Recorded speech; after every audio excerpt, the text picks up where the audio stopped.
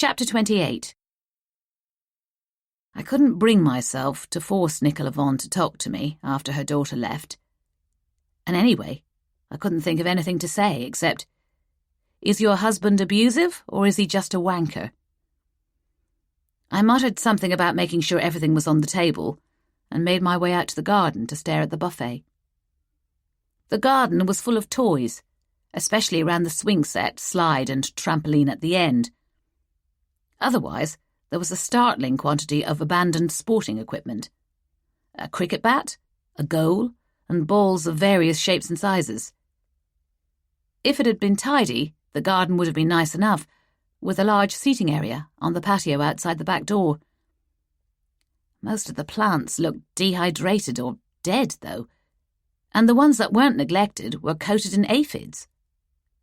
On the left, the path ran down to the holmwood, but the Leylandii that grew along the wall hid it. There was something frenetic about the space, a commitment to having fun in capital letters, so no one could possibly accuse the Vaughans of being miserable. I was letting my negative opinion of Rhys Vaughan influence my feelings about the house, I knew, but I couldn't help it. Instead of a home, it felt like a crime scene waiting to happen. I checked the time. They would be finished soon. I hoped that the home team had won. "You have to tell someone." A low voice, just above a whisper, came from the path on the other side of the wall. I didn't recognize the speaker's voice, but it was a girl. "It's not right." "I can't." High-pitched, on the verge of tears. "There's nothing to say. Look, you need to go. You can't let him hurt you like this." A sniff. "It's complicated. You don't love him, and he doesn't love you." "He says he does." "Oh my God, Cam, he's lying. Haven't you worked that out yet?" There was a sharp sound and a cry of pain. A slap. Camilla, I thought, and ran down the side of the house to the gate. Whatever was going on, I couldn't stand there and listen to her get hurt. They were 20 metres away, face to face. I saw immediately that I had been wrong about Camilla being the victim. It was Elise Dean who was sobbing, one hand to her cheek. She was wearing a baggy sweatshirt and an ankle-length skirt that swamped her. Camilla was glaring at her friend. Her hands were balled into fists at her sides, and pink patches dappled her neck and face. "Is everything all right?" At the sound of my voice, they both turned. Elise sniffed. "Who are you?" "A neighbour." "Are you okay?"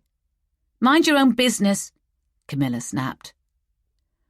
"Whatever this conversation is about, you don't need to hit each other." I took a step closer. "Is there anything I can do to help?" Matching expressions, a blend of outrage and dismissal. I had united them in loathing of me, if nothing else. "Of course not." Camilla shook out her hair and began to scrape it back into a high ponytail, affecting to be unconcerned. "It's no big deal. Just a row about a boy." Elise glanced at her friend before looking away again, but I'd caught the expression on her face. Surprise and doubt. What was I doing, I wondered. This was what Derwent had warned me about. I was pushing myself into the middle of a teenager's row, and it was nothing to do with Judy Thwaites or Davy Bidwell. "What's going on here?" I looked over my shoulder to see Mike Knox, still in football kit, but with an amateurish bandage wound around one knee. He limped forward, taking charge without waiting for me to explain what I was doing there. The two teenagers had fallen silent. The only sound was the whirring of crickets in the undergrowth, and the drunken off-key drone of a bee flying past my face. Elise looked horrified, and Camilla was wary, her face watchful. "Camilla, you need to get home. Your dad will be back any minute. And you don't want to annoy him, do you? We're allowed to be here, Camilla said, attempting to stand her ground. But Elise ducked her head and walked away as if the mention of Rhys had scared her too much to argue. Camilla shrugged and followed her. Mike waited for them to pass through the barriers, watching them go, his arms folded. When they had disappeared, he turned back to me. It's a lot easier for me to tell them what to do. I've got dad power. I noticed. Do you get that in the delivery room, or is it something that develops over time? He grinned. You have to cultivate it. Start off with jokes and work up to stern disapproval. Is the match over? It was a draw. He looked down. I came off a bit early. Grazed my knee. You can't play if you're bleeding. They had to manage with 4 players for the last few minutes. What a shame. Probably a fair result. Coming to Rhys's? Sure, I said, following him down the path. A low growl of thunder made me look up at the sky, and I caught sight of a face in the window of number 5. Gillian Holding. I waved at her, and she laid a hand on the glass in front of her. The window was misted with her breath, and I couldn't see her clearly enough to read her expression. What are you looking at? Mike had stopped to wait for me at the barriers. Is she in the window? Mrs. Holding? Yes. How did you know? She's always there. He frowned. She should be in her home. I gave a little gasp. It was practically the first opinion I'd heard him voice. He looked at me quickly, wary. It sounds like I'm not sympathetic, and I am. But she's not safe to have around here. You saw what happened the other night. It's only a matter of time before something terrible happens to her, or someone who's out looking for her. Ah, here are the rest of them. The footballers were making their way up the close, I saw as I stepped through the barriers, the supporters straggling after them. Derwent was right at the back, carrying the deck chairs, his head bent to listen to whatever Ruth was telling him. Alan and Judy were slightly ahead, walking with Tom Thwaites. I was sure that Tom hadn't been at the match. I would have noticed him. He made my skin crawl, and this time it wasn't the late hour, or the strain of searching for Gillian Holding, or the fear that the faceless man had brought out in me. I would need to seek him out, I thought. So it was time to let go of my revulsion. And speaking of revulsion, somewhere along the way, Rhys had picked up Gary Holding, who was shambling along, swinging a thin plastic bag. He had left his mother on her own, but she was fine. I'd just seen her.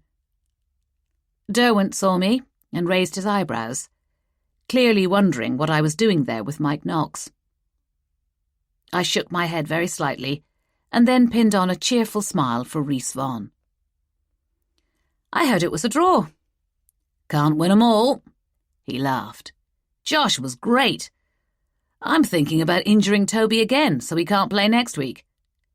Quick shot to the kneecap. Isn't that right, Brian? Brian gave him the kind of tepid half-smile that I recognised from my own interactions with people who thought every person with an Irish name loved IRA jokes. Come on, everyone. Rhys led the way up the path. Grubs up. Let's eat. I hung back because Derwent had diverted to leave the deck chairs in Alan's shed. When he came back, he was moving stiffly. Pippin was looking up at him, concerned. How was that? As I expected. He winced. Never again. Rhys wants you on the team permanently. Rhys can fuck off. Did you deal with the guy who tackled you? His expression lightened. In the last minute of the match, he thought he was safe. Foolish, I said. Very. What were you doing with Mike? I'll tell you later. Are you coming to lunch? No, I'm in too much pain. I'm not going to be able to move tomorrow. You poor old thing, I said, and got a glare. Go and have a bath. There are Epsom salts in the bathroom." He brightened. "Where did they come from?" "I bought them for you." I patted his arm. "Thought you might be a bit achy. I'll do the lunch." "I suppose you can't get in too much trouble at a lunch party." "Of course not. Everything will be fine," I said. As it happened, we were both wrong. Chapter 29. "Where's Josh?" was how Rhys Vaughan greeted me, looking past me eagerly. "Thanks for making me feel special, Rhys." "He's gone home, I'm afraid. It's just me for lunch." "Coward." Vaughan shook his head. "All because I told him he had to down a yard of ale to mark his first game. Bit of a ritual we have for new players." "Did he tell you about my goal?" The most important moment of the match, clearly. "I saw it," I smiled. "Very impressive." "Oh, not at all. Not at all. It was a fluke." His face was a shade of pink that clashed heroically with his hair, and he smelt goatishly rank after 50 minutes of football in the heat. I knew I was supposed to disagree with him about the goal being pure luck, but the truth was that he had fluked it. I settled for another meaningless smile. "Come and eat something anyway." He put a hand on my back and guided me through the house. His palm was hot through the light material of my dress, and I had to constrain myself not to twist away from him. I imagined turning and grabbing his wrist, forcing his hand up between his shoulder blades until he begged for mercy. That was a pleasant enough fantasy to get me through the kitchen and out into the garden, where there was a buzz of conversation and a surprising number of people under the bulging dark grey clouds. "Here's Maeve. Josh couldn't come after all," he announced, and there was a murmur of polite welcome mixed with disappointment. I felt that Rhys had been waiting for Derwent with some trick in mind. Something in the yard of ale to sabotage him, maybe, to make him feel humiliated in some way. A test of strength to prove once and for all who was the top dog. What would it be like, I wondered, to have to assert your dominance all the time? Was that what made Josh the way he was? That other men insisted on measuring themselves against him? Or did he simply like the fact that he could compete and win? If I wanted, I could have you. The memory slotted into my mind like a slide clicking through a projector. A calm statement of fact on his part. All swagger, I had thought at the time, and I still wasn't sure it was true, but now I understood that he believed it, and that, generally, belief was enough. As with the football, it was his determination and self-confidence that got him whatever he wanted. But he doesn't want you. And, of course, you don't want him. I blinked the thought away, and with an almost physical effort, focused on what was happening in front of me. Nicola was standing behind the table now, frowning in concentration as she watched people help themselves to food. Camilla was a little way behind her, arms folded across her narrow chest, ready to help if she was needed. There was nothing for me to do, apart from accepting a drink from the lanky, bespectacled man who had played so well. His name was Lee, he told me, and he lived in the next road over, next door to Elise and her brother, and he was married with 2 kids, who happened to be in the same years as Rhys's children. And yes, he did play a lot of sport. Did I have any kids? Did I play any sport? It wasn't challenging conversation, and I was free to scan the crowd, looking for Judy and her son. They were deep in conversation with Alan, and I knew there was no point in rushing things, although I dearly wanted to talk to Tom Thwaites for the first time. I would never get a better opportunity.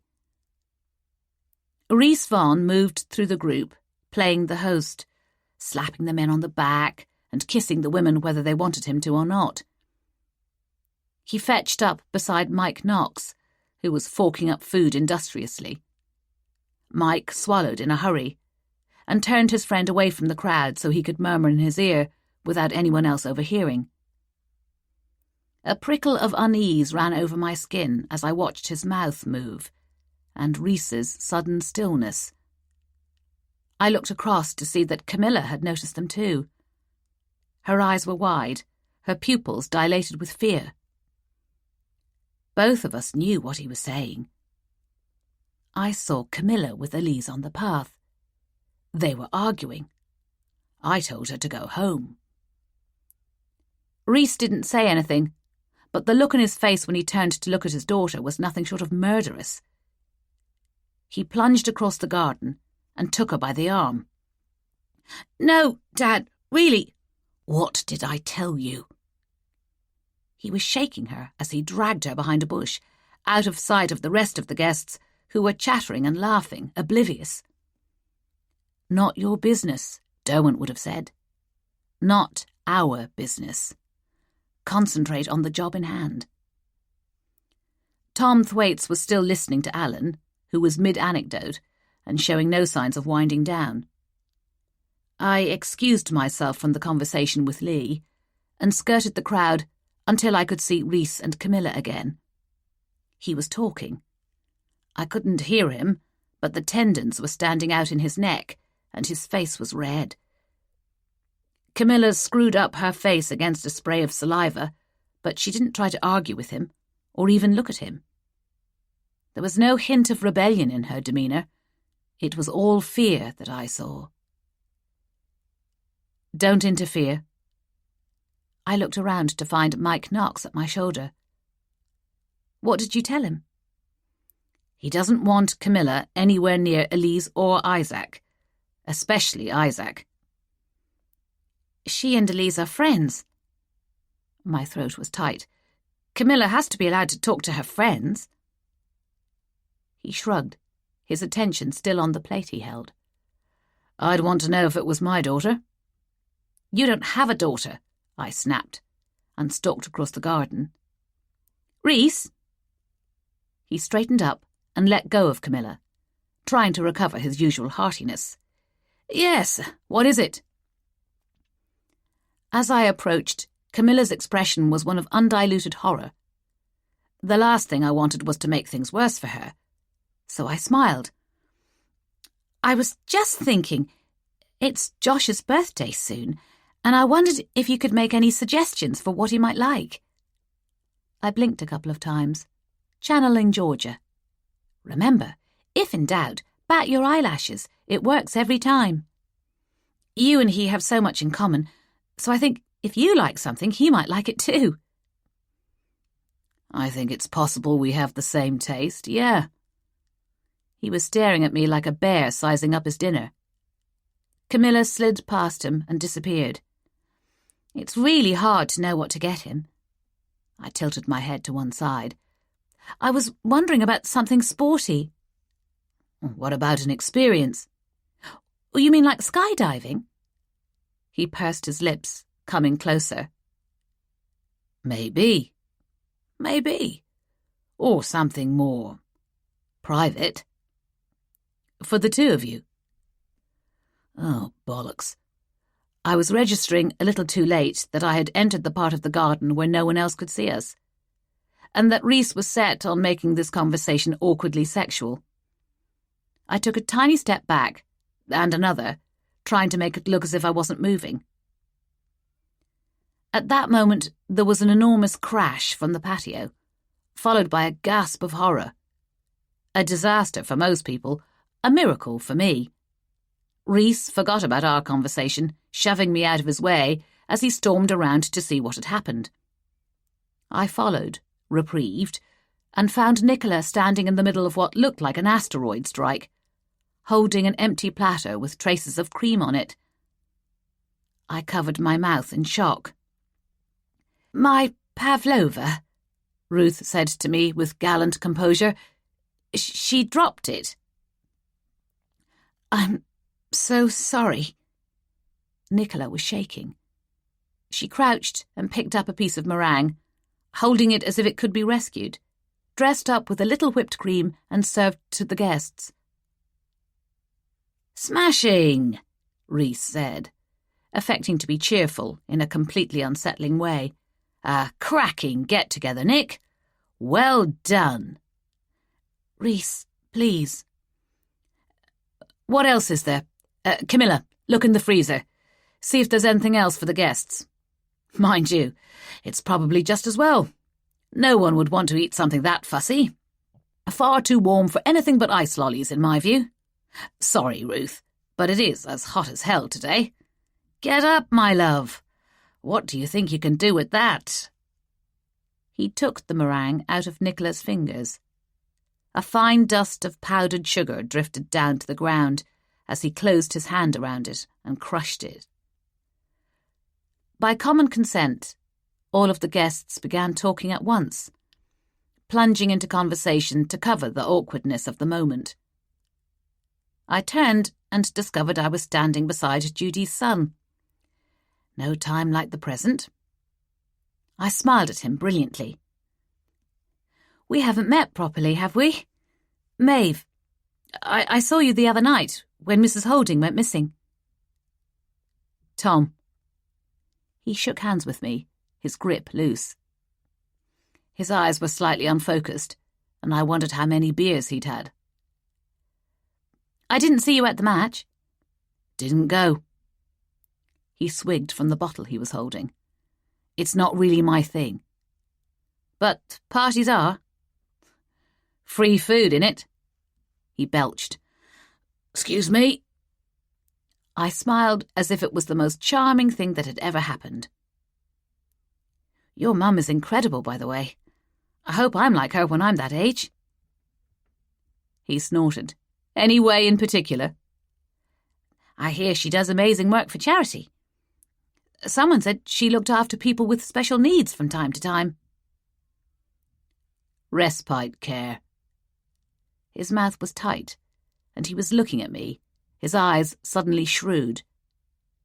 I'd wandered into dangerous territory, and I guessed he was wondering if that was deliberate. Difficult people. Hard to place. Sometimes they need somewhere to go between residential settings. She's so kind. Where does she find them? I'd have thought the authorities would kick up a fuss about her age, even though she's obviously so able. You know what they're like. It's all private. He sniffed, forking food. Does she advertise?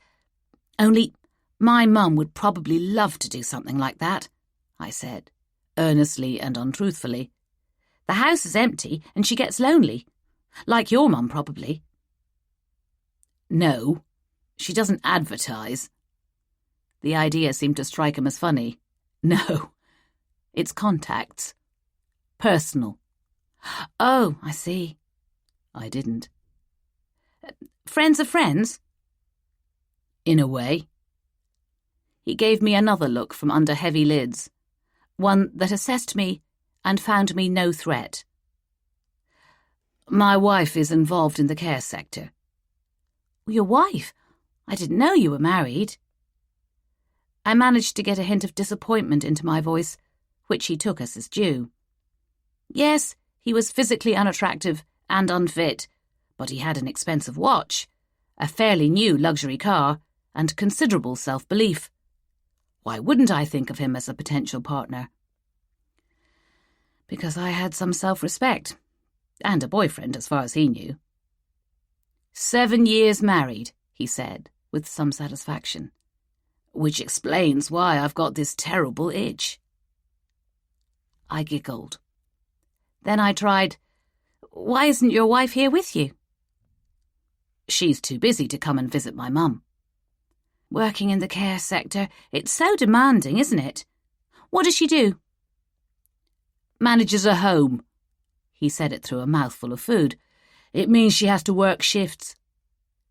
And do you come here when she's rostered on? You're here quite often, aren't you? Who said that? Fleur, I think. She mentioned about your car. He muttered something absolutely filthy about Fleur. For a moment, I wondered if I'd misheard. Then he laughed. You really are an innocent, aren't you? I pouted. I don't think I'm that much of an innocent. Tell me, Mabel, does everyone around here gossip all the time? I let the name go uncorrected. There's nothing else to do. Don't get me wrong, it's lovely, but I'd go mad if I was living here all the time. Me too. I come and go. Get in late, go early. He tipped the dregs of the beer down his throat and looked around as if a fresh beer might materialise in the middle of the lawn or under the slide. I was losing his interest, and it made me risk a direct question. Is your mum going to have anyone staying with her soon? We'll see. His fingers tapped the neck of the bottle impatiently. Sorry, I don't mean to be rude, but I'm parched. I need another drink. Of course, I said. I think there's more beer in the kitchen. He grunted and was about to set off in that direction when there was a flash of brilliant light, followed a couple of seconds later by an incredibly long, loud peal of thunder and a gasp from the guests. Oh, that was close, Judy called out. I think it's going to... Something hit the ground by my foot, and I felt the water splash up my leg. Rain, I said, and Tom nodded. Run for it. 1 drop multiplied to 5, and 100, and then the rain began in earnest, drumming on the hard ground, so heavy that the end of the garden was barely visible behind a pale curtain of water. I ran along with everyone else, cramming into the kitchen in a confusion of wet limbs and soaked clothes. There was something hypnotic about the sheer force of the water. We stood and watched, enthralled, as it rattled down onto the remains of the buffet and flattened the lawn. It filled abandoned glasses and ran off empty plates. It tore leaves and petals off the bushes and made mud puddles at the base of the slide. It formed a pool on the patio, dissolving the fragments of meringue until there was no trace of the Pavlova's tragic ruin. Chapter 30. Some party, was Derwent's comment. Glad I didn't go. I could have done with you being there as a bodyguard, I said, squeezing the water out of my hair. The thunderstorm was still circling the hills, and the rain was constant. I had made a dash for home during what seemed to be a lull, and I'd ended up soaked to the skin. The polka-dot mini-dress was glued to me, which my colleague was nobly pretending not to notice. What do you think about Reese? I think that if we weren't focusing on the Thwaites pair, I'd like to find some reason to arrest him, and I don't think I'd have to look too hard.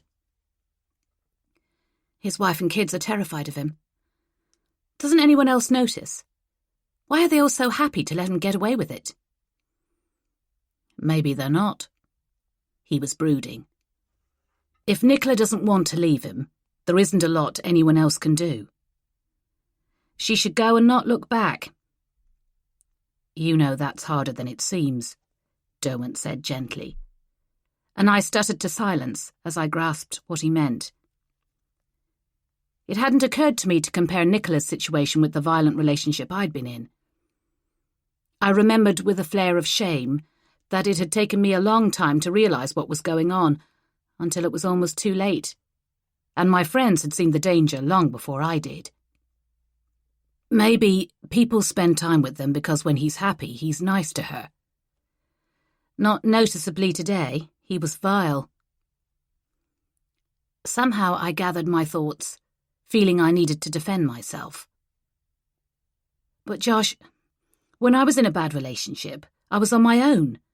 I only had myself to worry about. If I'd had responsibility for a child, or even 2... That doesn't make it any more straightforward, he said curtly. Then you have to think about how you can afford to look after them, and maintenance payments, and shared custody. You don't want to let them down by not being around for them. Children make everything more complicated. But, trust me, they do. Now, can you focus on the job in hand? I am, I protested. I was just about to tell you about Tom Thwaites. Derwent listened as I repeated our conversation, and the impression I'd had of his arrogance. We need to trace the wife. I'll get someone working on that. He clicked his tongue. No wonder this investigation didn't come to anything first time round. They didn't know about Tom, never mind the wife. Not exactly impressive. You'd think they'd have found a paper trail. Assuming it was a proper wedding, I said, it could have been an informal arrangement, like the one that has vulnerable adults handing over their benefits to him. Derwent nodded. It seems to me that it's worth spending some money to keep Tom under surveillance for a few days, so we can house him and locate the wife. And get Colin to have a nose around to see if there are any other properties in his name, or Judy's, or the wife's, once we know who she is. That would involve a considerable commitment of resources, but it was what we had promised Ruler Jacques we would do. Part of our job in West Idleford was to decide where to allocate effort in the investigation, and so far, Tom Thwaites was looking like our most promising lead. And if we find where Davy Bidwell was living, Derwent said heavily, so much the better. The rest of Saturday was distinctly less exciting. I watched TV and kept an eye on the road, and Derwent did the sort of paperwork he only bothered with when he had absolutely no choice, snarling about it every time I wandered into the kitchen. Pippin politely declined to go for a walk in the pouring rain, and no one else in the close seemed to be keen on getting wet either. The water running down the gutters was the only movement I spotted from the bay window. Around 6, the rain slackened and stopped. The sun came out, slanting light that struck gold from every wet leaf, every hanging droplet. Everything smelled fresh. "I'll take the dog out," I said, pulling on an anorak. "I'll come too." Derwent got up with a wince and stretched. "There's no need. I think I can manage to walk the dog on my own, and everyone around here is now fully convinced that we're a couple. No harm in reinforcing the message." He shrugged himself into a jacket. "Anyway, I want to go." "Is this because I said I wished you'd been at the lunch?" "No, not at all." "Liar," I murmured, and he looked up quickly, his expression guarded, moderating to a sheepish grin as he saw I was laughing at him. In the middle of the night, I woke up with an agonizing headache. A lazy needle of pain ran through my left eye, piercing its way to the back of my brain. It was a legacy of the head injury I'd sustained the previous summer, which was annoying in itself. I didn't like to admit there were still any physical consequences to that. I drew my knees up and curled into a ball while I considered the options. I could refuse to admit my head was aching until morning, but I wouldn't sleep, I knew. I needed water and painkillers, and to my total vexation I had neither. I remembered Derwent pressing capsules out of a packet in the kitchen the previous night to take the edge off his muscle pain. I could picture the packet sitting on the kitchen island where he'd tossed it. Very slowly, with very bad grace, I peeled myself off the mattress and fumbled my way downstairs in the dark. The last thing I wanted was to wake Derwent up and discuss it with him. It was 3:30, I saw by the oven clock when I made it into the kitchen, which made me feel even worse. I found the painkillers and swallowed them with a few gulps of water, then staggered into the sitting room.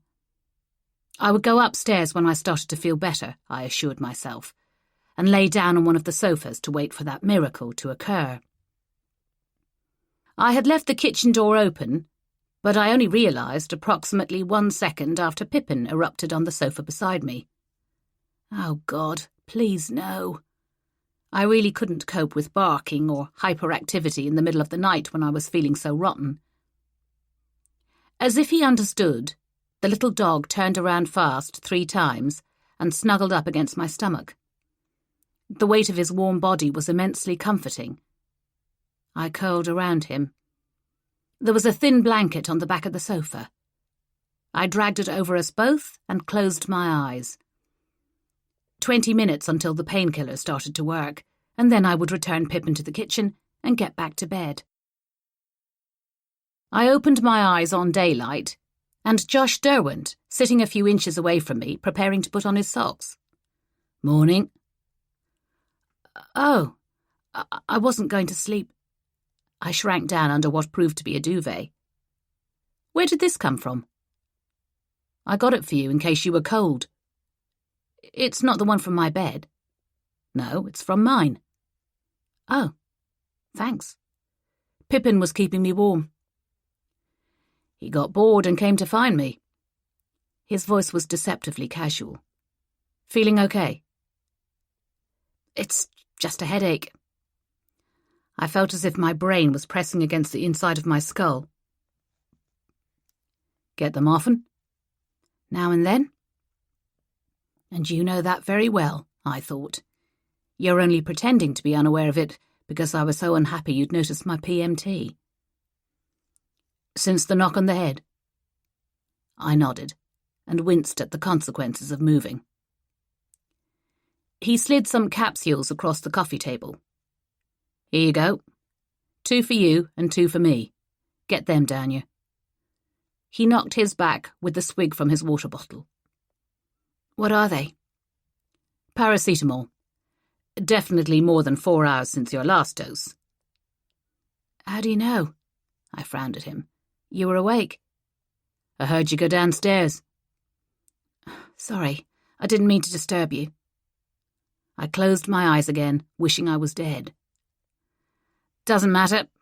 He stood up. If it's any consolation, I can barely walk today. We're a right pair. I'll feel better by lunchtime. I won't. And I have to go out later. Out? Where? Football team drinks to celebrate our draw yesterday. He glowered as I laughed at him. Go on. Remind me that I should have said no in the first place. Well, the heart wants what it wants. Or in this case, the ego. I've learned my lesson. I doubt that. Are you going to be drinking? I'll have to, I think. But I'll take it slowly. I'm not going to get drunk. Of course not. He edged delicately past the table. Come on, Pippin. This walk is going to make your day. I don't even mind how long it takes you to sniff piss, as long as I can stand still while you do it. I had been enjoying Josh's company far more than I'd expected to, but it was nice to have the house to myself, after he had limped out of the house wearing dark jeans, a shirt that matched his eyes, and a sulk you could see from space. I tidied up and did a load of laundry. By tacit agreement, we had each kept our dirty clothes to ourselves. There were limits, I thought, and folding Josh Derwent's underwear fell very much outside mine. I sat in the sitting room as the light faded, picking at a salad, and listening to music while I read through the notes I had spent the rest of the day writing, on Tom Thwaites, his mother, and the tiny scraps of information I had picked up from the other neighbours. I read it through twice, then sent it to Una Burt. She would want to know that we were actually working. And we were, I thought, a shade defensive, even to myself. Left to himself, Josh would undoubtedly have preferred to lounge around watching television. But he was out there, enduring an evening with Rhys Vonn and his crew, so that we looked like part of the community. At some point, seamlessly, enjoying my own company segued into looking forward to Derwent getting back. It got later and later still, and I thought about texting him, just to know that he was all right. Everything in Jellicoe Close seemed safe, but under the surface there was danger. Jagged reefs under calm water. I was being ridiculous. But then, in my persona as Derwent's girlfriend, I would definitely want to check up on him. So really, it was just part of the cover story. I settled on sending him a jokey text. You okay, hun? And got, yes, thanks, treacle, in response, which was not particularly informative, but at least reassuring. I let Pippin into the garden for a late-night wee and stood looking up at the sky, at the stars I rarely saw from my flat, while the dog scuffled around in the bushes. I tried to imagine this being my life and wondered if I would like it, all things considered. Would it make me happy to live in the suburbs, with a dog and a house and a big garden. And if it wouldn't make me happy, what would? A clatter at the front door made me jump and sent Pippin into paroxysms of rage. He raced to the door where Derwent was sidling in, shutting the door behind him with the exaggerated care of the truly drunk. Well? I closed the back door and locked it. Well? He was squinting against the light as he made a beeline first for a glass, then the sink. Well, what? Did you have a nice time? Yes. He downed a pint of water in one long swallow. No, actually. Go on. Didn't say anything I shouldn't have. I was careful. Good for you. Did anyone else? He frowned, swaying slightly. I'd seen him drunk before, but this was on another level. I don't like Reese. I'm aware of that. You don't know everything. He was pronouncing everything very distinctly, but his eyes refused to focus on me. You think you do. Everything about what? I was mystified. The case? No. He shook his head. No. Not saying. No comment. He had been so determined not to let anything slip when he was out with the team that he had retained the need for secrecy without being able to recognise whether it was needed. Josh, you can say anything to me. You don't have to be careful. Could be given in evidence against me. He waved a finger at me, blinking. So, no. Okay, I said, frustrated. I could wait until the following day for a proper debrief, assuming he could remember anything by then. He slid away from the kitchen counter and crossed the room to where I was standing, not quite managing to do it in a straight line. He put his arms on my shoulders and leaned his forehead against mine. The thing is, I can't. Can't what? You know. He sighed, and I leaned away. Do you mind? I'm not sure I'd be safe to drive with the amount of alcohol you just breathed on me. Sorry. I think it's time for bed. A long, slow shake of his head. We can't. Off limits. Absolutely not okay. I started to laugh.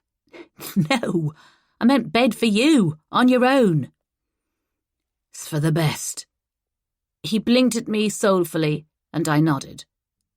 That's what I thought. Good night. He turned and shambled out, his head down, and I listened until the various thumps and curses from upstairs dwindled to silence. Wait until tomorrow morning, I told Pippin. We'll see what he has to say for himself then. But the next day, when his hangover improved enough that he could speak, he came to find me in the kitchen. Did I say anything I shouldn't have last night? Like what? He couldn't look at me. Anything inappropriate? No, nothing. You just went to bed. I lied. I wasn't sure. Did I really not say anything embarrassing? Not a thing. He blew out a lungful of air. Not that I thought I had. You'd never say anything inappropriate. I smiled at him, all innocence. Who was there last night? The team. But then we ran into Alan and Tom. There's only one decent pub in this place. He started to laugh. I don't know which of them was having a worse time. Ruth and Judy had insisted they go out, apparently. They have the square root of fuck all in common, so they practically ran over to sit with us. Did you talk to either of them? I talked to everyone. Life and soul of the party, that was me. And did you find out anything useful? Tom invited me to go shooting with him in the autumn. He's got some land in a remote bit of Nottinghamshire. Does he? He has a farm. Some of it is set aside for rough shooting. I'd like to know more about the farm, I said. At least we have a county to search in. That helps. How did you get him to talk about it?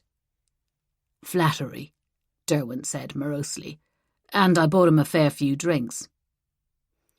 I thought you might have been drinking quite heavily. He shuddered delicately. There were shots. Of course there were. Your pal Bundy was there, on a date. Stephen Bollivant? Him. Jealous? No, I said evenly. Were you? She was nice looking. You wouldn't climb out of the bathroom window to get away. He shrugged. Can't say there seemed to be much chemistry between them, but you never know. Anyone else? Not in the pub. He snapped his fingers, but when we got back, guess who was wandering around in the dark? Gary Holding? How did you know? I saw him. I was in the sitting room all evening. That explains why he was standing outside the house trying to see in. I felt a chill prickle over my skin. Are you sure? Derwent shrugged. That's how it seemed to me. But you know, he always looks guilty. Did he say anything to you? Not that I recall. He ran away home. Derwent hesitated. And, speaking of saying things, are you sure I didn't say anything weird to you last night? Absolutely sure, I said, promptly. He didn't look convinced, but it was enough reassurance to send him back to the sitting room, where it was his turn to lie on the sofa all day, and my turn to dole out the painkillers at regular intervals, which was fine by me. I definitely preferred being the one who didn't feel as if they were dying. The pressure inside his head was intolerable. It was impossible to bear it, literally impossible, and yet somehow he had to. The alcohol decaying in his body wasn't helping, but it wasn't a hangover that was driving him crazy. He wandered around the house, unable to settle, unable to concentrate.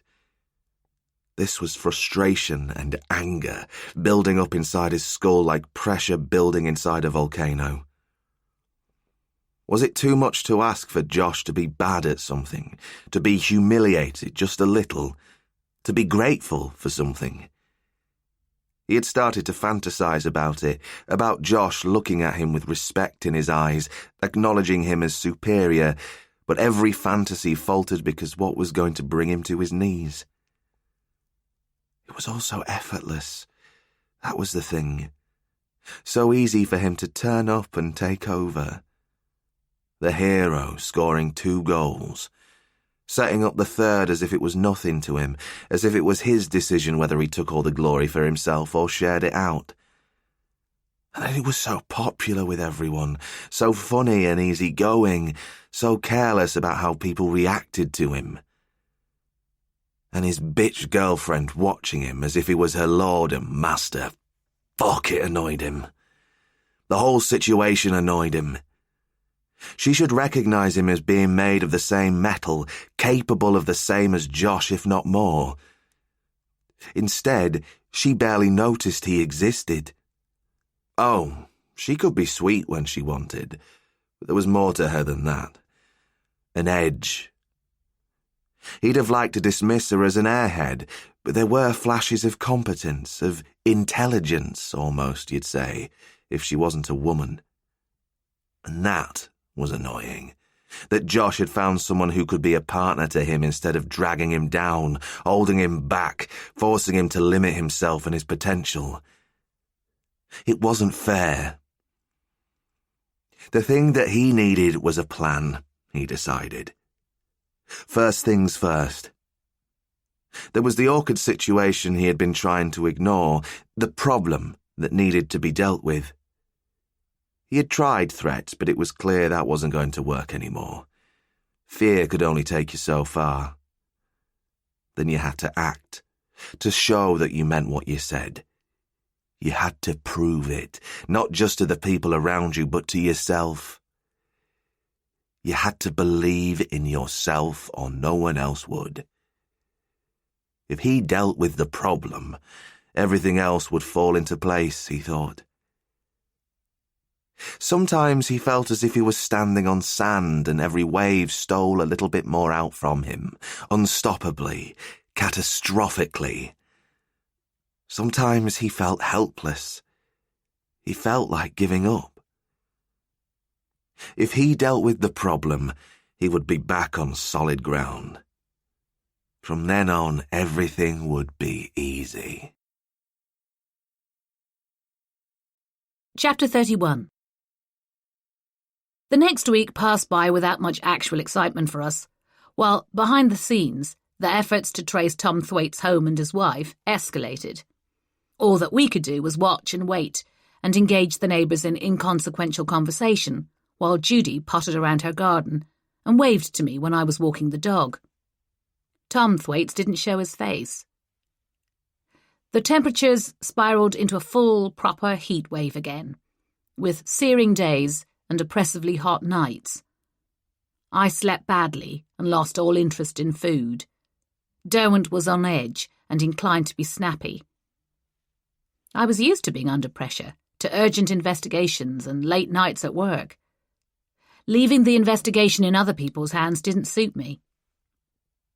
"You've got to have patience," Derwent said, which made me snort.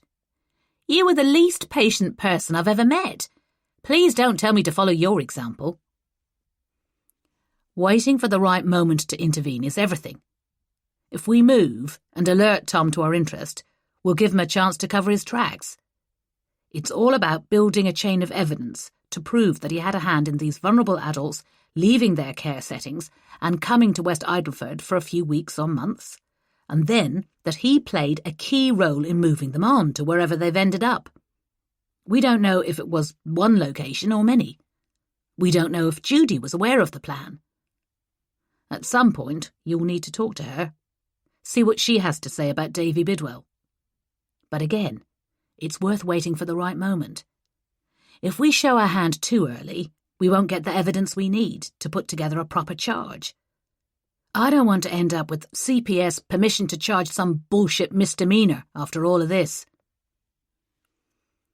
It was a matter of holding our nerve, of watching and waiting, and trying to keep in touch with the Dawood investigation. I couldn't complain about the effort that Vidya and Georgia were putting into the case. I had efficient updates every day from both of them, with detailed explanations of what they had done and what they were planning to do. Vidya was a good influence on Georgia, I thought, giving her confidence but keeping her focused. If only I could focus. The Dawood investigation still seemed murky to me, clouded with unknowns, bloated with facts of questionable relevance. I should have been using my time to get a firm grip on Hassan Dawood's life and death, but somehow it floated away from me every time. And back in London, though I didn't know it then, Una Burt was protecting us from the pressure she was under, with daily phone calls from Simon Grayton, who himself was bombarded with messages and calls from Ruler Jacques. The pressure was building.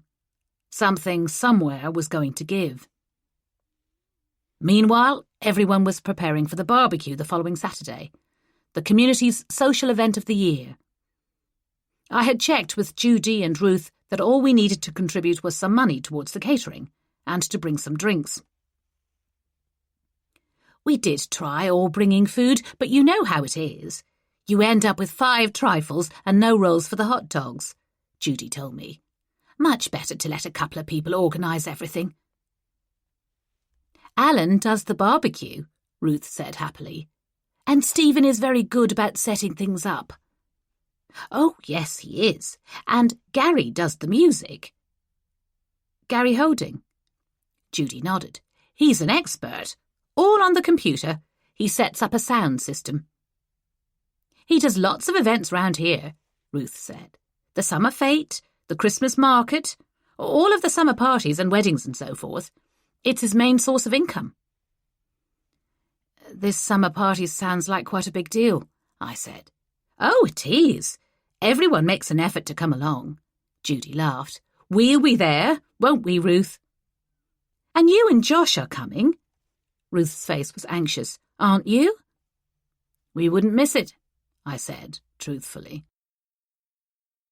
The day of the barbecue, Saturday, the temperatures nudged up towards record-breaking.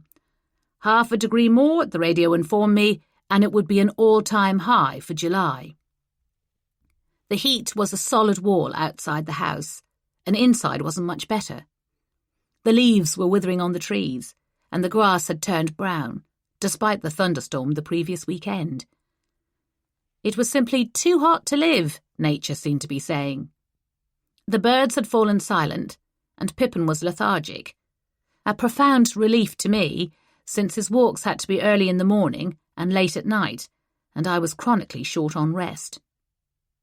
I gave in and went back to bed after the morning walk, expecting that I would fail to doze off as usual. Instead, I crashed into a dreamless sleep for a couple of hours.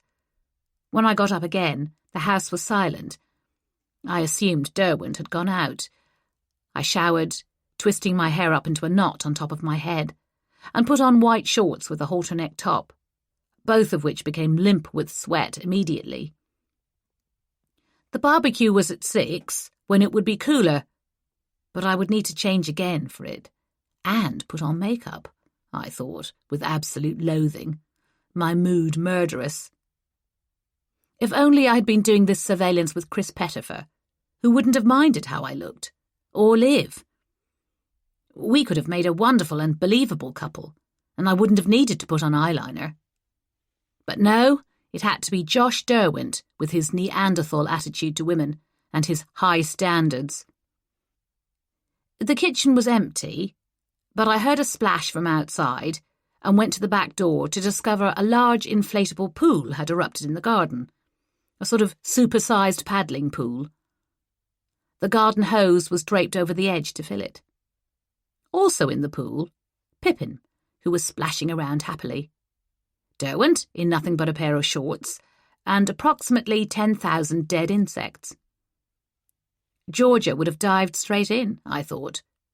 But I was not in the mood for the tiny corpses, not to mention the 6 feet of rippling muscle, especially when it was wrapped around such an infuriating personality. What is going on here? I thought the dog would like it. The dog? I repeated, kicking off my sandals and stepping into the water. Christ, that's freezing!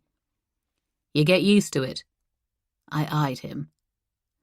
I suppose it helps that more of you is out of the water than actually in it.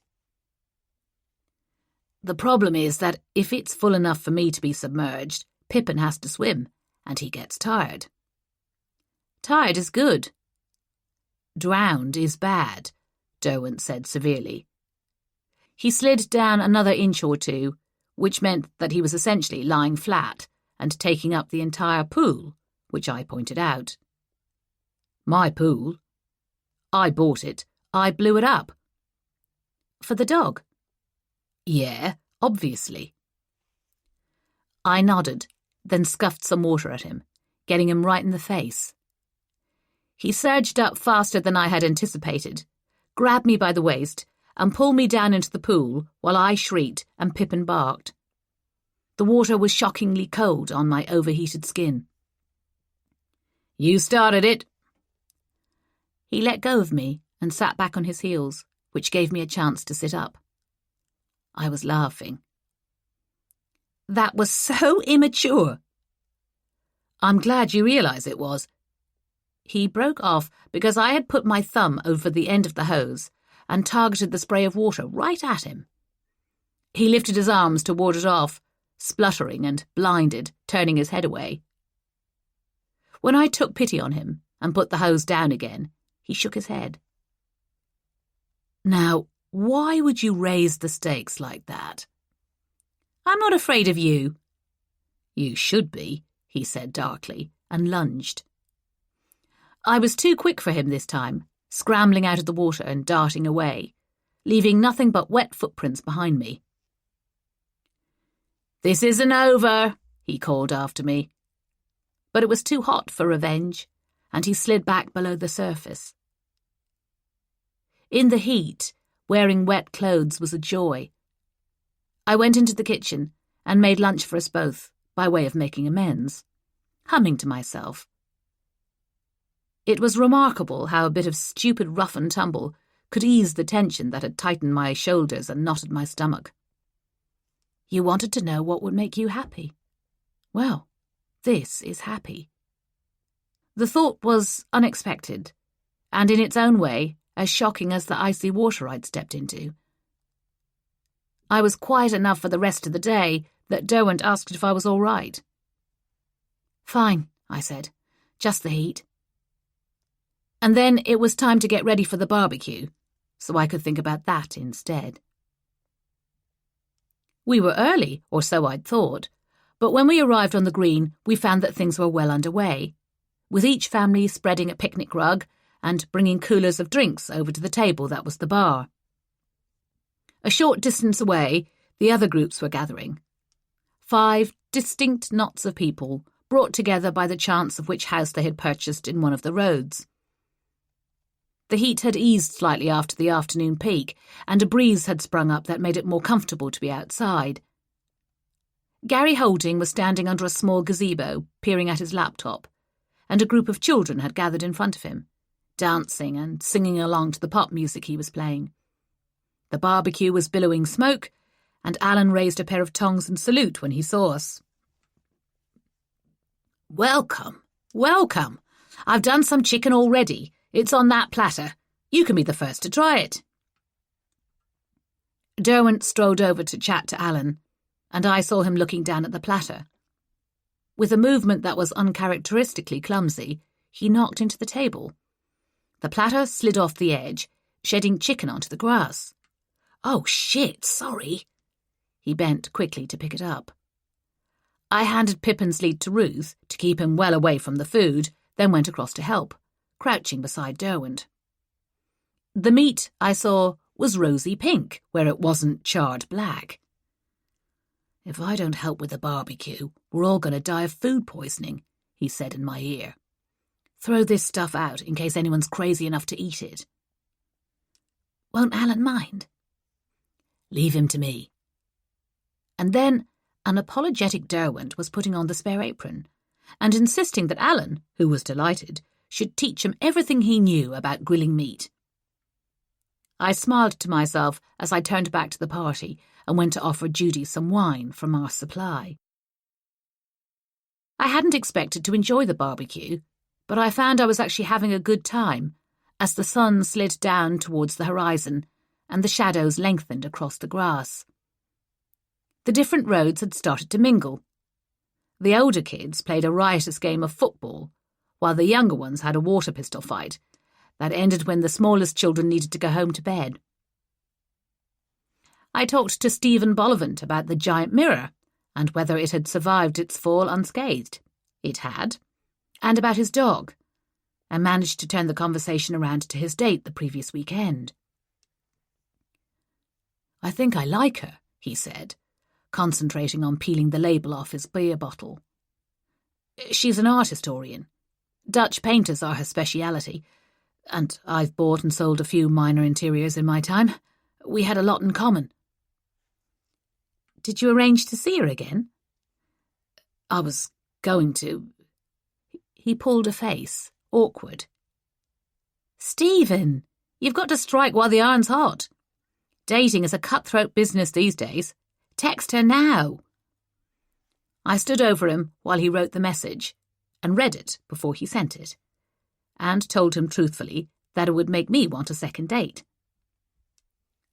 But what if she doesn't? Then she's an idiot. He took a deep breath and sent the text, shaking his head. She won't reply. Give her a chance to read it. On cue, his phone vibrated. He snatched it up to look at the screen. She says, where and when? Yay! I clinked my glass against his bottle. Well done! He was red with pleasure. I wouldn't have done it without you. Well, don't leave her hanging. Make your arrangements, I said, and he headed off to compose his reply, a Cheshire cat grin on his face. I moved on to Alice and Mike, which meant a long discussion with Alice about Tip's end-of-year exam results. Mike stared into the middle distance, obviously bored. But I was in the mood to be amused by that rather than annoyed. I skirted Nicola and Rhys, not feeling strong enough to cope with them, and fetched up with my actual targets, Ruth and Judy, who were sitting in their deck chairs again. Pippin was sitting on Judy's lap, tongue lolling. I dropped down at their feet, so they didn't have to crane their necks, staring up at me. This is lovely, isn't it? Judy was resplendent in a fuchsia-pink dress covered in ruffles. Help yourself to some Prosecco, dear. I'm not sure how well it would go with the red wine. Not that I was actually drinking it. You're having a good time, aren't you? Ruth beamed at me. You look very pretty this evening. Thank you. So do you two. I looked around. Is your son here, Judy? He was supposed to be, but he got held up. He said he'd come later, but who knows? He's very good to see as much of me as he does. She stroked Pippin, smiling to herself, and I thought there was no way she knew what her son was up to. There was a childlike innocence about her that he was exploiting, and it made me even more determined to bring Tom Thwaites to justice. I hugged my knees and glanced across at Derwent to see if he was enjoying himself. He was flipping over burgers at top speed, watched by the younger Knox and Vaughan children, who were laughing at whatever he was saying. Alan had moved to a wholly supervisory role and was standing well back, holding forth about cricket to Mike Knox. He's very good, isn't he? Very kind to everyone, Judy said. Alan? Oh, no, dear. You're Josh. I laughed. Well, he's on his best behaviour. He's a darling. The Prosecco had gone to Ruth's head, I thought. She drained her glass and put it down unsteadily. We were watching the two of you, you know. You were? I felt a faint chill. We were supposed to be the ones doing the watching. Derwent was going to kill me if I'd given something away. Oh, yes. We love watching people, don't we? Judy giggled as she looked at Ruth, the two of them nodding significantly. And what did you notice about us? I tried to sound light-hearted. Judy leaned towards me, her manner confidential, her voice just above a whisper. When you look at him, you smile. I laughed. Well, that's not so bad. Yes, but when he looks at you, Ruth said, he looks sad. My smile faded. Does he? What does that mean? Judy put her hand on my shoulder and squeezed it, her nail varnish pearly in the light of the setting sun. It means you're going to break his heart. Chapter 32. Derwent came to find me a little while later, not noticeably heartbroken to my eyes, but a touch dishevelled. His T-shirt had a smear of ketchup on it, and he was nursing a burn on his forearm. Ouch, that looks painful. I turned his arm, examining the mark. I've had worse. It doesn't hurt. That's because you've killed the nerve endings. Then at least they can't complain. He stretched. I've grilled every single burger, sausage and vegetarian skewer within a 5-mile radius. My work here is done. I wrinkled my nose. You smell like a bonfire. I feel like the inside of a deep fat fryer. Is it all right if I go home and have a shower? I'll be quick. I'll take Pippin home and feed him. Of course, I said, surprised that he'd asked. And he jogged away, the little dog running gamely beside him. I wandered through the crowd, noticing that Nicola had left, but that Camilla and her little sister Thea were sitting on the grass in a circle that included the two Knox boys and another two teenagers, who, on closer inspection, turned out to be Isaac and Elise. They had run themselves ragged, playing football and dancing, and now they were limp like tired puppies, sprawling with unself-conscious ease. Camilla was staring at her phone, her face bright with reflected light from the screen, and Isaac was leaning on one elbow, watching her. His sister sat beside him, in long sleeves and a long black skirt despite the heat. Elise looked exhausted and unhappy, her eyes flicking from her brother to her friend like the pendulum of a metronome. "They'll sleep tonight." Brian had come to stand beside me. "I hope I do too. It's not easy when it's this hot." "We put air conditioning in our bedroom, and it's the best thing we ever did. I can't stand the heat. I was brought up in Irish summers." "Me too. Where did you go?" "Kerry. You?" "Donegal or Roscommon, depending on which parent won. Both renowned for their warm, sunny weather." "At least 2 days out of the 365, I agreed, and he chuckled. "Hi." Fleur gave me her trademark hard stare as she looped her arm through her husband's. "Can I borrow you, darling?" "I was in the middle of talking to Maeve," he said, his voice harsh. "What is it?" "Just a quick word." She led him away as he threw me an apologetic grimace, and I took myself off to the bar to get another drink. I hoped no one had noticed that I'd made 1 glass of wine last 2 hours. As I turned away, I saw Brian and Fleur 100 metres away in the shade of some tall trees, clearly in the middle of a flaming row. "Is that your fault?" I looked around at Alice, surprised.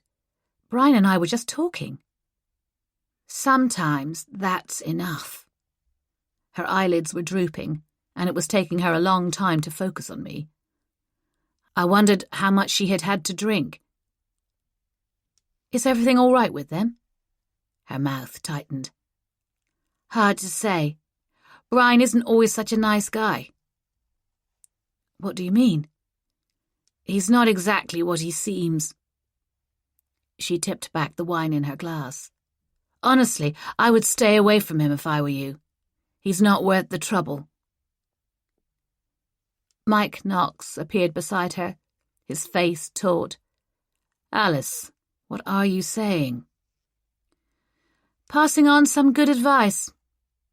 She tried to drink again from the empty glass and peered at it in disappointment. "Oh, fudge." "I think you've had enough." He gave me a dirty look as he dragged her away, more or less implying I was the one who had got her drunk. I blinked. I wasn't even trying to cause trouble, and yet I seemed to be doing a good job of it. "Cheer up, I'm back." Derwent put his arm around my waist and kissed my cheek. His hair was ruffled where he had given it a quick and violent toweling to dry it, and the bonfire smell had been replaced with his usual clean, citrusy scent. The navy blue polo shirt was back, along with what I'd come to recognise as his good jeans. "That's better," I said, approvingly. "I thought so." "You did a lot of cooking. Did you get anything to eat?" "I'm all right, thanks." He looked over my shoulder. "I didn't know there was going to be dancing." We had reached the point in the evening when Gary switched to slow numbers, winding things down. Knowing what his audience would want, he was currently playing Eternal Flame by the Bangles. The area in front of the gazebo had a few swaying couples on it. Ruth and Alan, revolving in a very slow, majestic waltz. And Judy performing something a bit like a tango, with Lee, the lanky footballer from the next road over. And Alice Knox, in Rhys Vaughan's arms as he mauled her. Mike Knox was sitting back on one of the deck chairs, drinking, not taking his eyes off his friend and his wife. His expression was grim. Derwent looked at me. Do you want to dance? Why not? I let him take my hand, and we went closer to the others. Derwent swung me into his arms with a degree of panache, but once he had drawn me close to him, he settled into a low-key sway in time to the music. I had danced with him before, at a wedding.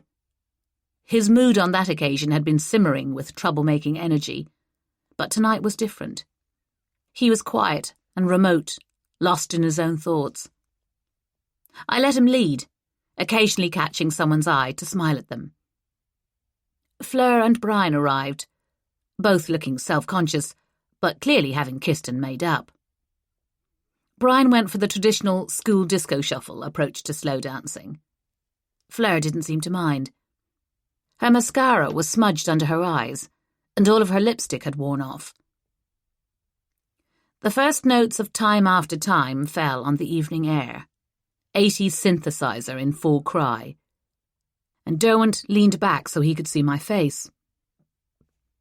All right. Very. He pulled me back to him, even closer this time, and I allowed it, because we fitted together so well. He was exactly the right height for me, and he moved with understated confidence, so that it was a pleasure to dance with him.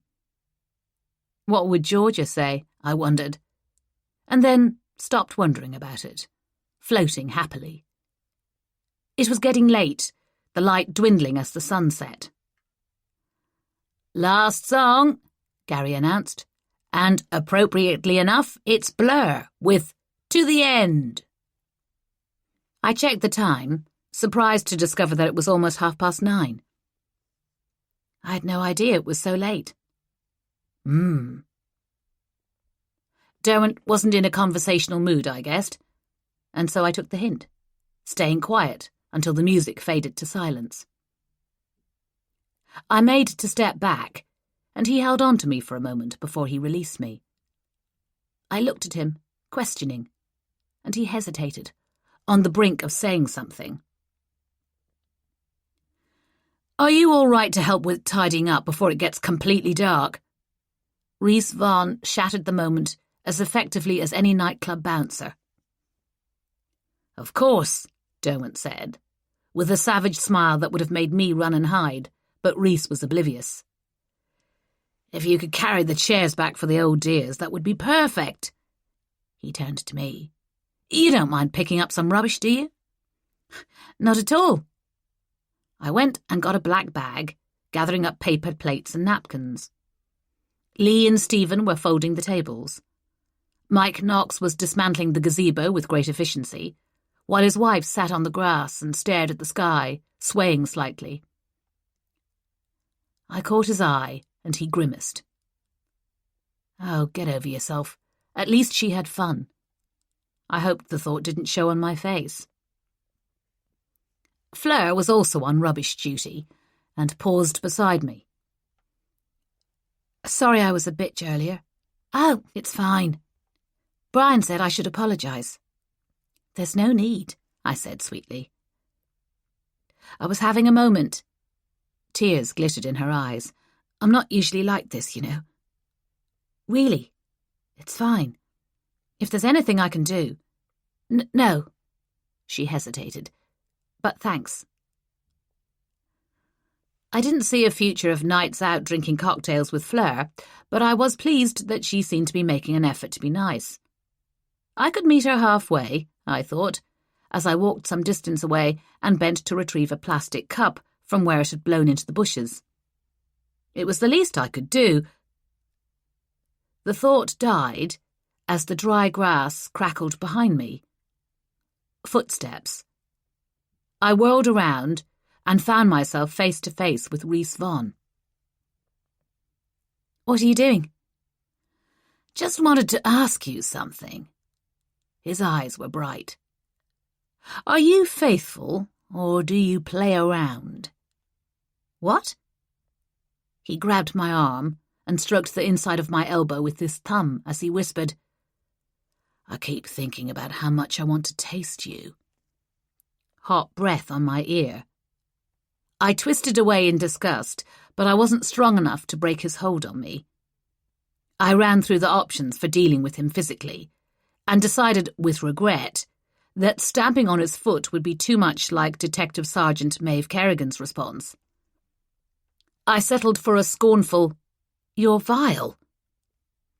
Vaughn chuckled, his face red from excitement rather than embarrassment. "Can't you take a joke?" "She can, but I don't have much of a sense of humour," Derwent said from behind me. Vaughn's grin faded. "Just messing around, mate." He let go of me, and Derwent took the opportunity to step between us, close to the other man. He said, quite quietly, "If you touch her again, if you so much as think about touching her, I will break every bone in your face." "Understood." A swallow. Vaughn was genuinely terrified. "I've had too much to drink. Sorry. Sorry, Maeve." "Don't speak to her. As far as you're concerned, she doesn't exist." Derwent's face was stony. "You can apologise to me." "I'm sorry, very sorry. I shouldn't have done it." All of his confidence seemed to have melted away. "You've spoiled what could have been a lovely evening."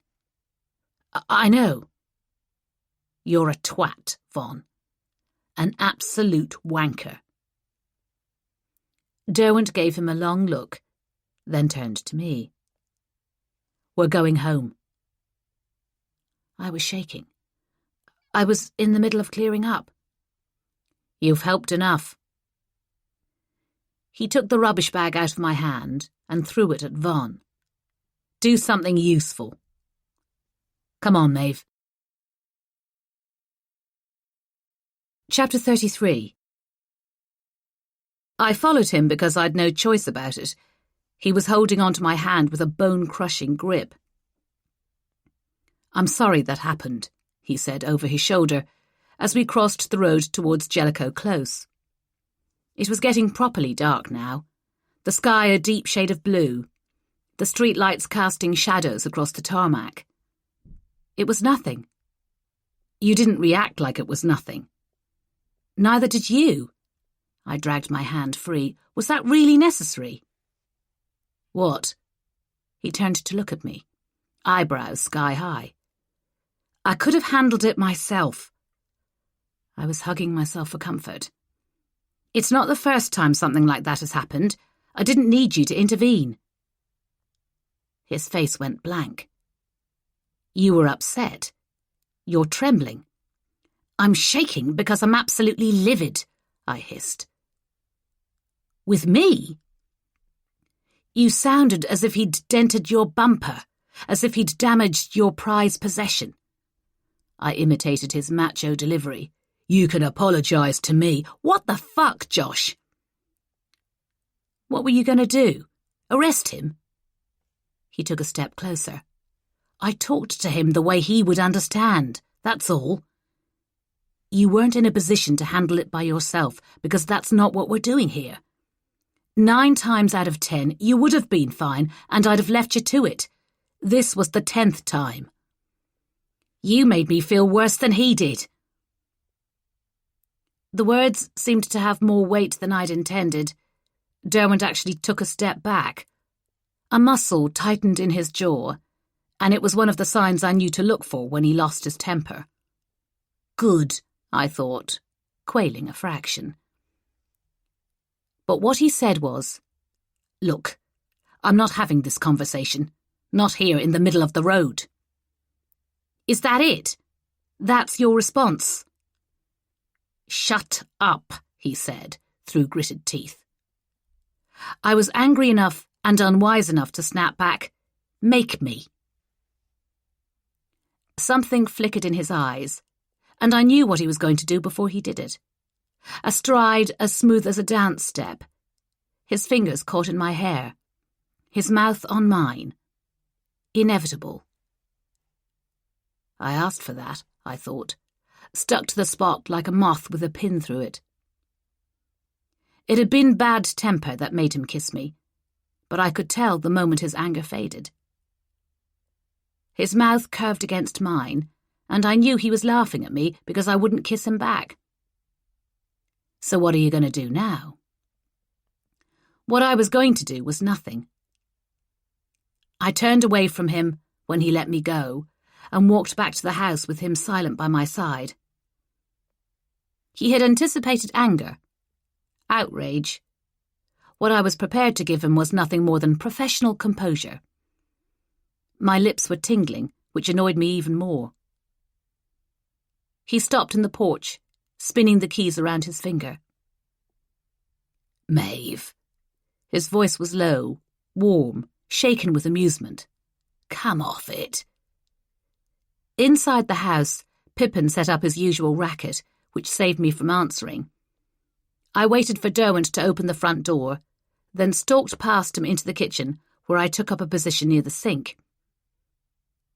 He tipped some food into Pippin's bowl before he moved over to the other side of the room and leaned against the table, folding his arms, defensive, but still with a glint in his eye that spoke of mischief. Before you say anything, there was someone right behind us. I had to shut you up in case you gave us away. Is that it? That's the reason you crossed that particular line?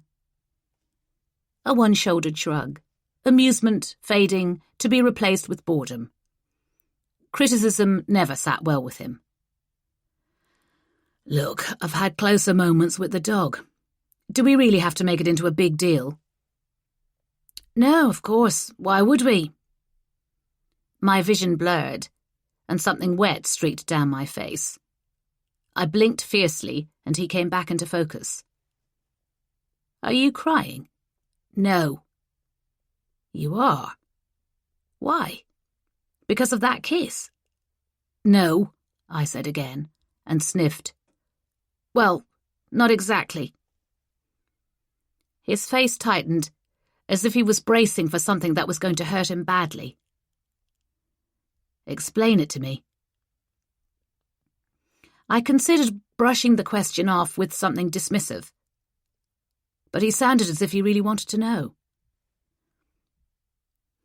Ever since I was attacked, I haven't been myself. I've noticed. He shifted his weight, restless. Yes, of course, you notice everything. I caught myself. This wasn't the time to start sniping at one another. I don't mean at work. I mean everywhere. In every way. I don't feel anything. It's not even that I don't want to be touched. I've tried. That part of me, it's like something died. That doesn't surprise. You couldn't really expect anything else. You went through something terrible. Of course it affected you. He paused, weighing his words carefully. I've been through a few bad experiences. The only time I ever had counselling that helped, the therapist told me you remember pain in your body as well as your mind. The two aren't separate. You have to fix both of them before you can move on. You've been telling yourself you're okay now, but that's not what your body thinks. You can't hurry this. You need to find someone you trust and then give it time. You know me better than that. I find it hard to trust people. One side of his mouth curled up. Understatement. It took me a long time to find someone else after Rob left, and it didn't exactly work out as I'd imagined. But the difference was that I wanted to find someone. Now it's worse. I just wonder... My voice was wobbling, and I stopped, mastering myself. I don't think I'll ever want anyone again. He laughed. Of course you will. I'm glad you're so confident, I spat, thoroughly nettled that he was making light of it. Can I remind you that you kissed me and it had no effect whatsoever? Yeah, well, I wasn't really trying. Of course not. But we're here pretending to be madly in love all day, every day, and you're supposed to be the expert at sweeping women off their feet, and there should have been something. Some kind of spark. Come on. He tilted his head back, considering me with lazy interest. I wouldn't even have to cross the room. You are so arrogant. No, accurate. I fully intended to argue with him. I had already decided what I was going to say, but I made the mistake of looking at him first. I wasn't prepared for the expression on his face. It was a look I'd accidentally intercepted once before. The look that said, I want you, right here, right now. And I felt a wave of heat sweep through me, instantly, making my anger evaporate like mist. He raised his eyebrows. See? That's not fair, I said flatly. It made him laugh again. Look, Maeve, I'm not trying to wind you up, but I don't think things are as dire as all that. You have to be patient. I'm bad at that. I'm well aware. He stood up and walked over to me. Come here. I allowed him to draw me into a hug, his arms tight around me. Without thinking, I turned my head towards him instead of away, my face pressed against the angle of his neck and shoulder. I shut my eyes and let myself relax, comforted by the warmth of his body and the familiar smell of him and the slow rhythm of his breathing. I don't think he intended for anything else to happen any more than I did, and I couldn't precisely pin down when that changed, or how. A shift in his weight, a tiny movement of his hips that brought us a fraction closer, and called to mind something that was quite distinct from an innocent hug. But suddenly I was aware of him in a totally different way. His hands moved, and he said my name, a soft, barely audible sigh that brought my head up so I could look at him. As a rule, these days, he kept himself under tight control, all of his emotions and desires hidden from me, except in brief revealing flashes. Now I had the sense that he was allowing the reins to slip through his hands, reckless of the consequences. Two key things about our conversation had brought us to this point. I had found him a problem to solve, and I had dented his ego. Add that to the fact that we were on our own, far from home, and that, as he had proved, there was heat between us that could be coaxed into a flame with very little encouragement, and it was no wonder we were in new territory. He slid a hand up, his palm against my cheek, his fingers tangling in my hair. It's all right. Just stop thinking, he said softly. He was completely sure of himself. It's not that easy. He tilted his head, studying me. Isn't it? No, this was a bad idea, and boundaries had been blurred already, and we had a professional relationship to think about, and he was in a relationship, and even though no one would know anything happened, that didn't mean there wouldn't be serious fallout. And the sensible course of action... What would help? He took a step forward, moving me backwards, until I collided with the kitchen counter and had nowhere to go. What about this? Dismay was a lead weight in the pit of my stomach. This was a test I was going to fail. I was drearily familiar with the grinding, or hair-pulling, or grabbing, the whole violent repertoire of all-out assault to overwhelm my reservations that other men had tried at other times. But this was Josh Derwent, and I should have known better. He put his left hand on the counter, between my arm and my hip, as he closed the distance between us. The whole length of his right thigh pressed against the outside of my leg, and I realised he'd neatly trapped me, squeezing me into a smaller space. As my knees pressed together, the heat started to build between my legs. Even though it was the opposite of aggressive, it wasn't what I'd been prepared for. Confusion spiralled through my mind, clouding every other feeling.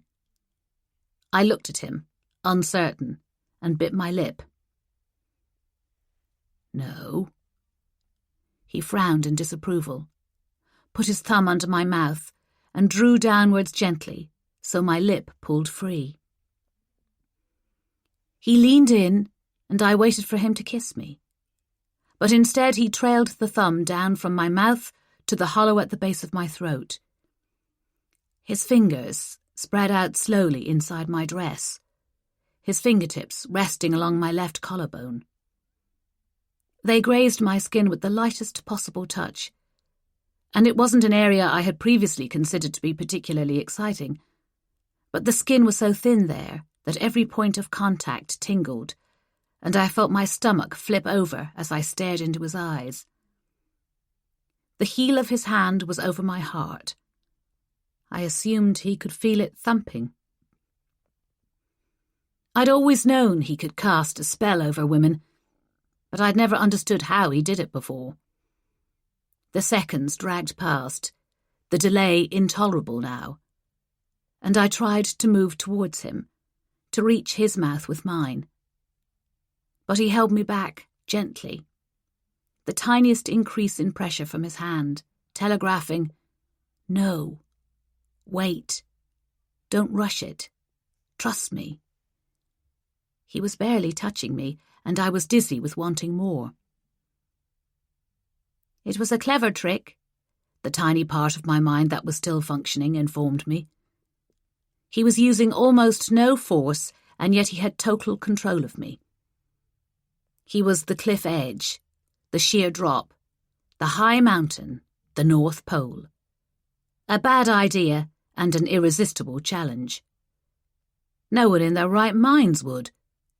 But you had to. You couldn't stop yourself. You'd die if you did, and die if you didn't. You'd give everything up to him, and be glad when he took it. I moved then, arching my back so our bodies were touching everywhere they could. As I pressed against him, his eyes went inky black, want driving out thought. His hand slid up to the back of my head, drawing me to him. Knee to knee, hip to hip, his chest against mine, closer, tighter. And with a rush, I remembered what it was like to be desired, and to desire. Nothing else mattered. I needed him. I was back to how I used to be, except that this wasn't like anything I'd felt before.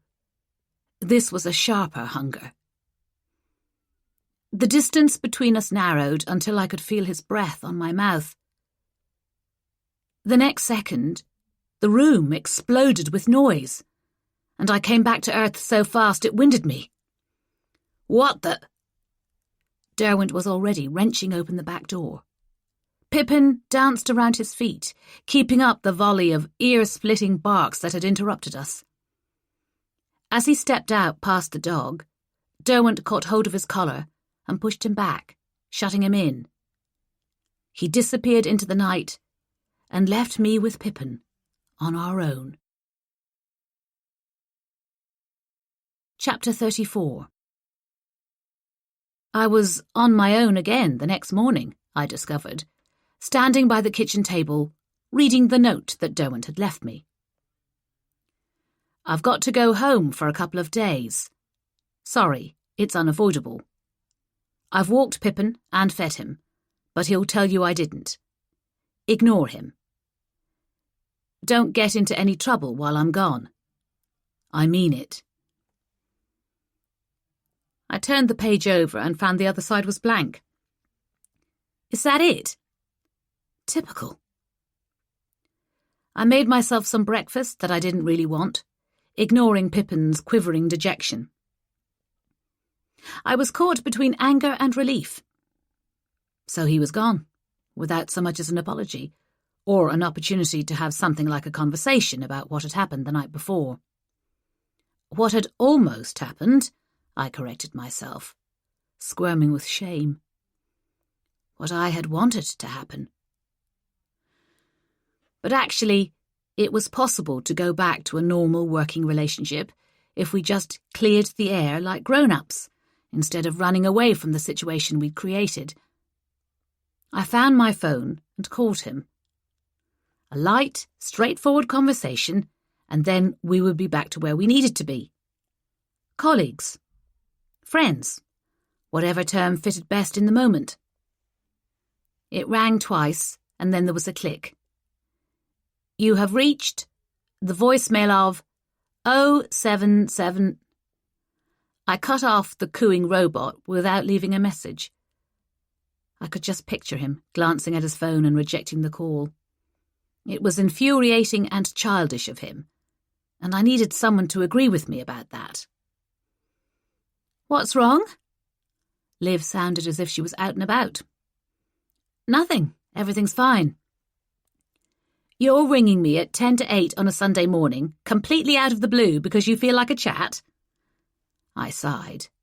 No, obviously not. Can you talk? I'd love to. I've been up since 5, and I'm walking around the park with Sonny like a zombie. What's going on? How are things with Josh? Things are without Josh currently.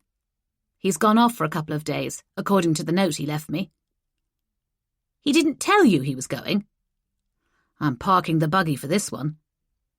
I waited while she arranged herself on a bench. What happened? I gave her a quick rundown of what had been going on since we arrived, ending with a fairly detailed description of the barbecue and the dancing from the previous day. Uh-oh. I think I can guess where this is going. I didn't, I confessed. Well, there's a shock. She chuckled. You're incredibly slow on the uptake sometimes. That's not fair. Anyway, it didn't happen the way you think. And what you think happened didn't. Not really. I love it when you're mysterious. Go on. I told her about the argument and how it had ended temporarily when he kissed me. No, he didn't. Please tell me you're wearing his bollocks as earrings.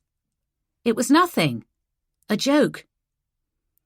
You mean it didn't rock your world? Despite everything? She sighed. Being straight must be so disappointing. You should report him for false advertising. He wasn't trying, he said. Oh, sure, a likely story. Actually, I believe him, I said, carefully. A pause, because Liv was good at listening to what people said and what they didn't say. What are you not telling me? Slowly, painfully, I ran through the conversation we had had when we got back to the house. It was the first time I'd talked to Liv about the numbness that had afflicted me since the previous year, and her response was instant compassion. No one would just bounce back, Maeve. No one. It's completely understandable that there would be a physical effect on you as well as a mental one. That's what Josh said. I suppose he suggested fixing the problem with his magic cock. Silence. Oh, Maeve, you didn't.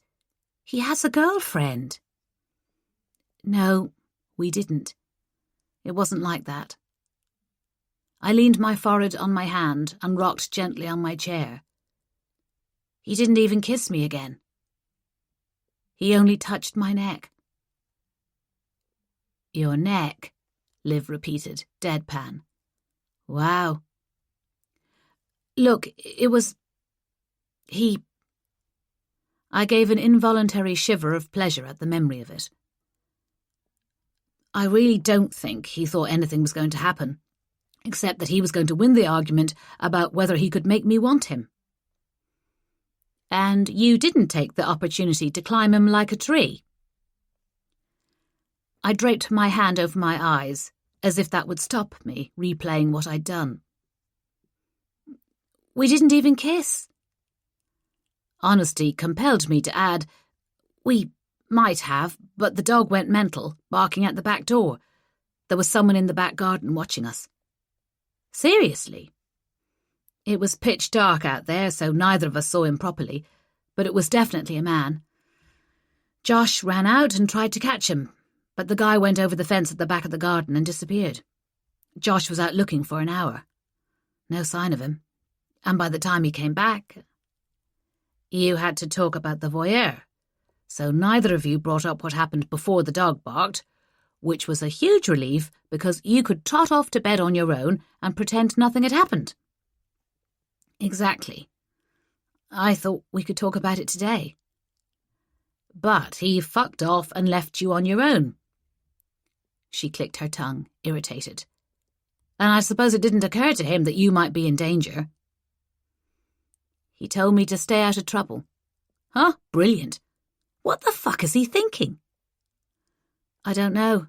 He hasn't given me much to work with. I hesitated. Someone was following me around the other night. Maybe the same person who was watching us. Right. This is ridiculous. Leave it with me. What are you going to do? Fix this. To give Liv her due, she was good at dealing with awkward people. Within 20 minutes, my phone was ringing. I snatched it up to discover Una Bert's number flashing on the screen, which I had neither wanted nor expected. Maeve? Josh rang me. I understand he's had to leave West Idleford for personal reasons. That's one way of putting it. He doesn't want you to be on your own, and I must say I agree with him. I'm going to send someone down to stay with you until he gets back in a couple of days. Who? I haven't decided yet. It will depend on workload and who volunteers. Fucking fuck. I would rather be alone than stuck with Pete Belcott. Mum, I began, but she cut me off. Josh wanted to let me know what a good job you've been doing. He's been very impressed with your hard work and positive attitude. I bit back what I wanted to say about my positive attitude. Well, that's kind of him. She hesitated. He wouldn't have left if he didn't have to go, Maeve. Is that what he told you? I know him well enough to be sure of it. Nice words, but she didn't know him at all. I spent that Sunday cleaning the house in readiness for the new arrival, working out my feelings by scrubbing surfaces and shoving the vacuum cleaner around. And he left me to do all of this by myself, I said to a demoralised Pippin who was sitting in his basket. This is his mess too.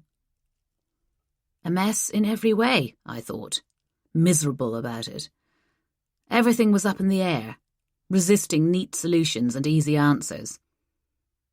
I had a headache, and my brain seemed fogged, so even the simplest tasks took too much concentration. We were wasting time in West Idleford to please the bosses, and that had a cost, whether it was to the Dawood investigation or my peace of mind. Derwent's bedroom door was closed, and I hesitated before going in, to discover the bed neatly made and the room empty of his belongings. I sat on the edge of the bed and ran my hand over the duvet, thinking about how he had brought it downstairs when I wasn't feeling well.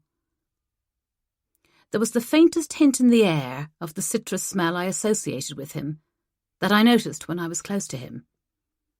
It was the only sign he'd ever been there. I was close to him a lot, I thought. Not just during this investigation, with the slow dancing and cuddling on the sofa, and rubbing up against him in the kitchen for the benefit of onlookers. It was all of the other times, the arm around my shoulder, for comfort or mockery, the tight spaces, the crushing hugs when I was falling apart, the swerves into my personal space, diving across my desk for a snack or a pen or to annoy me, the job cars on late nights, those moments of being alone together in the lift at work, the way he always took the stairs, unless he was with me, the times he'd stepped in and saved me, the times I'd done the same for him, The conversations I didn't have with anyone else. The things I couldn't say to anyone else. The slow drift from not liking him to tolerating him to enjoying his company to needing him. Needing was the wrong word. I stood up with decision. I did not need him. I was just used to having him around, that was all. A car parked outside the house in the late afternoon. I looked up from my position on the sofa, saw who it was, and gave a deep sigh. Of course, it would be. I went out, squinting in the bright sunshine. Hello, stranger. So this is where you're staying. Georgia dropped a straw sun hat onto her head and turned around to admire Jellicoe Close from under the shade of the brim. Very nice. You should come over and hug me. I went and put my arms around her for a brief squeeze, almost asphyxiating in a cloud of perfume. Before I let go, I murmured, "What's the cover story?" "I'm your best friend. We haven't seen each other in ages. I'm keeping you company while Josh is on a work trip." She grinned. Pretty close to reality. Sorry for the last-minute notice. I really didn't mind. It gave me a chance to wear my new dress. A pirouette so I could admire it, which I did. The dress was sky-blue cotton, heavily embroidered with white stitching, pulled in at the waist, but flaring out to mid-thigh, where it ended. Her shoulders were bare and tanned to golden glory. Instagram perfection had come to Jellicoe Close. The whir of a bicycle's wheels made me start. Rhys Vaughan, coming back on his own from a long, hot ride. His lycra suit was unzipped to the waist. He glanced at Georgia, but there was no reaction behind his expensive sunglasses, and he didn't even acknowledge me. That's a bit disappointing. Georgia looked down at herself. You'd think I'd get a good afternoon. He's too scared to say anything. I'll tell you why later. I watched Alan emerge from his front garden, scuttling faster than I'd ever seen him move before, his expression gleeful. This should be a bit more reassuring. Alan was delighted with Georgia and with her dress. He was ecstatic that I had a friend staying. 2 lovely ladies. And there was no suggestion he wasn't convinced by the story. He offered to carry Georgia's bags into the house and invited us round for tea. Ruth won't mind, and warned us that the weather was on the turn, despite the warmth of the afternoon sun, and generally did his chivalrous best to make Georgia feel welcome. I put him off gently, and we managed at last to go inside the house, sans Alan, where Georgia put her sun hat on the newel post. This is so nice. It's like a little holiday. She bent to stroke Pippin. Hello, cutie. I need to brief you on this case, I said repressively, and then we need to walk Pippin. After dinner, we can talk about the Dawood case. If she had been a dog, her ears would have drooped, but she nodded. That's fine, I brought the file. On the other hand, since it's such a nice evening and you've had such a long drive, we could go to the pub. Really? Sure, as long as you're happy to stick to soft drinks. Her face lit up. This is going to be so much fun. The Dawood file remained unopened that night. We talked it over, but it was an easy discussion, rather than hammering our way through the evidence.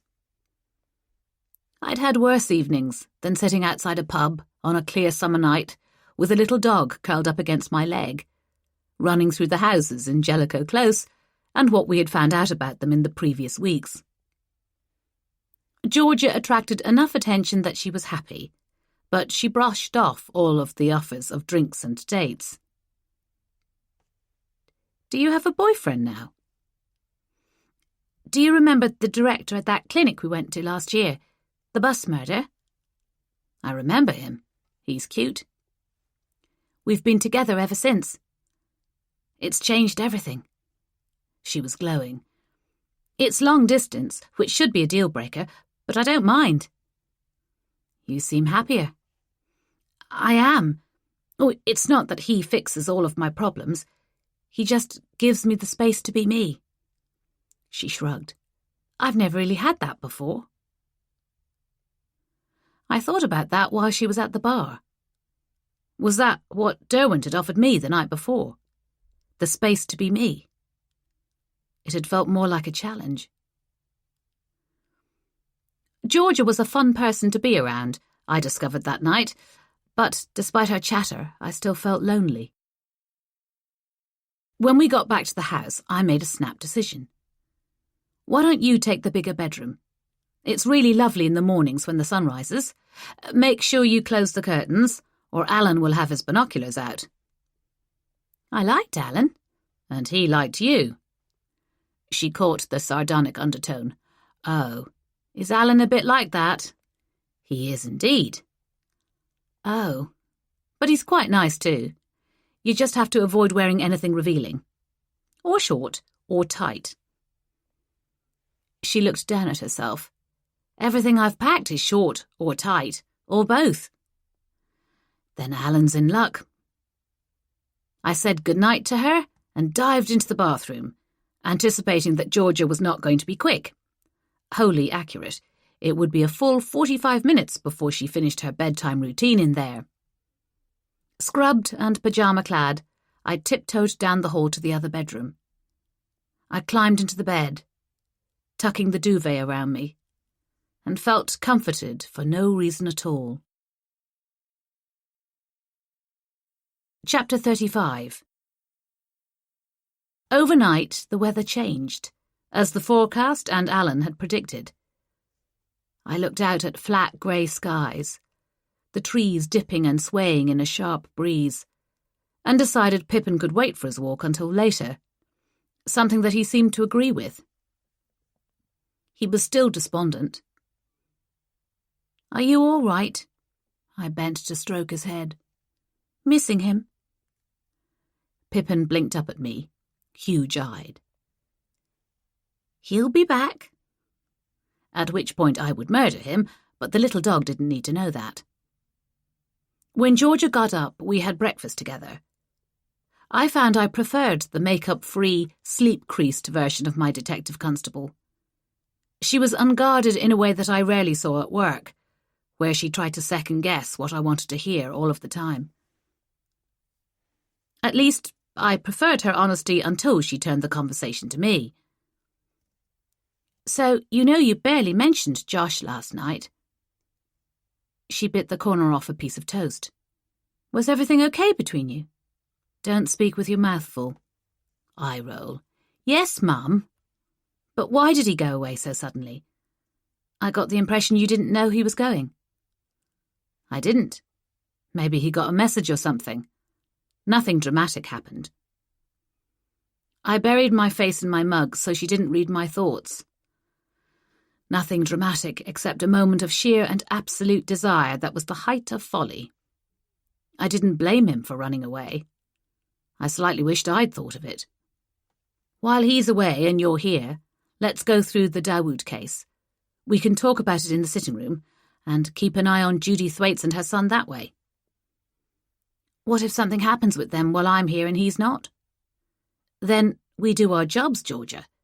You're capable of arresting people, aren't you? Don't you want to wait for Josh to come back? If he misses it, that's his problem. He made his choices. You're so hard-hearted, Georgia said appreciatively, and I smiled, wishing it was true.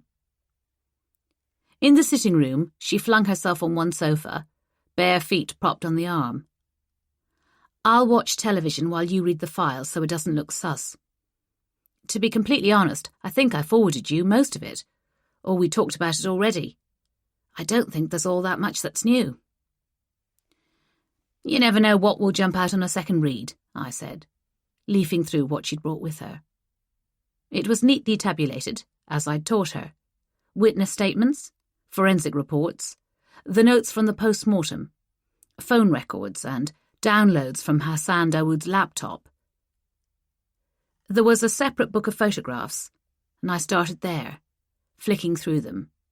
The house, the car, the body in situ.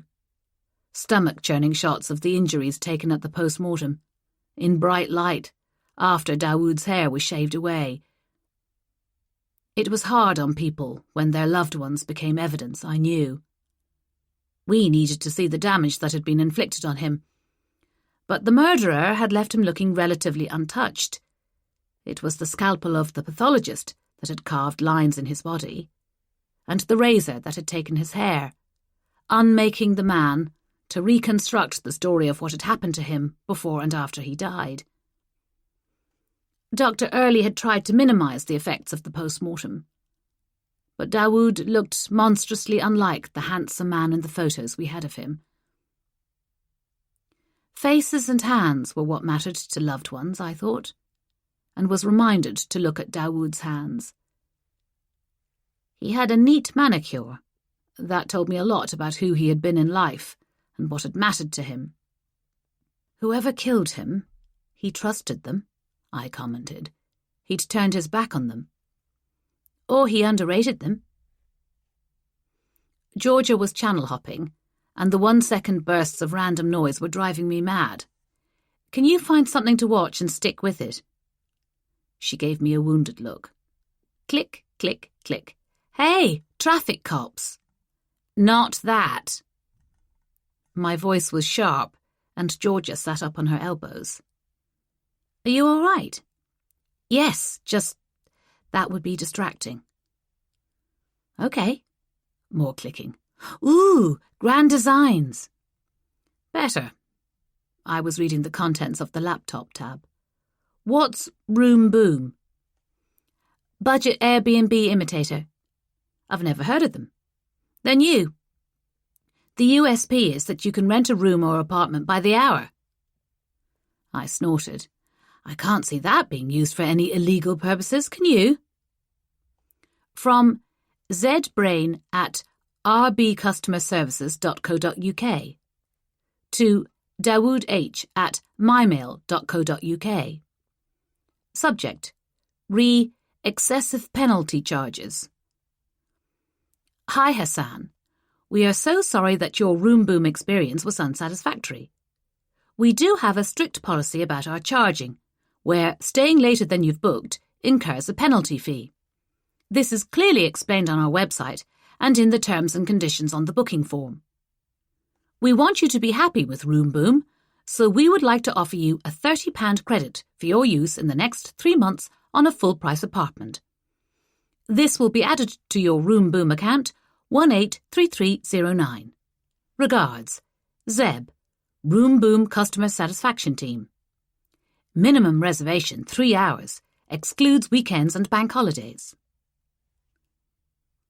Where was this email? The Room Boom one? In the trash. Did you check out his account? Yes. He used it 3 times. 3 different apartments. The reservations were all after work, 6 or 7 in the evening, and all between the hospital and his house. An hour at a time. Except that one time that it was longer, and that's when he got the penalty charge he complained about. Close to home. Really close. Unfortunately, there wasn't any more information about how many people used the places he rented or what they did. This company totally knows what it's doing, and they are discreet about clients and CCTV and so forth. Presumably, they have a cleaner on standby to turn the flats around after each stay. Could we talk to the cleaners who went into each of these places after they were used? See if they saw or found anything that might be relevant to us? Georgia blinked. I'll check. Since it's a murder investigation. Yeah, I don't know why I didn't think of it. Well, that's why I'm here. I went back to the file, skimming the pathologist's report and the forensics, which were still frustratingly unhelpful. Dawood had eaten very little the day he died. He was fasting. For religious reasons. No, wait. He was obsessed with how he looked. He was doing a program that involved 16 hours of fasting. He hadn't consumed anything solid since 10 the previous evening. Fun. Maybe he got hangry and said the wrong thing to the wrong person. A spur-of-the-moment kind of thing, you think? Maybe, I shrugged, helpless. I think it's obvious this wasn't a stranger murder. They killed him somewhere and put him at his place of work. There has to be some significance to that. His husband was elsewhere. He'd booked time off work for some unknown reason, and he was booking rooms by the hour, and he had a message on his phone from an unknown person which strongly implies he was having an affair. He was ruinously handsome, and we know he was both arrogant and vain in work and out of it. I think we've dealt with the professional questions. There was one complaint outstanding against him, and there was no reason for the family to take matters into their hands at that stage. The Arnolds were really nice people, Georgia said. I felt so sorry for them. Their mother's death ripped the heart out of their family. They have absolutely no connection with crime, no records, wouldn't know where to start with commissioning someone to murder Dawood, even if that had been what they wanted. They were clear in every communication with the hospital that their goal was to stop him from causing the same pain to another family, and they took the complaint forward so they could be taken seriously. So let's rule them out. There was no love lost between him and his colleagues, but again, it was low-level stuff. Everyone has colleagues that annoy them, but you need something more to commit murder. Something personal. Yeah, and like I said, there was no way that Dimitri Stefanidis was involved with Dawood romantically in any way. But putting him at the hospital must have served some purpose. I tapped my pen against my mouth, considering it. We got someone on CCTV purely because they moved his car with the body on the back seat. Then they had to transfer Dawood to the driver's seat without being seen. It's massively high risk, all of it, when they could have left him parked in a side street or even in his garage. What are you thinking? I don't know. It's just the detail that keeps tripping me up. Maybe the lover met Dawood at work. Maybe he works at the hospital in a different department. I groaned. How many people work in that hospital? 1,000? 2,000? If I look at people who would have been coming to work around the time that the car drove through the barriers, that might help. And only men, presumably. Yeah, why not? The only thing we know for sure about the man in the CCTV is that he was at the hospital, and what time he arrived. We don't know where he started from, and we don't know where he ended up. But we can be sure he drove in, moved the body, and walked out through that gate. I was working through it slowly, for myself as much as for Georgia. We've been assuming he walked away, but what if we're wrong about that? What about taxis near the hospital? And ride-sharing apps? Did we look into them? If he got a taxi, we haven't been able to track down the driver. So maybe you're right, and he never left. We have no proof that he did. He could have gone in another gate and then into the buildings. Have we got CCTV from the hospital? About 1 million hours of it. We looked at one another and said in unison, Colin. He'll be delighted. It'll have to include all the entrances and exits of all the buildings. I winced, thinking of the sprawling hospital complex with its collection of buildings from various eras in various styles. Not a small job. No, I wish I'd thought of it sooner. She swung her feet off the sofa and jumped up, energized. I'll go and email him. I turned my attention to the witness statements, reading through them with care. The pain radiated through Cameron Dawood's account of what had happened. How he had said goodbye, how he had spoken to his husband 2 or 3 times while he was in Wales, how he didn't think they had any problems in their marriage. The secret lover had come as a bolt from the blue for him. He had trusted Hassan completely, and he had been wrong about that. It was like losing him twice over, I thought, skimming through the neighbour's statement about finding the body, and finding I wasn't as interested in her domestic difficulties as she seemed to think I should be. There was more detail about the parking machine being out of order than about her discovery of the body. I kept thinking about Cameron. Dawood was gone, but so was the memory of the man Cameron had loved. How did you begin to mourn for someone who had lied to you? Which did you deal with first? The betrayal or the grief? The last thing I did was to read through Kev Cox's reports on the house, the car and the body. There was something bothering me about what he'd found, or hadn't found, but I couldn't quite work out what it was. The smudge of blood on the back door, the blanket, new and unhelpful, a cashmere blend, the source of 3 fibres from something like sportswear that Kev hadn't been able to match to anything in the car or on the victim's body, the footprint on the garage floor. Something or nothing. It was one of those cases where every step forward took you in a different direction, and every new direction seemed to lead to another dead end. Frustrating, but there was no point in giving up, I chided myself. Cameron Dawood deserved answers about what had happened to his husband, and I wasn't finished yet. I turned back to the start of the file and began to read through it one more time. A disaster. A total, overwhelming disaster, the kind you didn't come back from easily, if at all. First of all, and worst of all, he had given himself away. He had made them aware that someone was watching them. Whatever about walking up and down the street or behind the houses, there was no excuse for being in the actual garden. He had been right up by the doors, staring in like some sort of basic pervert, oblivious to everything except the throbbing in his cock and what he hoped was about to happen. The fact that he was the reason they had stopped what they were doing, the fact that he had robbed himself of exactly what he wanted, felt like the worst sort of irony. He burned, knowing what they would think. A peeping Tom, staring through windows for his own gratification. A laughingstock. A punchline. He didn't like seeing himself through their eyes. He was allowed to look, wasn't he? If they hadn't wanted to be seen, they could have gone somewhere else, somewhere that was actually private.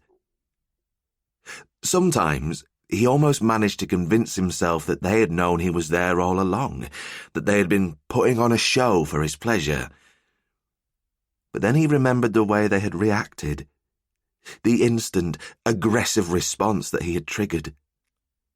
Third, he had run away with his tail between his legs as soon as the shitty little dog started barking at him. There was no dignity in that. There was nothing brave about that, nothing that reinforced his own image of himself as a secretly powerful figure, forceful and impressive. He had sprinted for the fence, his heart thudding, his stomach in knots. He had actually vomited once he was sure he was safe.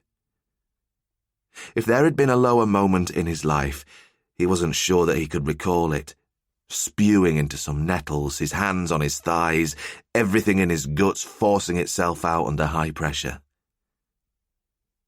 There had been the awful fear that someone would come along, too, and see him like that, reeking and humiliated.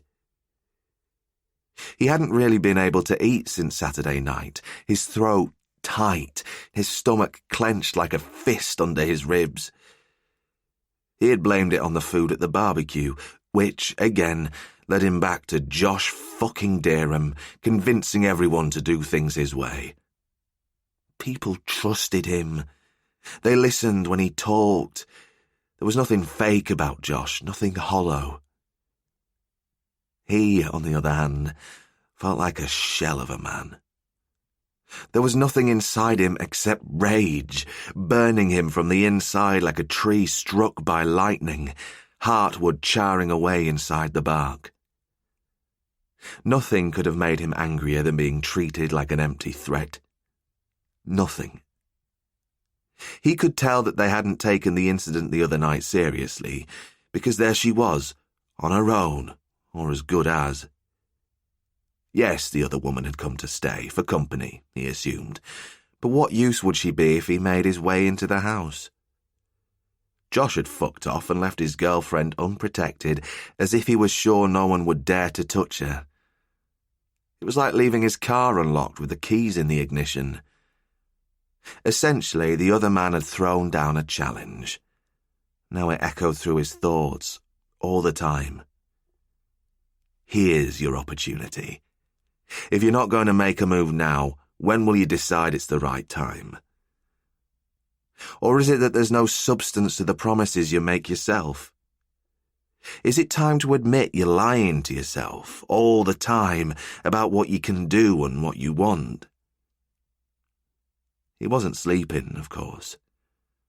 He got up in the middle of the night and locked himself in the bathroom, staring at his red-rimmed eyes in the mirror, trying to guess what people thought of him. Did they talk about him? Did they even notice he was there? Sometimes he felt as if no one could hear him when he spoke, as if his words dissolved before they left his mouth. It made him cruel when he knew he had someone's attention. He was merciless when he had the upper hand. He did things that seemed right in the moment, but afterwards he was ashamed. Him. He felt uncomfortable about his own behaviour, which wasn't the feeling he wanted. Somehow that was Josh's fault as well. The entire situation was becoming unmanageable, he thought. He needed to take control while the other man was out of the area. He needed to execute the plan he had made to deal with the problem. What was stopping him? Fear, came the answer. He would have liked to think there was some other explanation, but it rang with truth that was undeniable, and that seared his soul. He was scared to do what he needed to do, what he had to do. He had to prove that he was more than a shadow of a man. Chapter 36. When Georgia discovered we were out of milk on Monday evening, it seemed like an inconvenience rather than a catastrophe. She straightened up from the fridge and shook the plastic container at me, the last drops rattling around inside it. "Should I get some more? We'll need it for breakfast." I chewed my lip. Derwent would never have let us run out of milk, which was, of course, the one and only reason I missed him. "It's getting late." She cast a look at the sky. "It's not dark yet." "It will be soon, though. Has it stopped raining?" "Just about." I had a sink full of soapy water and a stack of saucepans to wash up. "I could come with you if you wait a minute." "The shops aren't far." She was already putting on her jacket. "Really, I don't mind. I'll run there." "I'd go in London, and my manner is well dodgy after dark." "I know it seems as if we're safe here and nothing bad could possibly be going on, but you know better than that." "I'll be careful." She smiled at me as she picked up a shopping bag. "What's the worst that could happen?" "Don't say that," I said automatically, and she laughed. "I'll keep my wits about me, I promise." I let her go, feeling responsible for her safety. I had always thought Derwent was overbearing and overprotective, but I was starting to understand it. Watching a junior officer potentially careening into danger was no fun. I finished the washing up, made a mug of tea with the last of the milk, and opened my laptop to check my email. A couple of messages had come in, and I dealt with them briskly. The sluggish way I had been working in the office was a thing of the past. It had done me good to get away. Derwent had been right. Derwent again. All thoughts led back to him. All roads led to Rome. Without really thinking about it, I was keeping a rough track of where Georgia was likely to be. I checked the time. Not quite at the shops yet, but soon. The house was quiet without her, and still. I glanced down at Pippin's basket and frowned. Empty. That wasn't like him. Pip! No tick-tock of claws on the floor. No excited terrier yelp of acknowledgement. I got up, suddenly on edge. Maybe she had taken him with her, that would explain it. But the lead and harness were looped over their hook in the hall. A cold breeze lifted the hair on my arms, and I saw the front door was ajar. Georgia had banged it behind her, but the latch hadn't caught, and neither of us had noticed. Pippin had noticed, clearly. All of the warnings we had had that he was an escape artist, that he had no recall, that he couldn't be trusted. Vanessa would kill me if anything happened to him, and rightly so. He was my responsibility, not Georgia's. This was on me, although if I had had Georgia in front of me at that moment, I would have said a number of things at full volume. It was so inevitable that she had cocked up, so completely predictable. She was careless, fundamentally, and that wasn't something that was ever going to change. It occurred to me with a sickening, guilty lurch that I hadn't warned her about the front door lock. This was my fault, too. I ran to the porch and called Pippin, looking up and down Jellicoe Close, seeing nothing. Back in the kitchen, I grabbed my jacket, aware even then that I was conducting a conversation with Derwent in my head.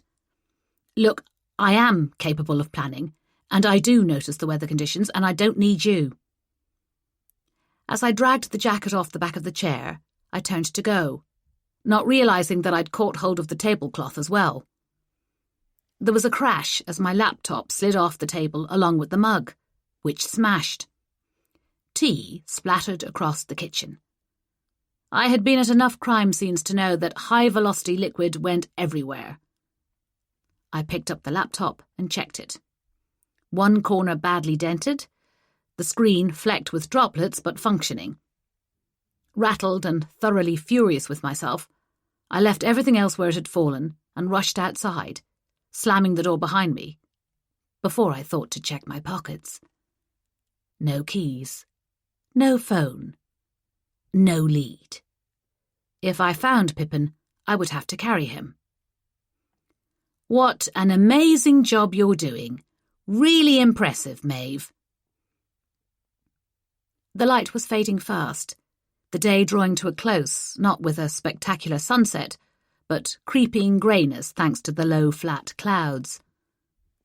I hesitated on the doorstep for a moment, then set off towards the Holmwood. It was Pippin's favourite destination, after all. If he had gone the other way, Georgia would run into him on our way back from the shops, and I thought she might recognise him, given that she had spent all day cooing over how handsome he was. The Holmwood, though, was a wonderland of strange smells and small animals. Pippin would be beside himself to be alone in there, unleashed, unsupervised. I would have to hope he was dashing around barking and generally making himself obvious so I could find him. If I got him back, when I got him back, I corrected myself, he was going on a full Category A prisoner security regime. All right, love. Alan, putting out his bin for the following morning, watching me with his usual speculative interest. I've lost Pippin. The front door was open and I didn't know. Oh, blimey. Alan rubbed his head, looking around him. I haven't seen him, I'm afraid. When did he get out? 20 minutes ago? He could be miles away by now. Thank you for the reassurance. I hope not. I'm going to look in the woods. He likes it there. I'll wait out here in case he's wandering around the houses. If he comes back, I'll grab him for you. That's really kind. Thank you. I was already turning away to jog down the lane to the Holmwood. I was in leggings and trainers, having been too lazy to change after a YouTube yoga practice that afternoon. At the time, I had congratulated myself on making the best of Derwent's absence. There was no chance I would have dared to attempt a downward-facing dog in the living room in front of him. I zipped up my jacket against the chill in the air and thanked my lucky stars I wasn't wearing a tiny skirt or brief shorts or any of the other girlfriend-appropriate attire I'd been forced into during the heat wave. The path down to the home wood was gloomy and deserted. In ordinary circumstances, I would have thought twice about going down there by myself at that time of day. At least I could see there was no one lurking on the path, although halfway along there was a patch of dried vomit that I had to hurdle. Someone had been lavishly sick, I thought, eyeing the splashes that were stuck to the wall. A drunk? Or someone stressed? Or someone who had run with lung-bursting effort? The memory returned. A figure in dark clothes, leaping the fence at the back of our house, disappearing into the night. Too quick for Derwent, even though he was faster than most. It probably wasn't anything to do with the voyeur, I informed myself, hurrying on. But the lane's resemblance to a crime scene was ever more unsettling. My heart was thumping as I slid through the gate. It was dark under the trees, and I looked around warily. I would have liked to set off running straight away, but I made myself stop to listen to the sounds of the woods, straining to pick out Pippin's surprisingly deep bark, the one that he reserved for squirrels. There was nothing but the rustle of leaves and the whirring flight of late birds fluttering their way home. The sliding scale of an alarm call sounded from a blackbird as I began to jog down the path, careful about where I placed my feet. I called the dog as I went, whistling for him, hoping it might remind him that he was actually a small domestic pet, rather than the wolf he so clearly imagined himself to be. I was aware that I was making quite a lot of noise. It was deliberate, after all. But as I reached the bottom of the hill, I began to wish I wasn't drawing so much attention to myself. The woods pressed around me, and I felt a tingle of fear, something instinctive and primal. Someone was watching me, I thought, with a flare of panic. But when I looked around, I couldn't see anyone. I shook it off. Of course I was on edge, in the circumstances, but there was nothing to be scared of except what was in my imagination, and no reason to think anyone was doing anything like following me, especially since they couldn't have known I was going to be in the home wood. Unless someone had taken Pippin. Unless he was bait in a trap and I was blundering right into it. Ridiculous, I told myself, and tried not to think about the man who'd been lurking in the back garden. The more I told myself to forget about him, the less I could manage it. Left or right? I took the path that led away from the lake. I didn't know that end of the woods as well as the area near the water, but I knew the home wood was shaped like a long teardrop, and that the lake was in the rounded lower part. The section I was exploring was a narrow spit of land with long paths cutting it into slivers. The hot weather had dried out the trees, and some of them had already begun to shed their leaves in a weird kind of seasonal confusion. As I walked, the rustling of my movements drowned out any other sounds around me. It seemed at times as if there was an echo of my footsteps, and I stopped sharply once or twice, my eyes wide, scanning my surroundings for a threat. Seeing nothing, hearing nothing but the thumping of my heart. If I was in danger, instead of just being paranoid, I had made it easy for them by leaving my torch and my phone behind. The uneven ground caught at my feet and I stumbled a couple of times. I wished I could tell Georgia where to find me. Would she realise what had happened when she got back? It occurred to me that she might think I had taken Pippin for his evening walk as usual, that she might not realise that his harness was still on the hook. She wasn't as familiar with the routine as Derwent had been. Oh, Josh, I wish you were here. I swallowed the lump in my throat and gave myself a shake. So he wasn't here. I could cope. I peered into the hollows by the path, looking for Pippin's bright white chest and paws, and called him in a voice that was strangely muffled by the dense forest that surrounded me. The Holmwood had its boundary fence, and I knew if I kept going for long enough I would reach it. But that was reason, and the part of me that was operating on pure instinct felt as if the woods had become infinite, repeating endlessly, and I was going to be lost there forever. He wasn't anywhere in the area I was searching, I concluded as I reached the narrow point of the woods at long last. I could go back up the other side of the long V, and I would arrive back at the lake in due course, but that path was narrow and significantly muddier. I looked along it, hesitating, and heard a branch crack as if someone had put an unwary foot on it. Silence followed, but a breathing silence. Forget imagination. Forget intuition. I knew there was someone in the woods with me. A human presence. Not an animal, but by no means tame. They were standing still, close to me, waiting to see if I reacted, waiting to see if I carried on down the path in all innocence. Defenseless, oblivious to harm. Don't go down there. It's not safe. A fundamental reflex that had been keeping humans out of harm's way since long before history had a record of them. The memory of Derwent frowning at me. You have good instincts as a rule. It's just a shame that it doesn't stop you blundering into trouble. I took one last look at the path and turned and ran back the way I had come, as if I was being pursued by the hounds of hell, instead of being the one who was hunting in the woods that night. Chapter 37.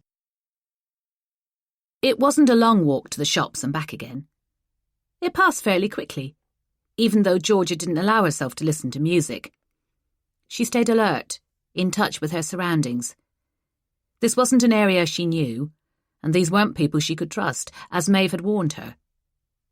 The shop was small, but crammed with shelves, and late customers on a similar mission. The aisles were too narrow to push past anyone with a basket, so Georgia found herself joining the end of a long, shuffling queue that went at the speed of the person at the top of it, which was not fast. It took forever to work her way around to the tiny refrigerator where there were about 18 different kinds of milk. Almond, soy, goat, sheep, full fat, skimmed, organic.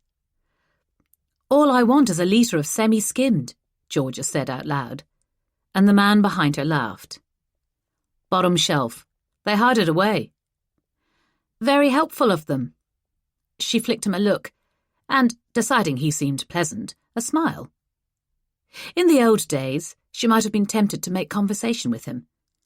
He was acceptably attractive, despite thinning hair, and he had an appreciative glint in his eye when he looked at her. But that was the old version of her, the one that had depended on other people's positive opinions to shore up her self-confidence. She didn't need his admiration now. What she needed was milk, and nothing more.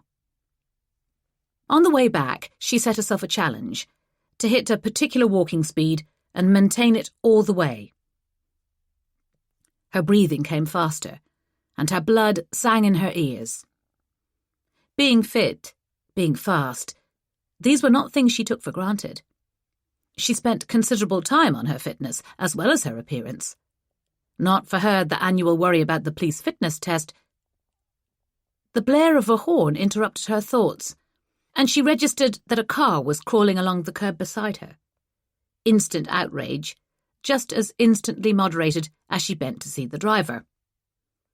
D.I. Derwent had put down the passenger window to talk to her. "What's going on?" "You're back." But of course he knew that already. She was the one who was surprised. Georgia gathered her thoughts. "We weren't expecting you tonight. Maeve wasn't sure when you'd turn up. I told her you'd let us know when you were on your way."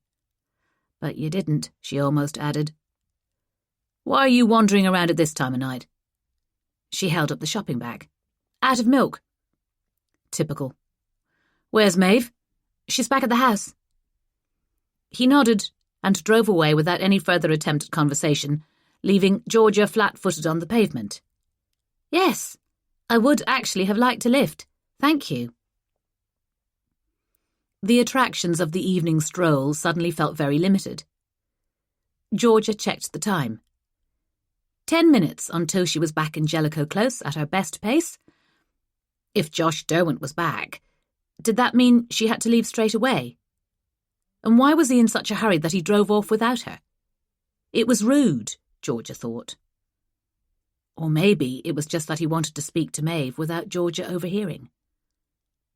The way he'd left, with no warning, there was clearly more to the situation than either of them was prepared to admit. A smile spread across Georgia's face as she thought about it. If that was the case, she didn't mind hanging back. In fact, she might even dawdle a bit on the way. The car swung into the road at a respectable speed, not too fast, not hanging about, and swooped across to pull in outside number 3.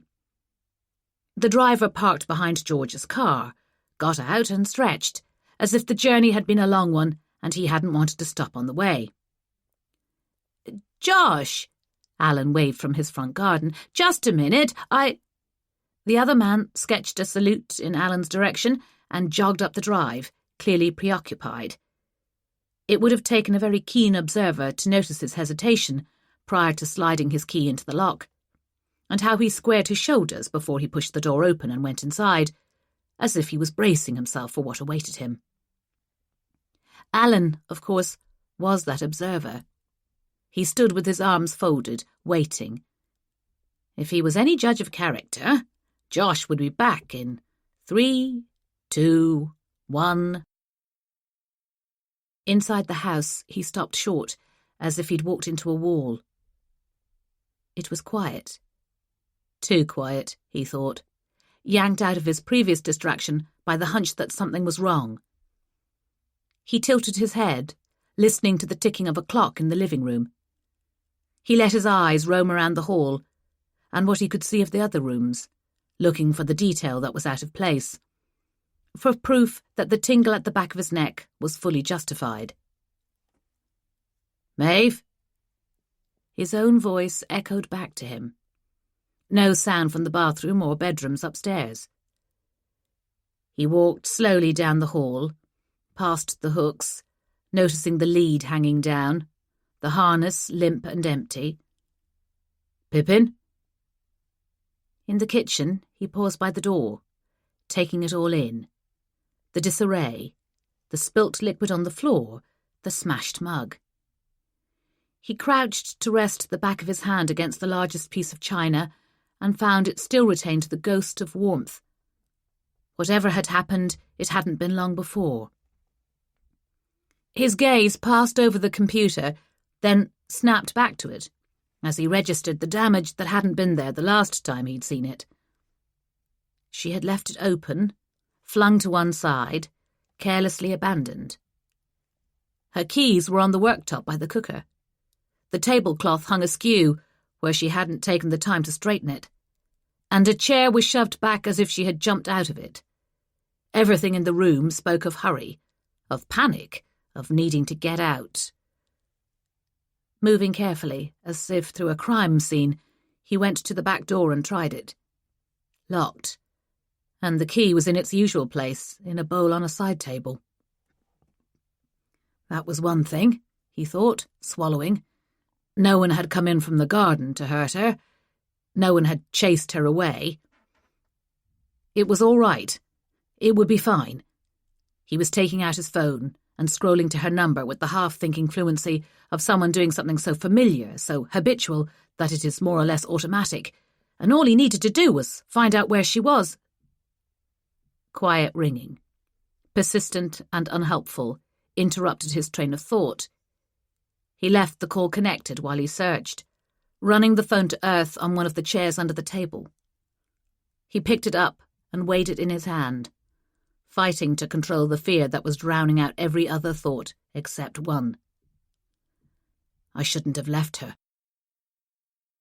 The front door of number 3 slammed open, and Josh came down the steps at speed. Even from across the road, even in the blue-grey of dusk, his face was pale. "Everything all right?" Alan couldn't keep a hint of smugness out of his voice, but then he didn't try very hard. "Did something happen? Where's Maeve?" "I saw her earlier. Goodness me, she was in a bit of a flap, but I reassured her. Not that I can say for sure it will all work out, and I don't blame her for being upset, given the circumstances." Alan settled himself in for a nice, comfortable chat. "What I said to her was that it was only to be expected. I mean, I had warned her before that Ruth and I worried about it, so it's not as if she didn't know." "Know what?" Clenched teeth made a threat of the question. Get on with it. Alan looked at him properly, a little shocked. "Well, about Pippin. He got out, you see. She wasn't sure when or how. It's a big responsibility looking after a dog like that. Ruth and I had told Vanessa we couldn't do it anymore, which of course Maeve knew." "When was this?" "Last year, after Christmas. Sometime in January, as I recall. She wasn't happy, but then what can you do?" A tiny pause. When Josh spoke, Alan had the impression that he was striving very hard to sound calm. "No, I meant, when did you see Maeve tonight?" "Oh, about 15 minutes ago," Alan ventured, having no precise idea. He had been pottering in the front garden where there was just enough light to see the weeds and grub them up, but he didn't like to mention that to Josh when he was in such a state. It was as if he was really worried about her. Or about the dog, Alan reminded himself. They were there to look after the dog when all was said and done. Vanessa would be beside herself if anything happened to Pippin. "Where did she go? Which way?" "Down to the woods. She said it was Pippin's favourite place, which is probably true now that I come to think about it." Alan gave an awkward little chuckle. "As long as he doesn't end up on the railway line like Gillian Holding, he should be all right, shouldn't he?" Josh began to speak, his voice low and clipped as he issued orders. "Do you know Georgia, who's staying here?" "You do. She's on her way back from the shops. When she gets here, tell her what's happened. Tell her to check the lane behind the houses and the embankment, in case he's found his way there. She should be here very soon, so you shouldn't have to wait out here for too long. Have you got that?" "Yes, I have, but can't you tell her?" It was a lot of pressure, Alan felt, vaguely resentful. Yes, he had offered to help Maeve if he saw Pippin, but that was different from having orders barked in his face by this thin-lipped, ashen stranger who had abandoned the easy-going manner he had come to associate with Josh Derham. Funny how being upset brings out the worst in some people, he imagined himself saying to Ruth later on when all of this was over. He would have a cup of tea and tell her all about it. As if Josh knew what he was thinking, he managed to sort of smile. "I'm sorry, I can't stay to do it myself. I've got to go after Maeve."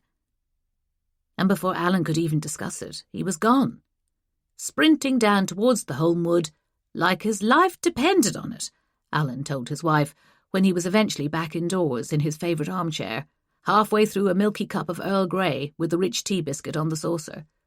Or hers, I suppose. Ruth was counting stitches, whispering under her breath. When she got to the end of her row, she looked at Alan over her glasses. "Well, you know why, don't you?" "I suppose you're going to tell me." Ruth smiled at him serenely. "He was worried about her because he loves her." "That's no reason to be rude to me." "I think it's a very good reason," she said, and stared away into the distance, lost in her thoughts. She was distracted for so long that when she came back to her knitting, she had to count the stitches all over again. Which, Alan thought, Served her right. Chapter 38. My wild flight took me back towards the foot of the path I had taken down into the holmwood. When it came into view, I slowed down, getting my breath back, unzipping my jacket and tugging my top away from my skin where it had glued itself to me. I had a decision to make. No one would blame me for heading back up the path to safety. I could return with Georgia, and, more importantly, my torch, to search the remainder of the woods if Pippin was even still missing. He might have gone home already. I had no way of knowing. It was foolhardy to keep searching as darkness descended on the woods. If I slipped and twisted my ankle, there would have to be another rescue party. I imagined myself having to accept a fireman's lift from Rhys Vaughan and shuddered. It made sense to turn away from the lake and climb up the hill. And yet, I was reluctant to go down to the lake because I was afraid of what I might find, or, more properly, of what might find me. I could tell myself it was sensible to leave Pippin to his fate, but really it was cowardice on my part. I would kick myself if something happened to him when I had the opportunity to save him. So I should go down to the lake. If I genuinely thought someone was stalking me through the woods, it was insanity to stay there instead of turning for home. I had seen no one, I reminded myself, doubting my own recollection of it.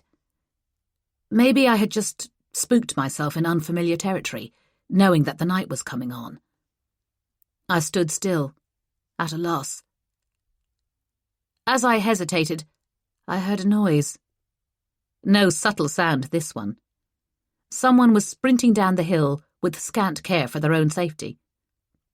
I could see a figure flickering through the trees, cutting corners, on the verge of a catastrophic loss of balance, but with enough athleticism to defy gravity every time it clawed at his heels. With a slither and a well-timed jump, he reached the flat ground at the bottom of the hill and skidded to a halt to get his bearings. I knew who it was, of course. Only one person moved like that. What Josh was doing there, why he had come back, none of that occurred to me at that moment. He turned his head and saw me, and I raised a hand. I had been angry with him, and frustrated, and hurt. But all I felt was happiness that he was back. It was so dim by now that although my eyes were used to the dusk, I could only see his face when he was a few strides away from me. Relief uppermost, and strain, and something else that I'd never seen before, because he usually took care not to let me see it, I realised, in the moment before he reached me and caught hold of me. Since he'd left, I'd spent a lot of time berating myself for letting things go as far as they had. I had reminded myself that he was in a relationship, and my colleague, and that I was fundamentally a good person who followed rules and had clearly defined boundaries. There were things you did and things you did not do, and one of them was getting involved with a colleague who was already committed to another woman. All of those pious thoughts fell away the second he touched me. His heart was thudding, and he was breathless from his sprint down the hill. And I turned my face up to his, waiting for him to recover, because this had to happen, whether it was the right thing to do or not. His grip loosened, and he took a step back, leaving inches of air between us that might as well have been 1,000,000 miles. He cleared his throat. Maeve.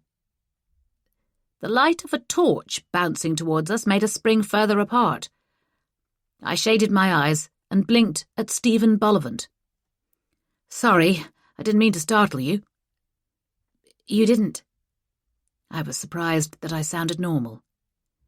Alan told me the dog was missing. Yes, he got out. I came down here to look for him, but I forgot my torch. And your phone? Derwent's voice was dry. And my keys. I gave an awkward shrug. I just ran out of the house as soon as I realised he was gone. I don't blame you. Stephen turned and shone the torch into the woods. catching a flare of light from some pairs of eyes that were far too small and close together to belong to Pippin. They blinked out of sight immediately. I didn't bring Klaus in case he scared the little dog, but I've got some treats, and a spare lead and my whistle. Is Pippin trained to respond to it? Derwent was completely composed now that he'd got his breath back, I thought, which was in itself infuriating when I couldn't seem to drag enough air into my lungs. I had thought, but perhaps he hadn't noticed. Focus. Pippin isn't trained at all. Vanessa started doing classes with him, but she was terrible at it. She could never discipline him. He knew he was in charge. Well, he's certainly got the upper paw at the moment, I said bitterly. I knew this would happen. Where have you searched? Stephen asked me, and I blinked at him, wondering if Derwent had known he was there and had been setting the scene for him, nurturing the myth of our romance as he came back to me. In which case I had misunderstood to a simply staggering extent. Maeve, Derwent said, and I snapped back to full attention. I went down to that end of the woods. No sign of him anywhere. He's more likely to have headed for the lake. He likes hunting the ducks that nest in the reeds. Stephen's face was tense in the light that reflected back from the torch. Vanessa always worried about him getting tangled in the reeds and drowning. I shivered. If anything happens to him, he'll be fine, Derwent said, without much conviction, it seemed to me. Stephen Bullivant said nothing. Without any further discussion, the three of us set off in the direction of the lake. In the near darkness, the water was opaque and hard, like a sheet of metal. The trees around it were barely visible. Flat, black shapes, as unreal as the stage scenery from the school play. Tiny, biting insects swarmed around me, and I pulled my sleeves down over my hands to protect my skin. Their bodies whirled wildly in the light of the torch. Do you want to stick together or split up? Stephen asked. I can go round one way if you two head in the other direction. I want to check the boathouse, Derwent said. He might have gone in there. We can start there. I trailed the two men towards the wooden structure that extended over the water. It looked ramshackle, as if their weight might cause the planks to splinter. Their voices echoed from inside it as the torchlight stabbed through the window, the door, across the lake. Josh? He came to the door instantly. I was straining my eyes in a desperate attempt to see through the darkness. I thought I saw something in the water on the left. Something white. The beam of the torch just caught it. Show me where. I pointed, and he ducked back inside to confer with Stephen. I heard the rattle as the window opened. There, she said. Look, by the reeds. Definitely something. Stephen Bullivant sounded grim. I can't see if it's the dog. Could be a bag or something.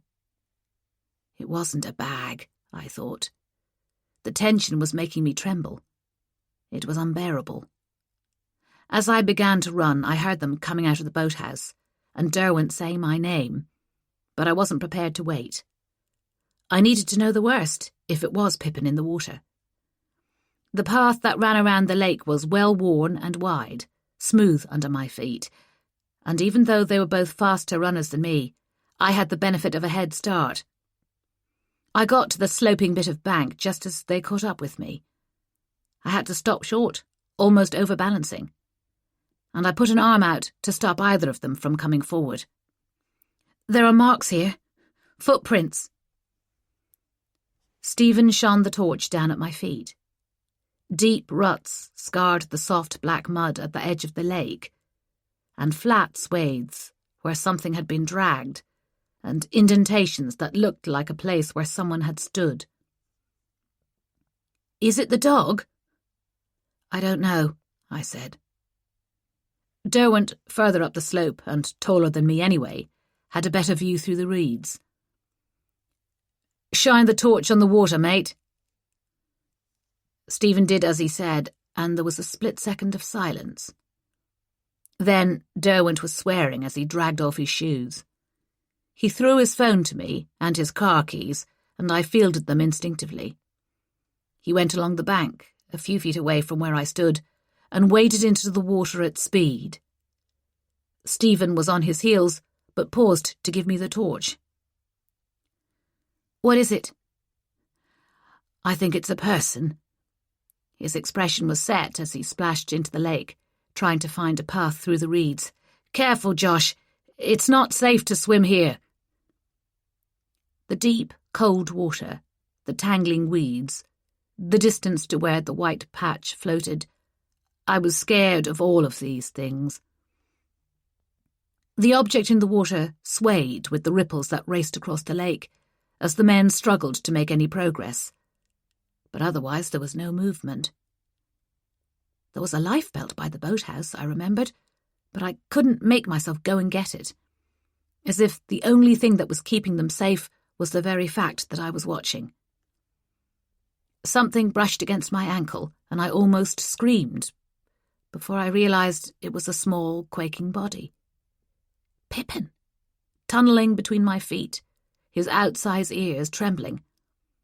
I scooped him up and held him, for my comfort as much as his. Derwent reached the white object first and turned it over. He slid an arm under it and hauled one end out of the water, cradling it against his chest as a tangle of hair streamed down over his arm. "Is she—" Stephen, out of breath, battling to reach his side. "I can't find a pulse." His fingers probed under her jaw. He had his head bent over her face, so I couldn't see it in the wavering light of the torch that I was trying to train on them. "There's a gap in the reeds down there, on the left." I had noticed it while walking around the lake with the dog, on pleasant mornings and fine, clear evenings that were not like this one. "It might be easier to get her out of the water there." Together, the two men dragged her free from the grasses that had held her, then half floated, half carried her to the place I had indicated, where the bank was sheer rather than sloping. She didn't weigh much, I thought, my throat tight as they lifted her together and laid her on the ground. It was awkward to lift her, and she landed hard, but there was no reaction, no cough or twitch that I could see. Derwent levered himself up out of the water, knelt beside her, and tilted her head back.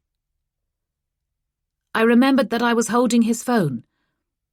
I put Pippin down so I could use it, my hands shaking, and spoke to a soft-voiced woman who promised she knew where we were and that she would be able to get the emergency services to us as soon as possible. "Ambulance and fire brigade are on their way." "And police," I said, because there were enough alarm bells ringing for me to know they would be needed. "It's a police matter, too." Chapter 39.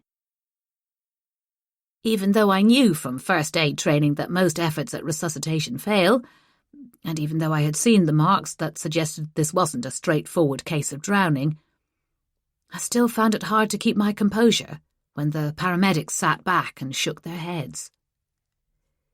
Gillian Holding's body lay between them, her nightdress in disarray thanks to the efforts they had made to bring her back. One of the paramedics reached out and drew the skirt down over her knees, a small gesture of kindness and respect that made me choke up. Beside me, Derwent sighed. His clothes were clinging to him, damp and cold, and he looked exhausted. "You did everything you could." "They'll have to get CID here." He mumbled it, his words inaudible to anyone except me. It was uniformed response officers who had come to the woods and secured the scene, but even now, one of them was on his radio, reporting to the control room that it was a possible murder. "This is going to be tricky." "Not necessarily. Do they need to know who we are?" "Whoever's running this case will need to be told." You don't think there's a connection with our job, do you? I shook my head. Unless I'm missing something. Do you think she was murdered? Toss up. There's a clump of hair missing from the back of her head, and a mark on the back of her neck that could be a bruise. I'd be treating it as a murder. Oh, no. I had been prepared for him to say it, and I was used to murder, but his words still hit me hard. His face softened. It's different when it's someone you know. I'll call Una and let her know she needs to reach out to the OIC. It's late. I checked my watch. Not office hours. That's why she gets paid the big bucks. Josh, someone will need to tell Gary about his mother. Not your job. He moved away to make his call, and I stood with Pippin, shivering, until one of the PCs came over to take my name and address. You all right to give a statement to the detectives? He was a hearty kind of man, big and defaulting to cheerful when he didn't remember to be grave. I nodded, trying to work out how a civilian would respond to what was going on. Do they think it's suspicious? We've got to treat it as if it was a murder unless we're told not to. They're sending out the pathologist and Sockos. He looked back at the body. I know it looks upsetting to leave her there like that, on the ground, but that's all evidence now. If we took her away, we might lose something important. I understand. Did you know her? I'd met her a couple of times. She had dementia. Might explain how she ended up here. It's possible, I said politely. But if CID took that approach, I was going to have to disagree. It's a good thing you didn't go down the bank where she went in, he went on. The crime scene techs will be pleased. Yes. Why had I been so focused on preserving the evidence when I wasn't a police officer, and particularly not a murder detective? I hadn't been thinking about giving myself away, but I couldn't have done a better job of drawing attention to myself. It was easier to take a different route, I said lamely. To my right, well within earshot, Stephen Bollivant was frowning. I knew he was thinking about how I had stopped him and Derwent from obliterating the marks that might provide the answer to what had happened to Gillian Holding. And Stephen was the last person to gossip with the neighbours, but who knew what he might say? The slightest hint of doubt could influence Judy and her son to play it safe, and we'd end up with nothing. Shit, I thought, and put a trembling hand to my head. I didn't have to try too hard to look distressed. The whole thing is so awful. I've never seen anything like this before. The police officer snapped his notebook shut. I don't think it matters if you see it all the time. You never get used to it. If you want to head home, they'll come and speak to you when they're ready. It's going to get a bit crowded around here. The three of us were silent as we walked back up the hill in the dark, past the police officer who, as scene guard, was entitled to stop anyone from trying to enter the Homewood through the green gate. We gave him our names and watched him tick them off his list. I had clipped Stephen's lead to Pippin's collar, and he trotted ahead of us along the path. He wants to get home, doesn't he? Stephen observed. Don't we all? Derwent said. His jaw was clenched to stop his teeth from chattering. You must both be freezing. The paramedics had given them foil blankets to ward off the chill, but both of them had been standing around getting cold while we waited for the emergency services to give us permission to leave. I'll warm up. Have a shower. Have a hot drink. Stephen shrugged. It's funny. I wouldn't have minded if we'd been able to save her. You did everything you could, Derwent said. You too. If you hadn't had the torch, we might not have found her until morning. If I had gone to the lake instead of touring the other end of the woods, I might have found her in time. I didn't say anything, but Derwent glanced sideways at me, mind-reading as usual. If you'd seen her first, Maeve, on your own, what would you have done? Jumped in? You wouldn't have been able to get her free from the weeds. It took the two of us to do it, and we're both bigger and stronger than you. Then you wouldn't have been able to get her out of the water by yourself. You wouldn't have been able to call for help because you didn't have your phone. It wouldn't have made a blind bit of difference if you'd gone right instead of left when you got to the woods. In fact, more than likely we'd have been dragging two bodies out of the water. Stephen was nodding. He's right. I felt a sting of tears at their kindness and didn't want them to see it. I let Pippin tow me to the other end of the path so that I was a little ahead of them when I moved through the barriers. I should have been expecting a reception committee. I'd left Alan on high alert when it was only the dog that was missing, and now there were emergency vehicles parked up along the close. Genuine excitement in a road where the binmen coming early caused a scandal. Someone had taped off the area directly in front of the barriers, but on the other side of the tape, most of the residents seemed to be standing around, arms folded, and when they saw me, there was a murmur. I hesitated, suddenly unsure of myself, self-conscious now that I was the focus for everyone's attention. Gary Holding ducked under the tape and came towards me. I froze as for the second time that night, a man grabbed hold of me before I'd realised what his intention was. He draped his arms over me and hung off my shoulders, moaning in my ear. "She's gone. They told me she was gone. You saw her, didn't you? You found her again.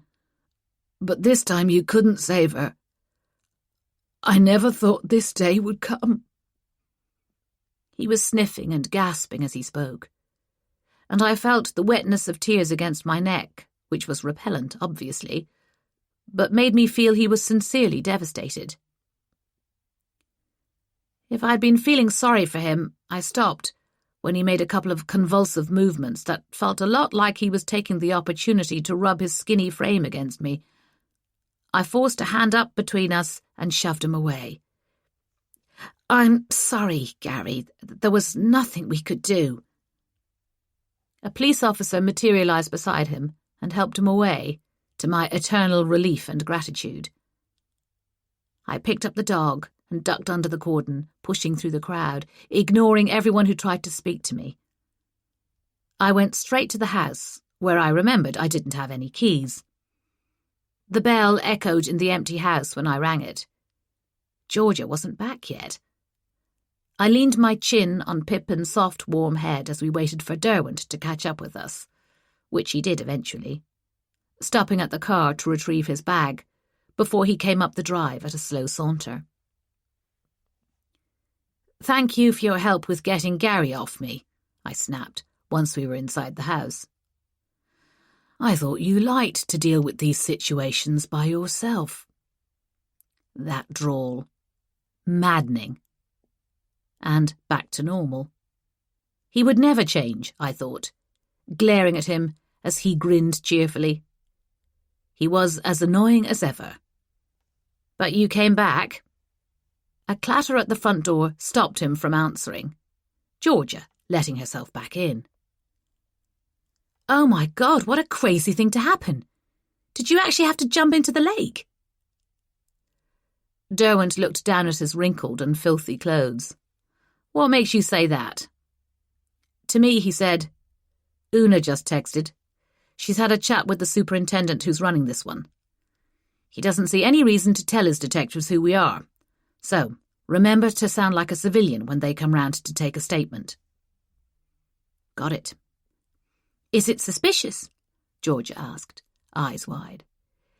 "Yes, but not connected with our case," I said. "Are you sure it's not?" "How could it be?" I heard the edge in my voice and regretted it. I shouldn't take my feelings out on Georgia just because it was easy.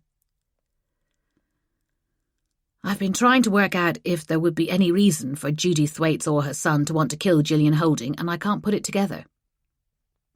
Same here, Derwent said. Even if she knew what they were up to, she wouldn't be able to give evidence against them. The neighbours were saying she was prone to wander. Georgia looked from him to me. Are you sure it wasn't an accident? She had bruises on her neck, I said, so I'm fairly sure. Who could have done that? Her son? Derwent looked at me, eyebrows raised. Gary would be my top pick. I'm even more pleased that you made no effort to get him off me, I said acidly. But I don't agree.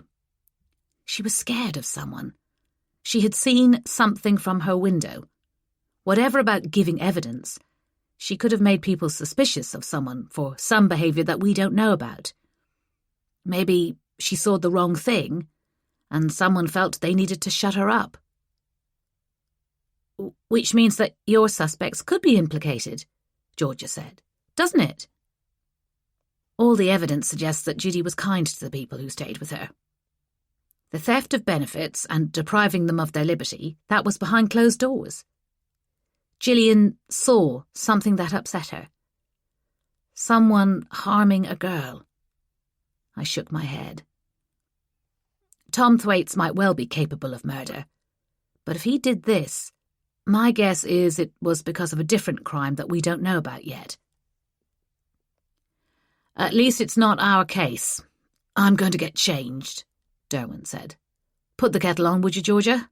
I could do with a brew to keep me awake. The local CID will probably take a while to get to us. Derwent was wrong about that. Half an hour later, thankfully after he had showered and changed, he was shut in the sitting room with one detective, and I was in the kitchen with another.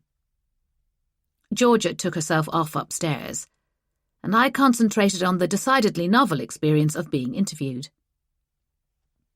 DC Jones was in her 50s and said, "Okay," at the start of every sentence, which began to grate after a while. I was tired, I found, and I had to focus on giving her the information she would need. No, I wasn't usually resident in Jellicoe Close. No, it wasn't my dog that had disappeared, but the one I was looking after. No, I had not known Mrs. Holding was missing. No, I had not known she was in the lake. No, it wasn't usual for me to be in the woods late at night. No, I hadn't seen anyone else there, until first my boyfriend came to find me, and then my neighbour. No, my boyfriend couldn't have been in the woods before he found me. I had seen him running down the hill. No, I didn't know about Stephen Bollivant. No, I hadn't seen where he had been before he joined us. No, I didn't know him well. No, I didn't have any reason to think he would wish me or anyone else harm. No, I hadn't gone into the water myself. No, I didn't really know why I had stopped the others from walking on the footprints I'd noticed. I watched too much television, I think. Good thing for us. DC Jones smiled comfortably. Okay. After the detectives had gone, I went into the sitting room, where Derwent was leaning back on the sofa, the heels of his hands pressed against his eye sockets, every line of his body speaking of exhaustion. They had a go at suggesting we might have done it. Awkward, I said, picking up a cushion to hold as I sat down with one leg tucked under me. I presume their boss will head off that line of inquiry.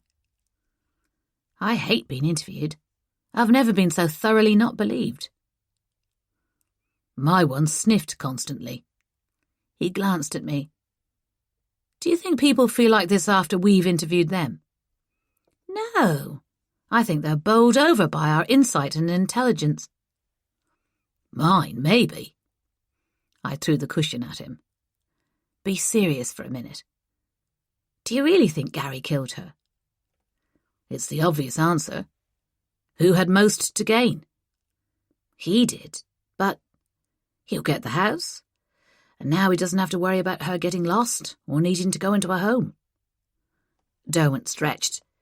If it wasn't him, he's got to be pleased about it. I keep thinking about the man who followed me the night she went missing, the one I tried to catch. I think we can assume he was the one who was in the garden the other night. I said it levelly. I wasn't prepared to let embarrassment stop me from bringing it up. Did you mention him to the cops? I nodded. You? Yeah. Derwent looked away. I'm sorry I left you on your own. Was that an apology? Seriously? I blinked. I don't even know where to start. Don't push it. A warning glower. I needed to talk to Melissa.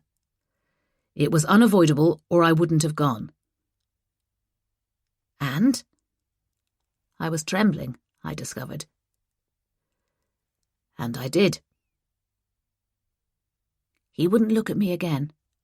He had almost kissed me, and then he had gone to seek forgiveness from his girlfriend. And on his return, he had made it very clear that we were friends. The other night had been an aberration, a moment of madness. It was what I'd been telling myself, but I felt unaccountably disappointed that he'd reached the same conclusion. He was focused on something else. I don't think you should go out on your own from now on. Not even during the day. Not until they find out who killed Gillian Holding. If it is the creep who was hanging around here, he's got some experience now. And I don't like the idea that he's focused on you. That doesn't rule Gary out, it seems to me. I thought that too. I shivered. It's late. We should go to sleep. There was a creak from upstairs, and he looked up at the ceiling. Is Georgia in my room? No, I was sleeping in your bed. It was an unfortunate choice of words, but I didn't realise that until I'd already said it. I wished I still had the cushion to hide behind. Well, for once, he seemed to be lost for words. Doesn't make much difference, does it? I'm still on the sofa. If you don't mind. I'll cope. He yawned. I'll get rid of Georgia tomorrow. There's no reason for her to stay. Only as a chaperone. I hoped that his mind-reading equipment was switched off for the night. It was a good idea to send her here, though. I can't take the credit. Una organised it. After you rang her, I hesitated. Did Liv call you? What did she say to you? He pulled a face. Nothing I can repeat. I deserved it. Josh, We'll talk. He looked up at the ceiling again, and I remembered how very poor the soundproofing was between the sitting room and the large bedroom. But not now. What it reminded him of was the first time he'd had sex. Not because it was exciting, although it was, and not because he couldn't believe people didn't see what he had done on his face, although he couldn't. He felt changed, completely. A new man. It seemed incredible that no one else noticed the difference in him, as if the sky had turned black and no one cared. He hadn't got a thrill out of killing the old woman in a sexual way. That would have been disgusting. But there was something very special about having that kind of power over another human being. He was the one who had decided she should die, and he had made it happen. He had coaxed her out of her house and followed her down the path into the woods. He had shadowed her as she moved under the trees, nudging her in the direction he needed her to go. And when she had turned with those huge, watery eyes and asked him what he wanted, he had smiled. Just to take you for a little walk. I don't like you. I know. Of course it had been risky to take her into the woods rather than dealing with her in the house, where there was no possibility of anyone seeing them. But he wanted her in the open where forensic evidence would be limited. They had taken a little-used path that was choked with brambles and thick with nettles, and he had stayed in the overgrown, less popular part of the woods, where the trees grew so close together you had to be on top of someone before you knew they were there, until he was ready to walk her into the lake. It had been a last-minute decision to knock her down and push her face into the water instead of trusting that the lake would do his work for him, but he was glad he had done it.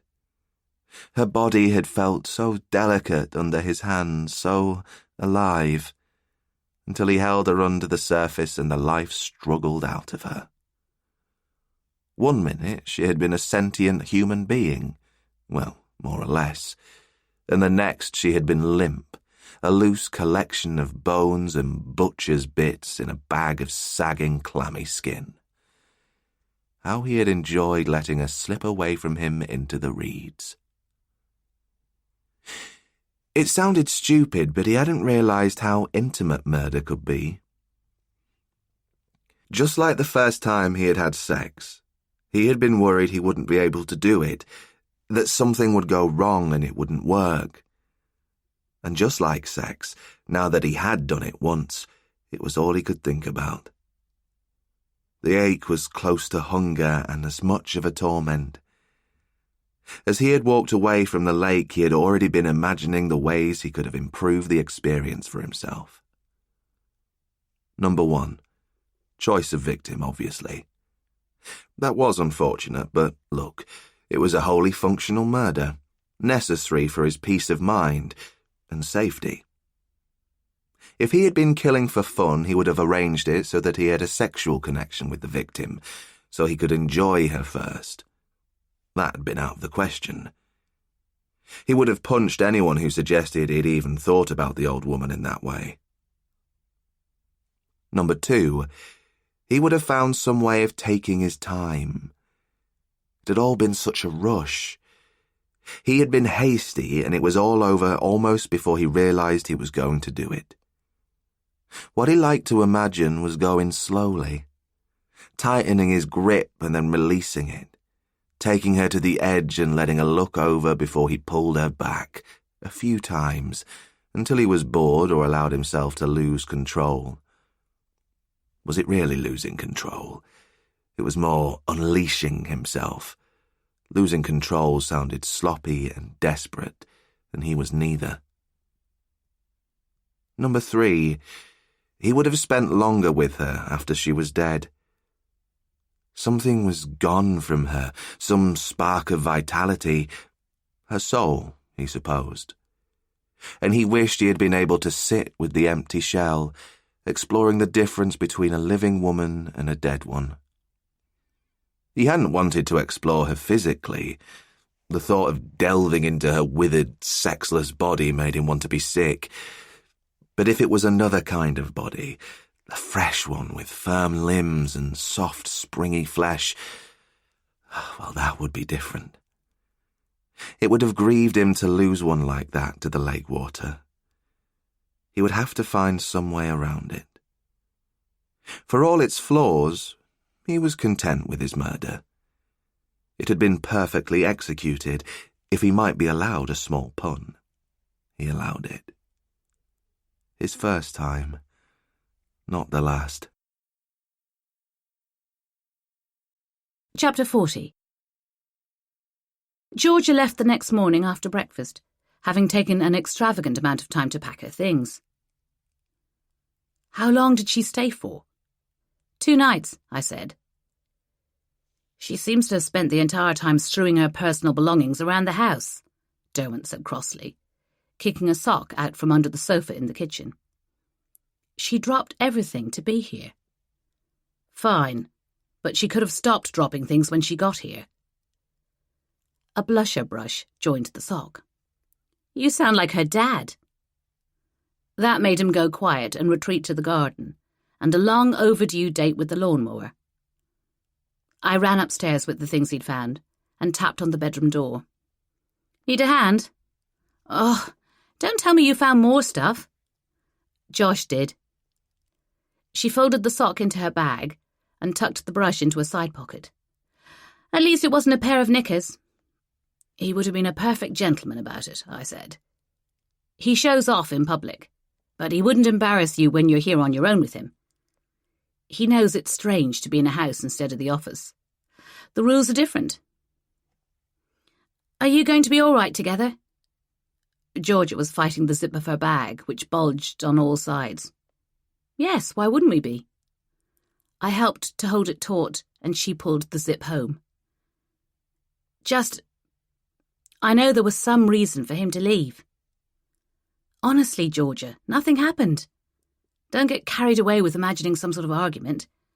He has responsibilities elsewhere. He did warn me that he might have to go at short notice, and he went. When he came back, he wanted to talk to you without me being there. Did he say that? I asked, a little too quickly. She gave a one-shouldered shrug. I worked it out. Yes, but your speciality is 2 + 2 = 5 million. I'm not always wrong. On this occasion, you're mistaken. I picked up an overflowing carrier bag. How on earth do you have so much stuff? I swear you didn't have this much when you got here. She bit her lip. I've no idea. It's like it just expanded. At long last, George's car was fully loaded, in that not another thing was going to fit in it. Georgia shoved her jacket on top of the pile and quickly slammed the boot shut as everything tipped forward to rest against the back windscreen. A muscle tightened in Derwent's jaw when he saw it, and I grinned at him. I knew an untidy car was one of his triggers. At least it's all in there. It had better be. If she's left anything behind, it's going in the bin. Oblivious, Georgia turned around, dusting off her hands. It's been so much fun. I'll see you when you're back in London. Yes, we should go out for drinks, I said quickly, aware that Alan and Ruth were in their front garden, and Alice Knox was walking past, carrying a bunch of chrysanthemums, which she laid outside the Holdings house, where an unofficial memorial had sprung up. At least Georgia hadn't actually said in the office. I hugged her tightly. Thanks for coming. I'm sorry it was a bit more exciting than I'd imagined. I'm glad I was here for you. Stay safe. See you, Georgia. Derwent sketched an unenthusiastic wave. She threw her arms around his neck and kissed him on the cheek. See you soon, you big grouch. He grabbed her upper arms and walked her backwards to the car, where he reached around her and opened the driver's door. In. Engine on. Go. You'll miss me. She grinned up at him, her tongue caught between her teeth, looking adorably cute. He stepped back to let her close the door, stony-faced. You could never tell what would work on him, but Georgia never gave up. As she drove out of Jellicoe Close, a silver BMW turned in. Derwent had come back to stand beside me on the curb. What's this now? The car pulled in outside number 7, Judy's house. A woman got out and stood for a second beside the car, writing a message on her phone. Long pink nails tapping. Her mouth was plump, the lips taut and overlined, which suggested to me that she was waiting for her latest round of filler to settle. Her figure was top-heavy, her red hair tumbling down her back in a waterfall of expensive extensions. She gave me a brisk once-over, lingered on Derwent for 3 times as long, then clip-clopped briskly up the drive and let herself into the house. Tom's wife, I murmured to Derwent, who had turned to head into the house. I should think so. Worth running the plate through the box. Do you think she's here to set up the next victim? He glanced back at me, his eyes bright. It's a possibility, isn't it? An hour later, we were sitting in the kitchen. Derwent's phone between us, on a conference call with Una Burt, Chris Pettifer, and Vidya Long. That plate comes back to an address in Cheltenham, Chris said. Myra Ivanova. She's currently working as the manager of the Abbey Home. It's a private residential home for adults with intellectual disabilities. Bingo, Derwent said. Is she married to Tom Thwaites? They were married in Belarus 8 years ago. Vidya's voice was breathy, as if she was nervous. All properly registered in this country, but they don't live together, and it looks as if they never have. And she doesn't use his surname, so we didn't identify her until now. She lives on site in the nursing home. It sounds grand, but it's tiny. It's literally a house. They have a small staff and no more than 5 residents at any time. She's the one who started the nursing home, incidentally, 2 years ago. And get this, she was the assistant manager at Davy Bidwell's previous long-term residence. She and Davy got on like a house on fire. When he left the previous place, he went to Abbey Home. Strange that she didn't mention it when the cops went looking to see who gave him the idea to move out. Derwent was sounding grim. So, she's running a proper business looking after vulnerable people, presumably at vast expense, since it's private, and using it as a way to find new targets.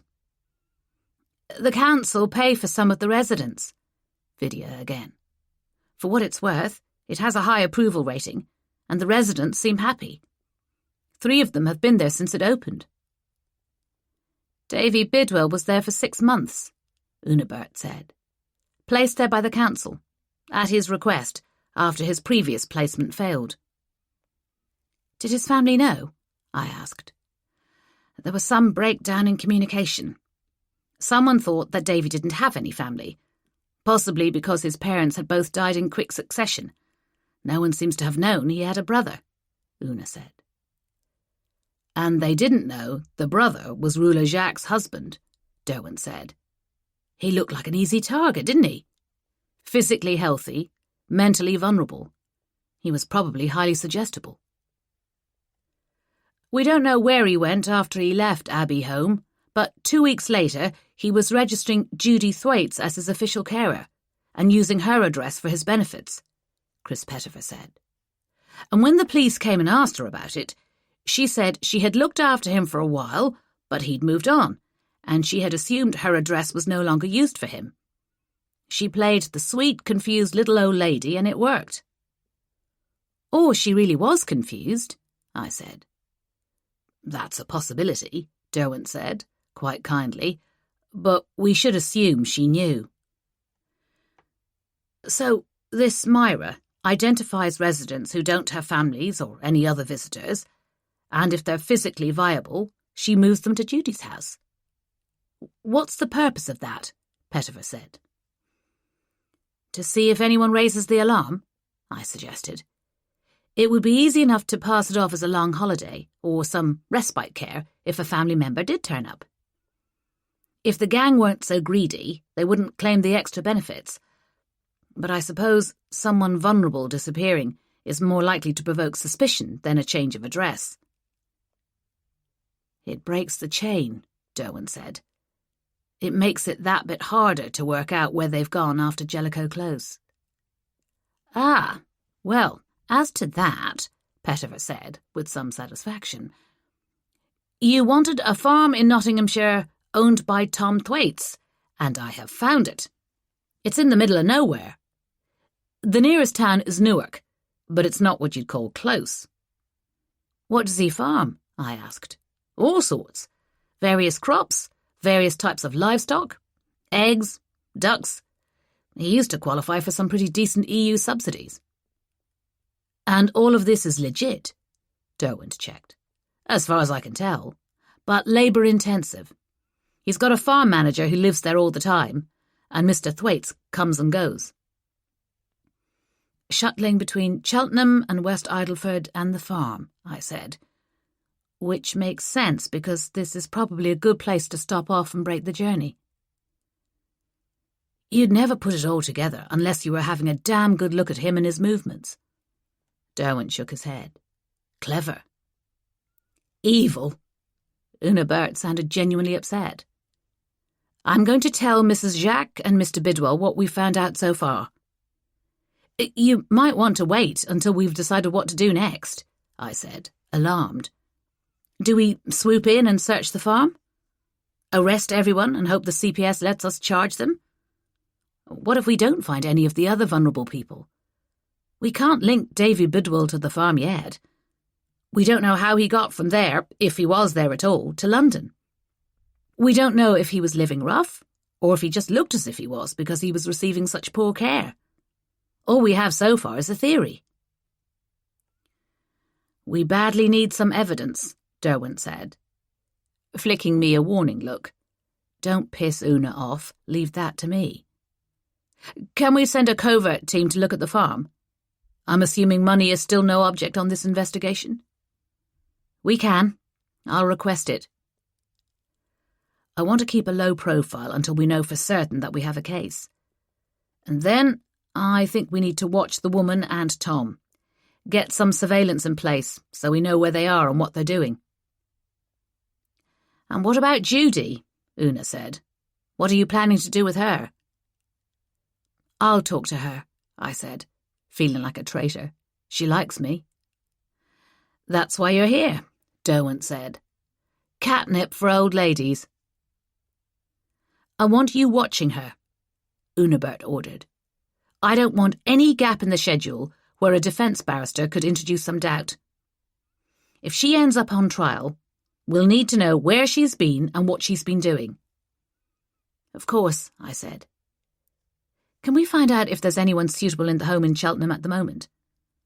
Talk to the social workers in charge of placements there, maybe? Myra turning up here makes me think they're planning a new run at this. As far as they're concerned, Davy Bidwell is done and dusted. And that might be making them more confident about trying it again, not less, Derwent pointed out. Tom Thwaites is an arrogant man. He's greedy, and he's not the type to play it safe when there's money to be made. That's how we'll get them in the end. Una managed to sound completely confident, which I quite admired. She would need all of her bravado when she explained to Ruler Jacques that the sum total of our achievements so far was one mysterious death, a few weeks of dog walking, a big draw in a minor football match, and the possible destruction of what had been a pretty decent and effective working relationship.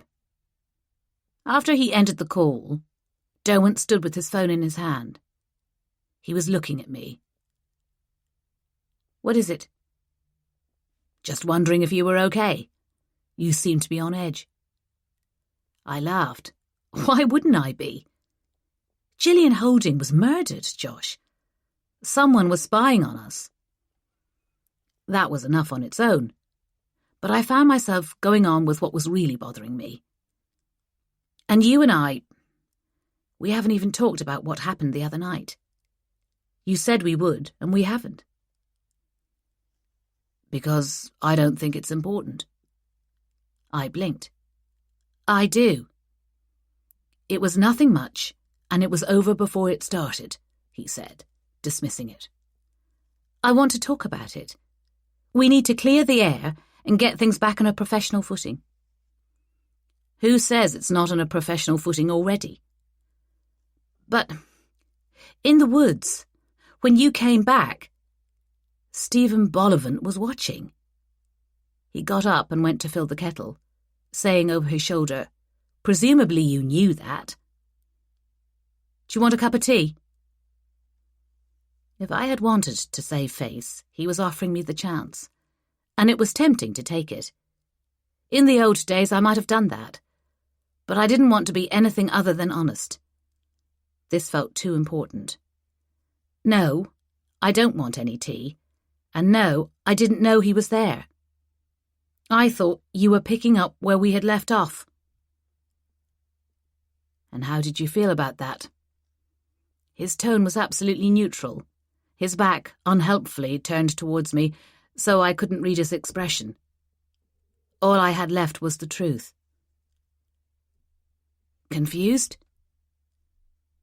His shoulders dropped a millimetre or two before he turned to face me. His face was rueful, which was unusual.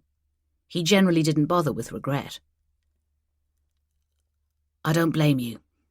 It was confusing, and that's my fault. I'm sorry. I think that's the first time you've ever sounded sincere when you apologised to me. Well, it's the first time I've ever really needed to apologise. That was debatable, but he was going on. I had no right to do what I did the other night. I'm your boss, and I shouldn't have done it. That was what I was thinking while you were gone. He winced. And worse, I imagine. I was angry that you left without telling me you were going, I said levelly, but I wasn't angry about what happened here. He shook his head. You should have been. It wasn't appropriate. You were trying to help me. That was part of it. What was the rest? I couldn't help asking, and he grinned. Sheer self-indulgence. As I said, I'm sorry. I could have said no. I didn't really give you the chance to think about it. In fact, I told you not to think about it. Yeah, but you tell me lots of things that I ignore. I folded my arms, nerving myself to go on. Look, Josh, I thought about it a lot while you were away. I thought about how you made me feel and what that meant. And I decided, when you came back, I'd tell you that it was a one-off, late-night mistake that we should both forget about. And then, when I saw you in the woods, I forgot all of that. He was leaning against the cupboards, his legs crossed at the ankle, outwardly relaxed, but his hands were gripping the edge of the countertop so hard that his knuckles flared white. Maeve, I know, okay? I know it would be a disaster. It would be the best thing that ever happened to you, Derwent said icily, with a flash of arrogance that was more of a reflex than anything else. He paused for a moment, then went on. But you're right. It would have consequences that go far beyond the two of us. I take full responsibility. You weren't the one who wanted it to happen again, I said softly. I wouldn't say that. His eyes were steady on mine. Help. It wasn't fair. He wasn't being fair. I think we both know that if we hadn't been interrupted, we don't know what would have happened, and we never will. I think we'd have come to our senses before too long. He raised his eyebrows. Really? I felt myself blushing. I had to shut this down, and quickly, or we would have to stop working together. If we couldn't manage to behave in a professional way behind closed doors, we would be finished as colleagues. You proved my point when you called a halt in the woods. I should thank you for backing off the way you did. I still need to apologize for what I did before. You know me. I try, but I don't always do the right thing. You've almost always done what was right for me. I tried to smile. It's okay, Josh. It's not a disciplinary matter. We're both grown-ups. It was a moment, that's all, and it passed. All in all, you handled it better than I did. Yeah, well, it's not just about that. He shoved his hands in his pockets, uneasy now. I left you here on your own so I could go and talk to Melissa. You were in danger. I made a serious error of judgment, and you could have paid the price. If something had happened to you in the woods last night... I held up a hand. You don't need to say any more. There was something I had to ask him, though. Did you tell Melissa what happened between us? He looked horrified. No. I needed to talk to her about something else. Nothing to do with you. She doesn't need to know, does she? I don't think so. The only thing that comforted me was that no one else could ever find out. Except Liv, who you told. Oh dear, did she give you a bollocking? A monumental one. He smiled with that disarming sweetness I saw so rarely. But she said there was no way we were going to get out of this without something like that happening. I didn't see it coming. No, you didn't. I'm used to being in your blind spot. Before I could think of something to say, he went to the table and opened his laptop. End of discussion, clearly. Una should keep us in the loop on the holding investigation. If they find out anything dodgy about any of the neighbours, I want to know about it. And I don't want you wandering around on your own until they've made an arrest. No early morning dog walks or late night jaunts to the shop. We go out together, or you go out in the car. House arrest, I said bitterly. Yeah, but it's better than being dead. He frowned. It's strange when it's someone who lives down the road from you, isn't it? I don't get spooked easily when I turn up at a crime scene, but this murder has me properly paranoid. I'm glad you're back, I said, and not just for my safety, but for Pippin. He missed you. You miss me too. I did, I admitted, but I'm not entirely sure why. Chapter 41.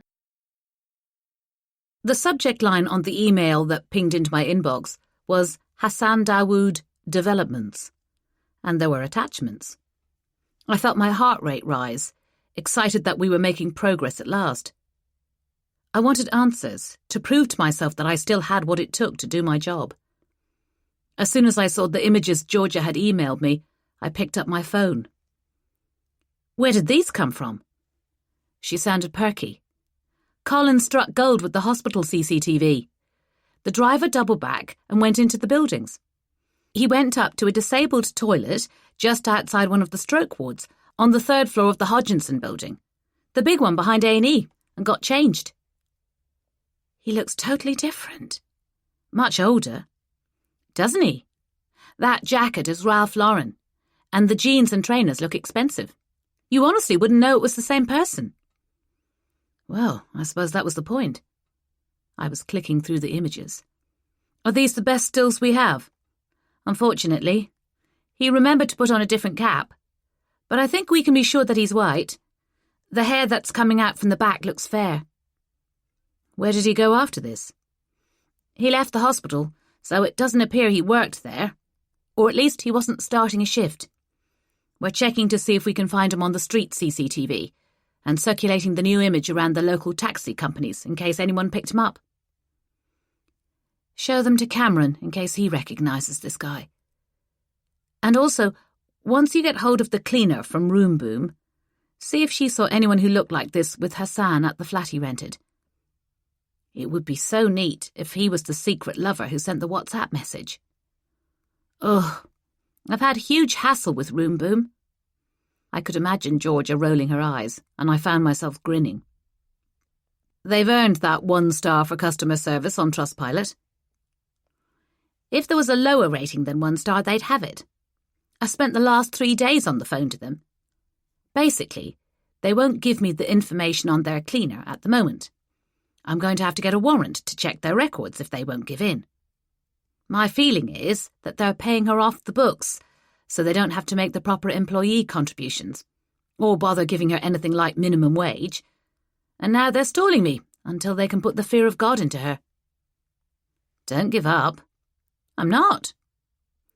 When you get the cleaner, make it clear to her that we're not interested in her immigration status, just in case that's an issue. Try to get her to trust you before you show her the picture. Room Boom might tell her not to say anything, given that they sell discretion as well as rooms by the hour. But I want to tie this guy together with Hassan if I can. We need a motive for the jury, assuming we ever get that far, and a lover's quarrel would fit the bill. No problemo. Georgia shuffled papers. You okay? I hear they're treating the neighbour's death as suspicious. Una told me. Do you wish you were investigating it or not? I'm glad it's not me, I said frankly. From where I'm standing, it looks as if they're making a mess of it. They keep bringing the son in for interview. It's probably where I would start too, but I'm worried they're not looking for anyone else. He's the obvious choice. Yes and no. He could have let her fade away. She could have died of dehydration during the hot weather, and no one would have thought it was suspicious. Or she could have had an accident, A fall in the house. Much easier than taking her out to the lake. Could that have been an accident, though? She drowned, didn't she? Yes, but someone made sure of it. They found some pretty significant bruising when they did the post-mortem. The theory is that someone knelt on her body while they forced her head under the water. I presume we were supposed to think she wandered off and went for a swim, then drowned accidentally. But whoever killed her lost control and left marks on her body. Do you think she fought back? I don't know. I keep thinking about how scared she was when I met her first. She must have been terrified when you walked her down to the water. Oh, Maeve, that's tough. My throat tightened, and I ran a knuckle under my eyes to stop the tears that were welling out. I just hope it was quick, in the end. I wish I could give you a hug. At least you have Josh for that. I managed a shaky laugh. Josh is busy doing surveillance on the house across the road. He doesn't have time for a hug. We've spent the last 3 days staring at number 7, trying to be subtle about it. I heard I missed the daughter-in-law by seconds. What are the chances? I must have driven past her on my way out. She came and went. I gather from Ruth that Judy is not a fan. Well, mothers? Yeah. I sniffed, still trying to shake off the unexpected wave of emotion. Listen, Georgia, I better go. We said goodbye, and I put the phone down. Something, a noise, a disturbance of the air, made me turn around to find Derwent standing in the doorway. I put a hand to my chest to stop my heart from bursting out of it. Jesus, you scared me. I heard my name. It wasn't intended to summon you. I didn't even say it 3 times or recite the incantation. He half smiled, but his eyes were full of concern. Were you crying? Just telling Georgia about Gillian Holding's post-mortem. Oh. I had the impression that he was disappointed. Well, for the record, I'm not too busy for a hug, if you need one. I'll let you know. He looked past me, his focus shifting to what was happening outside the house. Judy, go. She was getting into her car, I saw. I jumped up and hurled myself out of the front door, jogging across the road a little bit faster than I would have preferred. It didn't look casual enough for my liking, but she had been keeping a low profile for the last 3 days, and Derwent was desperate for me to find out what I could about Myra. Hey, Judy. She was reaching to close her car door, but she stopped. Hello, love. Are you all right?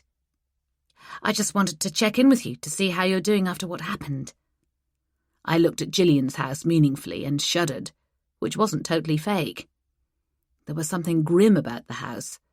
It looked more dirty and neglected than ever, and the curtains were drawn all the time.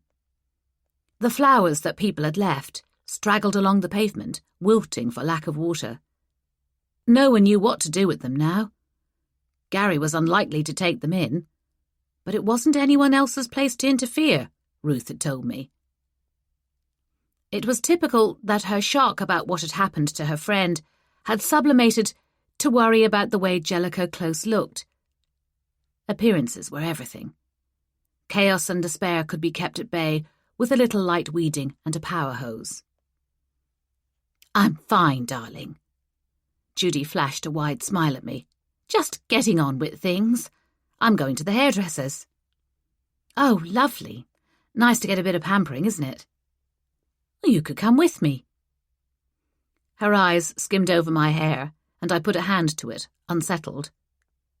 You know they have treatments these days that can do wonders for curly hair. I think it's beyond help, I said, with a little laugh. Maybe Judy wasn't all that nice after all. You know, if you need anything, Josh and I are right across the road. If you're worried about your safety or you want some company. I know. You're a good girl. She patted my hand where it was holding onto her car door. I don't mind telling you, it's given me a shock. It's not fun being alone when something like that happens. I thought you had someone staying with you. Was that your daughter? Daughter-in-law? Her mouth puckered like a drawstring bag.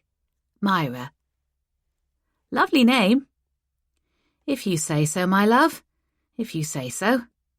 It's not her real name. She picked it herself. I think it suits her, because she's all fake, isn't she? Fake nails, fake eyelashes, fake hair. All she thinks about is how she looks. I don't know what Tom sees in her. We have nothing in common, unfortunately. She's a superficial little madam. Judy was wearing a highly coordinated navy and white outfit with scarlet nails and lipstick. I thought Tom had been drawn to someone who was as high maintenance as his mother, and the problem with Myra was probably that she was too similar to Judy rather than too different. It's a shame when it's hard to get on with people like that, isn't it? I gave her the head tilt of sympathy. My brother's wife is like that, but we're stuck with her. He likes her, and that's what matters. Well, if he'd asked me before they got married, I'd have told him to run a mile. Judy's usual sunniness had gone behind a very dark cloud at the thought of Myra. At least she came to see you, I offered. She comes to see me when she wants something, not otherwise. Oh, Judy, that's sad. It's life, darling. What did she want? Not money, surely. My aunt's daughter-in-law borrowed thousands from her to get a business up and running, I confided. But then it turned out there was no business. It broke her heart. No, nothing like that. She wants me to put someone up for a few nights. Judy was looking out through the windscreen, thinking about it. Her face had fallen into wrinkles that I'd never seen before. I think I'll do it this once. As a favour. And I don't mind having company with what happened to Gillian. But next time I'll say no.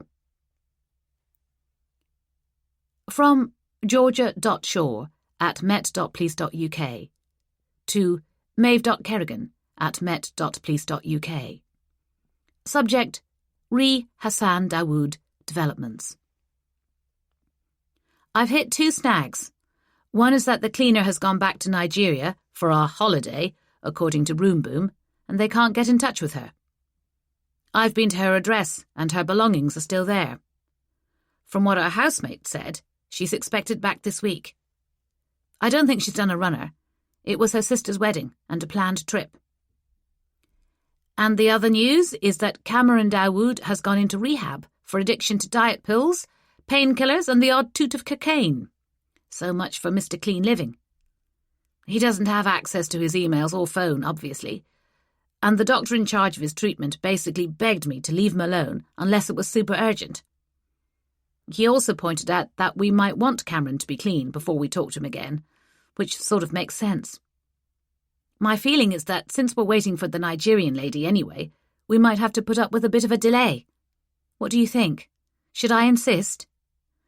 Reading between the lines, Cameron was in a bit of a mess when he landed at the clinic. Georgia. From maeve.kerrigan@met.police.uk to georgia.shaw@met.police.uk. Subject: Re Hassan Dawood Developments. That is so frustrating. I'm also very frustrated by the fact that Josh is being unspeakably smug about Cameron and his drug taking. How did he know? Also, how did we miss it? I'm going to say we should sit on the pictures until you can get hold of the cleaner and Cameron. I know the temptation is to share it far and wide, but we don't want to tip him off that we're on his trail. This man looks like the sort of person who has considerable resources, at least in the second set of images. And I don't want him to decide to make a run to a country that doesn't like extraditing criminals to the UK.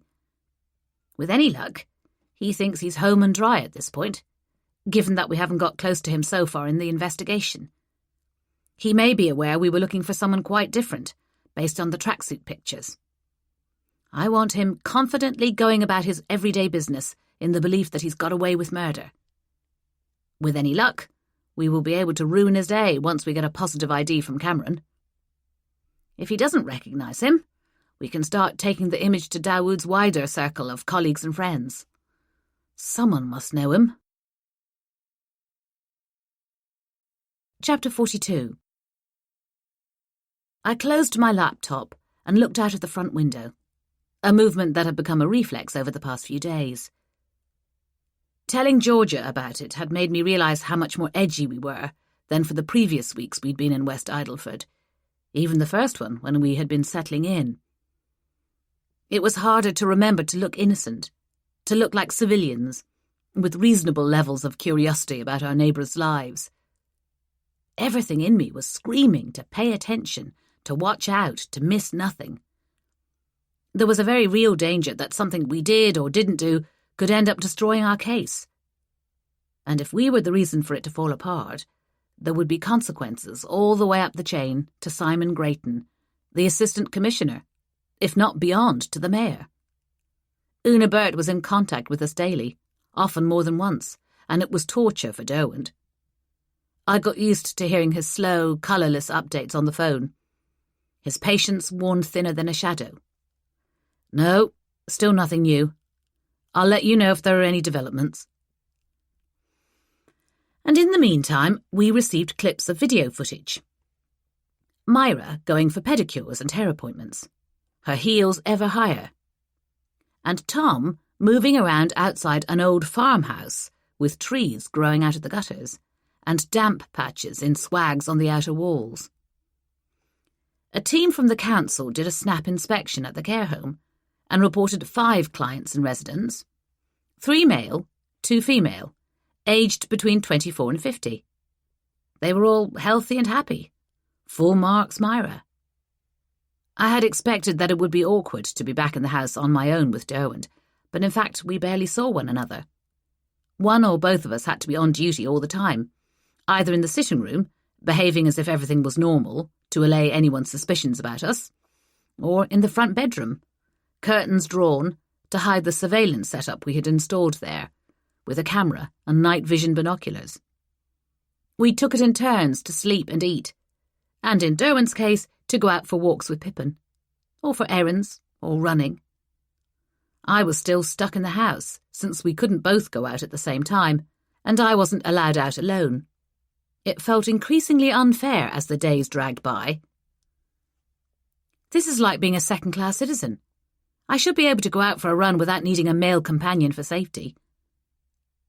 Derwent was watching Judy's house through the viewfinder of the camera, one eye closed. He didn't even look around. I know. It's not fair. You're still not going. It's broad daylight. Gillian Holding was taken from her home in daylight, they think, while Gary was having a nap in the sitting room. It was audacious and high risk. Her killer took her through the woods at a time of day when it might have been busy with dog walkers and runners. He was lucky as hell that no one was around to see him walking her down there, and even more lucky that no one saw him drown her. There was rain that afternoon, which probably made people change their plans to go out, and he took advantage of it.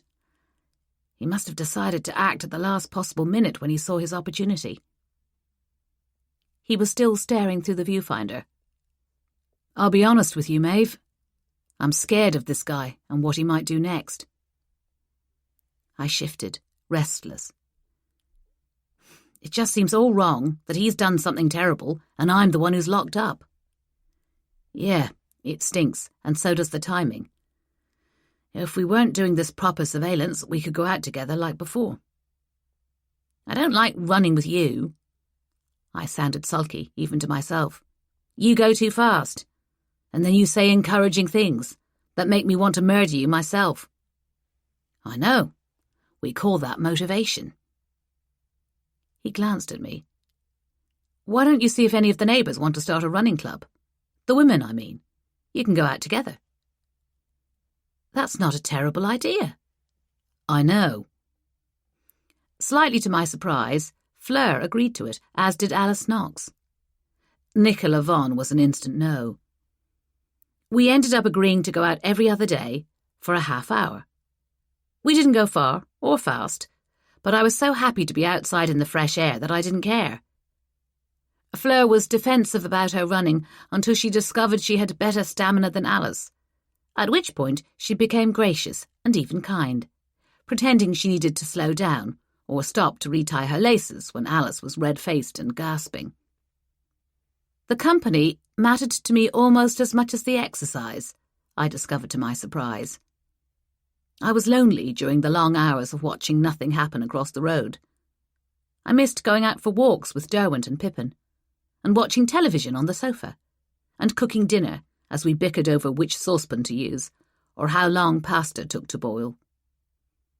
The fun had gone out of our domestic arrangements. It was all grim practicality now. It was, in short, work, which was what it had always been. It just hadn't felt like that to me. 8 days after we found Gillian Holding's body, 8 endless days, the surveillance team at the farm sent us footage that was grainy and shot from slightly too far away to be detailed. What it showed, however, was clear. The farm manager, a bull of a man named Nevis Anderson, with his dog, pinning 3 men up against the wall of a derelict building in the remotest part of the farm. The dog jumped, and the men flinched, terrified. Their hands were over their faces. They all looked thin, and one of them had a bad limp. The last thing that happened before the men disappeared inside the building was that Anderson punched one of them in the face, so hard that he would have fallen if the bigger man hadn't been holding him steady. "Those poor bastards," Derwent said, unblinking, as he watched the footage again and again. "It's raining. It must be cold, and he's wearing a nice warm jacket. They're in T-shirts." Davy Bidwell all over again. "Not this time if we have anything to do with it." He rang Una Burt. "They'll have to make a move on the farm. Nothing is happening here. We can't wait any longer." "I was going to say the same to you." Una's voice was always penetrating, but it was even harsher on speaker, and Derwent winced at it. "It's a safety issue, isn't it? Officially, there's no one living full-time on the farm, but they clearly are. No one knows about them. The local police have heard rumours about the place over the years, but they haven't had anything concrete to go on. Thwaites is regarded as intimidating locally, and no one wants to get in his way. This is the first real evidence anyone has seen that they're abusing people there." "Slave labour," Derwent said, "in this day and age, working them to death." "Doesn't bear thinking about." She sounded more cheerful. "Glad to have your buy-in on this. Hopefully we'll find paperwork at the farm. Our victims might be able to help as witnesses. This isn't over." After he ended the call, though, Derwent and I sat in silence. The action was going to happen elsewhere. What we had been doing was a dead end as far as the investigation went. It wasn't uncommon for weeks of work to end up with nothing to show for it, but I felt we deserved more this time. The raid on the farm was scheduled for dawn 2 days later, the earliest possible moment that the specialist officers with expertise in human trafficking and modern slavery could be available for it. Derwent had an invitation to go, but when I asked him when he was leaving, he looked offended. "I'm not." "Don't you want to be there?" He shook his head.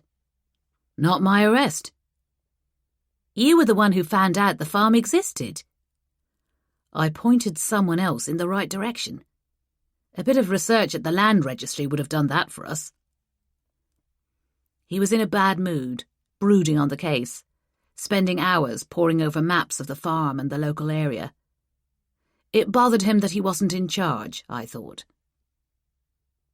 We were both in the kitchen when I heard the car, around 6:30 that evening. It was Derwent's turn to monitor Judy's house, but I would seize any excuse to stop cooking. I put my knife down in the ruins of the pepper I'd been chopping up. "I'll go." It was raining. Not heavily, but the miserable drizzle of a wet, cool summer day. The street was slick and there was no one around, except for the men getting out of the Ford Focus parked at Judy's front door. It wasn't Tom Thwaites' usual car, although he was the driver, and it wasn't his usual kind of companion. The other man was young. His posture stooped, although he moved with a rangy kind of energy. He had a shock of fair hair sticking out from under the hood of an anorak, but I couldn't see his face in any detail, thanks to the shadow of the hood. Tom went to the boot of the car and took out a bulging holdall. He slung it over his shoulder with an effort.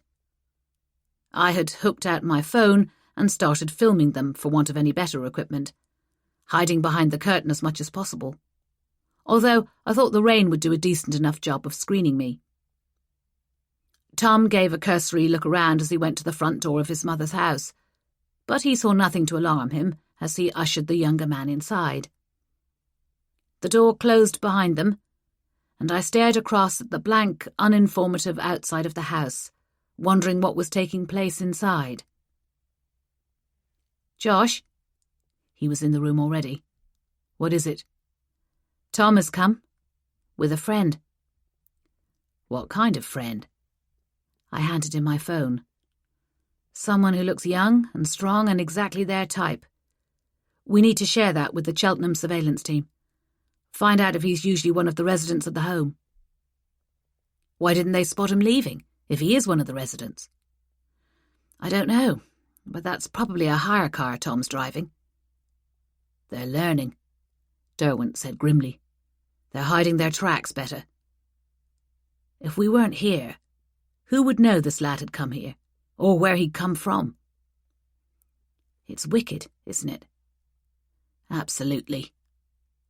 He was watching the short clip I'd recorded, on repeat, up there with murder. "It was murder in Davy's case," I said. "Just a long, slow death." "We don't know what's going on in there." He frowned across at the house. "Best to play it safe."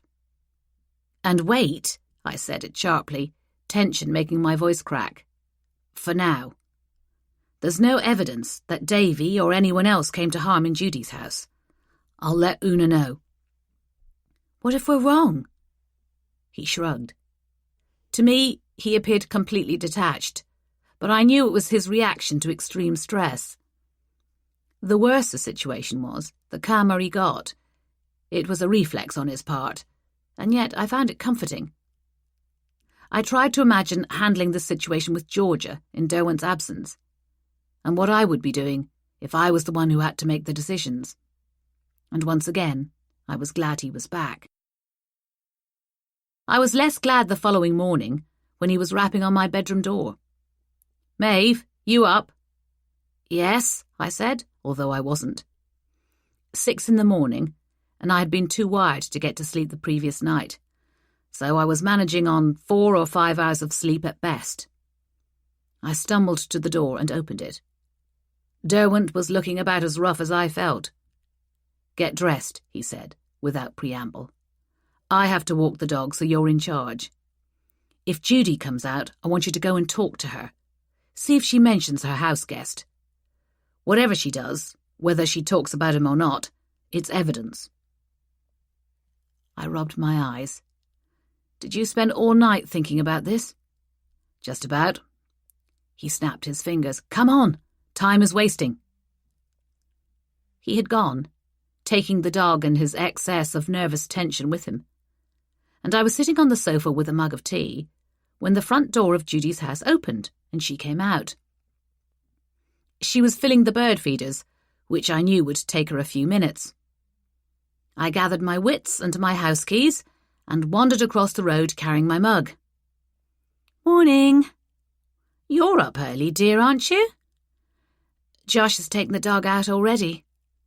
I stifled a yawn, which wasn't actually feigned. "I didn't sleep well last night." "I never sleep well." She was still bright-eyed, though, her makeup on and her hair neatly curled. "I'm used to it now. I take advantage of the extra time. Read my library books, clear out cupboards. No one to disturb most of the time." Unless you have a house guest. I sipped my tea, looking at the bird feeders dreamily. Then I have to remember to behave myself, you're right. She gave a little chuckle. No constraint, no worry, no hint of guilt. Tom's here, but he won't be up for ages. I saw him arrive last night. I shrugged. I suppose I'm jumpy at the moment. I heard the car and looked out. We're all jumpy. She looked up at Gillian Holding's house and shivered. Hard to believe she's gone. You know, they think it's murder. Well, the police don't always know what they're looking at, do they? They'll say murder, but it will turn out to be an accident. I smiled. It doesn't sound as if you're much of a fan of the police, Judy.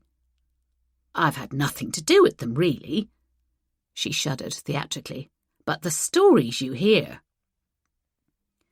Nothing to do with them apart from the interviews about Davy Bidwell, I thought. You can't have forgotten Davy. And just like that, I felt my own guilt melt away. Judy was nice to me, but that didn't mean she was a good person. If she knew what was happening to the young men who passed through her house, she needed to be locked up. And if she hadn't known, she would have been outraged and traumatized by her interaction with the police. Pretending she'd never had anything to do with them was a lie delivered so fluently that I almost believed it in spite of knowing the truth. Judy lied, and I needed to bear that in mind. I looked around casually. That's not Tom's car, is it? It's in for a service. Courtesy car. She gave another wheezy laugh. He's spitting feathers about it. Not up to his standards. He's here with a friend. Oh, I'd better go back in and make them some breakfast. What a good hostess. They should be looking after you, not the other way round. Well, I don't mind. Doesn't take long to fry some bacon and eggs. But I'd better get on with it.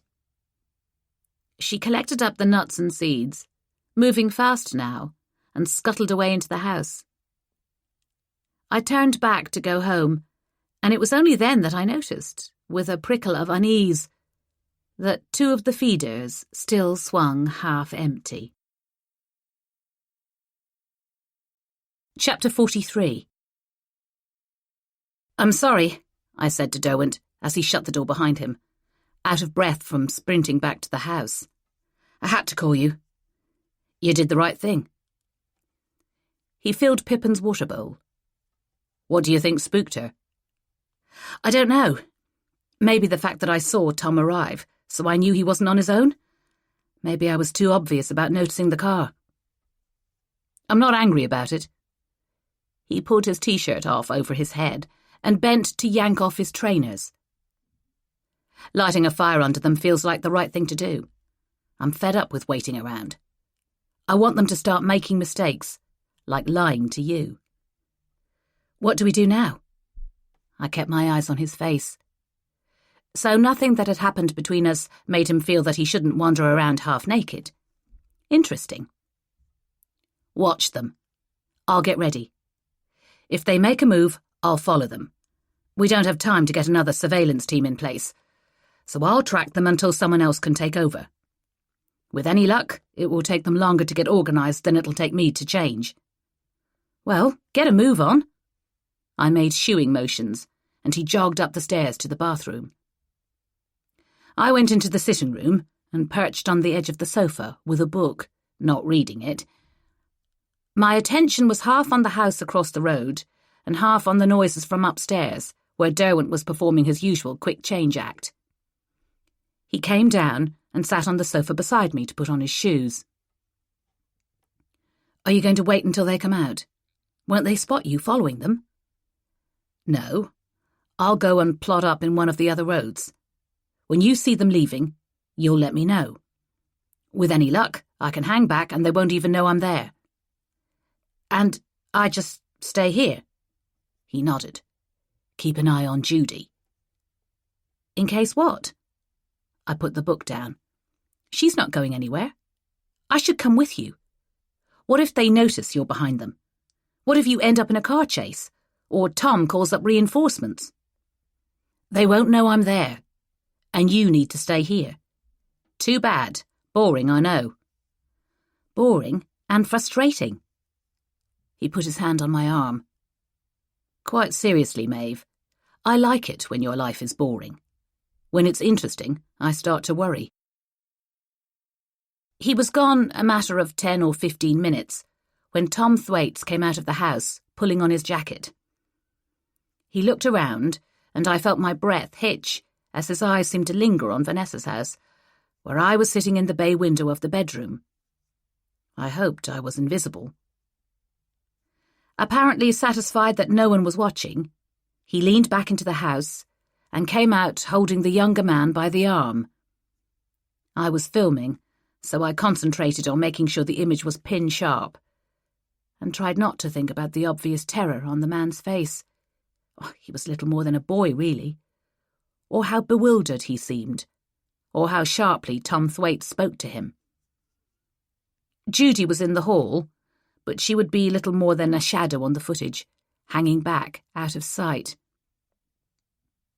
Tom only needed one hand to control the other man, shoving him against the car with enough violence that the young man cried out. Tom opened the car door and shoveled him into the passenger seat, leaning in to put the seatbelt across him. I saw 2 short, vicious movements from his arm that suggested he was punching the man, and I realised I was clenching my teeth so hard that my skull ached. Glancing down at my phone for a split second at a time, I sent a message to Derwent. "They're on the move." I got a thumbs up back. He was in position, waiting. That was comforting. That and the fact that Una Burt had backup, speeding towards us to take care of the surveillance. And that the plans for the farm were far enough advanced that they could swoop in as soon as Thwaites was arrested and rescue the men we'd seen on the footage. But at the moment, no one was under arrest, and the man in front of me was in helpless, awful misery, and there was nothing I could do but watch. Tom got into the driver's seat with a nod to his mother, whose response was to shut the front door. No big farewell here. He reversed out of the drive and drove cautiously down to the end of the road. I craned to see, and was rewarded with a flash of sunlight on the back windscreen as the car turned left. I rang Derwent. "They've gone left." "I've got them. They've just passed the end of this road." I could hear the engine noises as Derwent followed them. "Perfect. 2 cars between me and them. My best guess is they're heading for the motorway." "Don't get too close." "I have done this before." He sounded relaxed and almost excited, the hunter at work and natural at it. "I'll be in touch if I lose them or when I hand them over. One or the other." He ended the call, and I sat in the empty house, listening to the creaks and rattles that I didn't usually hear. Pippin was fast asleep in the kitchen, exhausted by his run that morning. It felt strange to be on my own. What if Gillian Holding's killer saw Derwent outside and took advantage of his unexpected absence? Paranoia, I scolded myself, even as I checked over my shoulder, my eyes wide, my heart in my throat.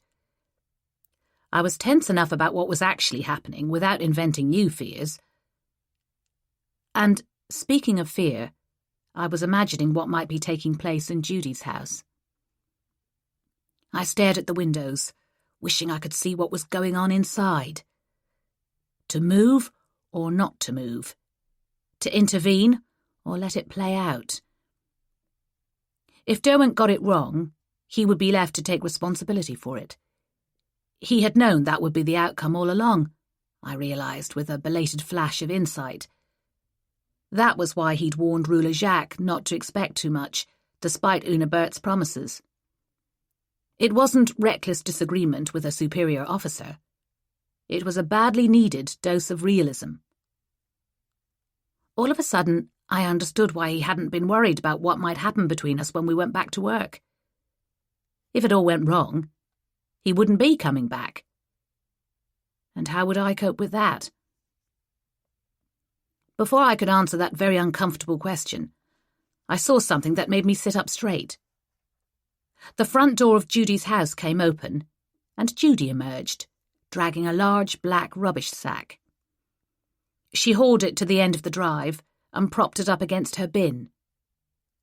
Too heavy for her to lift, I guessed, and I wondered what was in it. She looked into the bag, then double-knotted it firmly. She walked back into the house, her head high, not a care in the world. Tomorrow was bin day. Whatever was in there, it would be gone in the morning. And meanwhile, her son's car was speeding across England, heading north, while the machinery of the legal system was turning to close a trap around him, and her, and anyone else involved in their conspiracy. The surveillance teams took over from Derwent about 50 miles from Newark, and he rang me. The plan is for them to shadow him to the farm. We'll wait until then to send the team into the farm itself. We? I repeated. Are you going up there? I thought I would. Is that all right? Of course. Great. He had stopped at services to fill up the car, and the roar of the motorway almost drowned out his words. They're going to coordinate the raid on the farm and the nursing home. I've asked for a team to pick up Judy at the same time. I don't think she's much of a flight risk. You never know, Derwent said darkly. Plan for the worst, hope for the best. You missed your calling as a football manager, I said. All of these helpful little aphorisms. At the end of the day, it's a game of two halves. I could hear from his voice that he was grinning. See you in a while. Stay out of trouble. I don't have much choice. Time seemed to drag even more, knowing that other officers were out there, preparing to make arrests. All I could do was wait, my thoughts skittering from Judy Thwaites to the Dawood case, from Gillian Holding to Nicola Vaughan, from Josh Derwent to what I wanted out of life, and back again. I had expected to get a courtesy call from someone to tell me what was happening, even if Derwent was fully occupied with running the operation at the farm. But in fact, I was almost as surprised as anyone else to see a police car turning into the street late that afternoon. I left my post and hurried down the stairs. Across the road, 2 uniformed officers were making their way up Judy's drive. Not hurrying. One stocky and male, one slight and female. I let them go, knowing that they would be more than capable of making the arrest without my input. Inevitably, there seemed to be lots of people about. Alan was gardening with Ruth's assistance, and both of them turned to watch when the police rang the doorbell. They looked worried, to give them their due, and I supposed it was more likely that the police would have bad news to deliver than that they were there to arrest an elderly lady. Stephen Bollivant had just returned in his little van, and he stayed in the driver's seat, staring out at what was going on. Gary Holding walked past with his head down, and maybe it was that he'd had enough of the police lately, or maybe it was that he was too sunk in misery to notice them, but he seemed oblivious.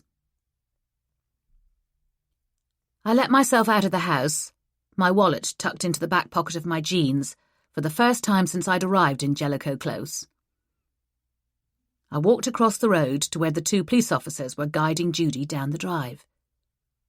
She was trembling, barely able to walk, and the contrast to the sprightly woman I'd seen earlier was painful. "Oh, Maeve." "It's all right," the male PC said to me. "We're taking this lady to the station." "Thanks," I said, and hooked out my wallet to flash my warrant card at them. They must have been briefed to expect me, but from the look of surprise on his face, he had been imagining a very different-looking detective sergeant. "Has she been cautioned?" They both nodded. "Maeve?" Judy was stock still. "You're one of them?" "I'm afraid so. Can I look in here, Judy?" I had gone to the bin bag she'd left at the gate earlier. I don't think... Why? It's only some things my son left. I suppose it's all right. I bent over the bag and untied it, peering inside with the help of the torch Fleur had at last returned. Men's clothes, and a wallet that I would have loved to look at, but I had no gloves, I discovered. The female PC came to the rescue, taking it out gingerly and flipping it open, holding it so I could see. A photo ID for a rail card was the first thing in the wallet, and I spotted the fair hair of the man I'd seen with Tom Thwaites. Lawrence Dixon, I said. Does that ring a bell, Judy? Your house guest from this morning, isn't it? I don't know. Don't you think he might need his wallet? I didn't know what was in the bag, she began. And I thought of how I'd watched her inspect the contents before she knotted it up, and how that was on video, and how she was lying to me all over again. We can talk at the station, I said, and smiled at her to hide my true feelings. The two officers carefully inserted her into the back seat of the car. Do you want a lift? The male officer said. I can get someone to pick you up. I shook my head. I'm going to join the search team to go through the house first. I'll hang on here and catch up with you later.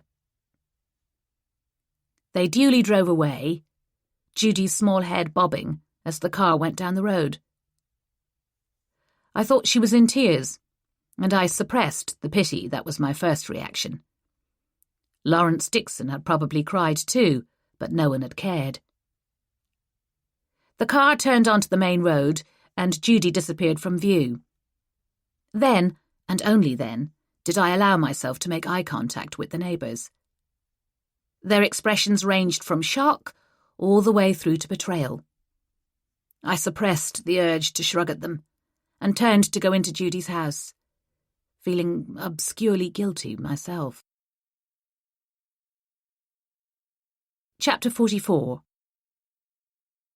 At 10 the following morning, I was sitting in an interview room in the local police station, balancing a notebook on my knee, across the table from Judy Thwaites and her lawyer. We had been in no rush to interview our suspects, even though the custody clock was running, and we only had 24 hours from their arrest until they had to be charged. Search teams had gone into the addresses we had for them, gathering evidence, collecting anything that might prove to be important in constructing the case against them. Unabert came from London to contribute little more than her presence, but for once I was pleased that she was there and that she was happy with us. She was almost giddy with relief that we had made arrests. I recognised the feeling, and if I'd had time to think about it, I might have felt the same way.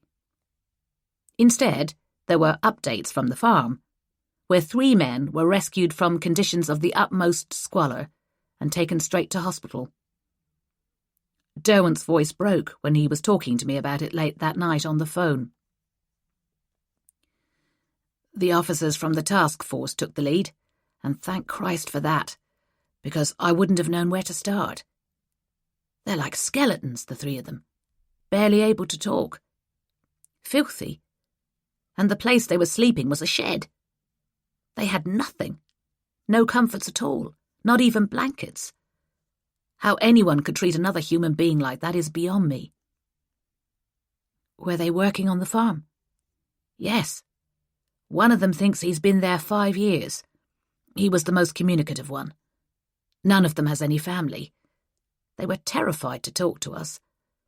They trust Tom and the farm manager. Can you believe that? Well, they've probably been told they can't trust anyone else. Exactly that. They've lived through a nightmare. Did they remember Davy? The chatty one did.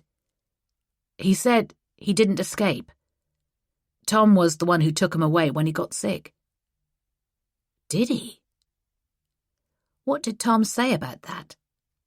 Nothing yet, but I'll get him to talk. There was a grim note to Derwent's voice that made me believe him. Now I was sitting opposite Judy herself, preparing to persuade her to tell me everything. Without her makeup, she looked far older and less glamorous, her eyes cloudy like smoked glass, her whole personality shrunken. Everyone had agreed that I should interview her, along with a sweetly pretty officer from the task force. Neither of us looked threatening. She could trust us, I tried to convey with a smile that felt forced and fake. "This is strange, you being here like this," she shivered. "Me being here, at my age. I never thought it would come to this. How's the boy who was staying with me?" "Lawrence? I think he's okay. He's a nice kid. He didn't deserve what they were planning to do to him. I tried to tell Tom that, but he wouldn't listen. He never listens to me." She looked up and held my gaze. "I know my son is going to prison for what he's done, and I'm sorry about it. I've got to tell you the truth, even if it gets him in trouble. What can I say? He fell in with the wrong crowd. It was never his idea, any of it. That harpy he married came up with the plan. Her and his friend Nevis. I want them punished. They bullied me, and they lied, and they deserve to be locked up." "Mrs. Thwaites," her solicitor said quietly, and she jumped. "Sorry, I forgot." I was trying to forget too. Specifically, the large number of people who were watching a live feed of this interview, in the building and elsewhere. I had reminded Judy that she was under caution. I was playing it by the book. "Do you understand why you're here, Judy?" She nodded. "Because of the men." "Which men?" A long sigh. "The ones my son brought to stay with me. The ones he put to work on his farm. Nevis, his friend, you know, said there was a good income in it. He said we should keep it small and no one would notice. Choose men who could work and who didn't have any family." "Why do you think it mattered that they didn't have any family?" "I thought it was because they needed looking after," Judy whispered. "But that wasn't what happened, was it?" "What happened to the men once they came to stay with you?" "Nothing. I minded them." "Did you take their money? Their passports or other ID?" "No." "But you threw away Lawrence's belongings, Judy. I found his wallet in the bin bag you took out of your house." "That was an accident," she said vaguely. I wasn't sure if he was finished with it." "When we arrested you, you told me that you didn't know what was in the bag." "No, that's right. But you did know about the wallet?" "No. You just said you weren't sure if he was finished with it." She shook her head. I don't know. You're putting me on the spot." "That's the idea." "How did your son find these men?" This was safer ground. "His wife. She runs a care home. She looks for anyone who doesn't have family or friends who would interfere. The ones who have nowhere to go and no one to help them."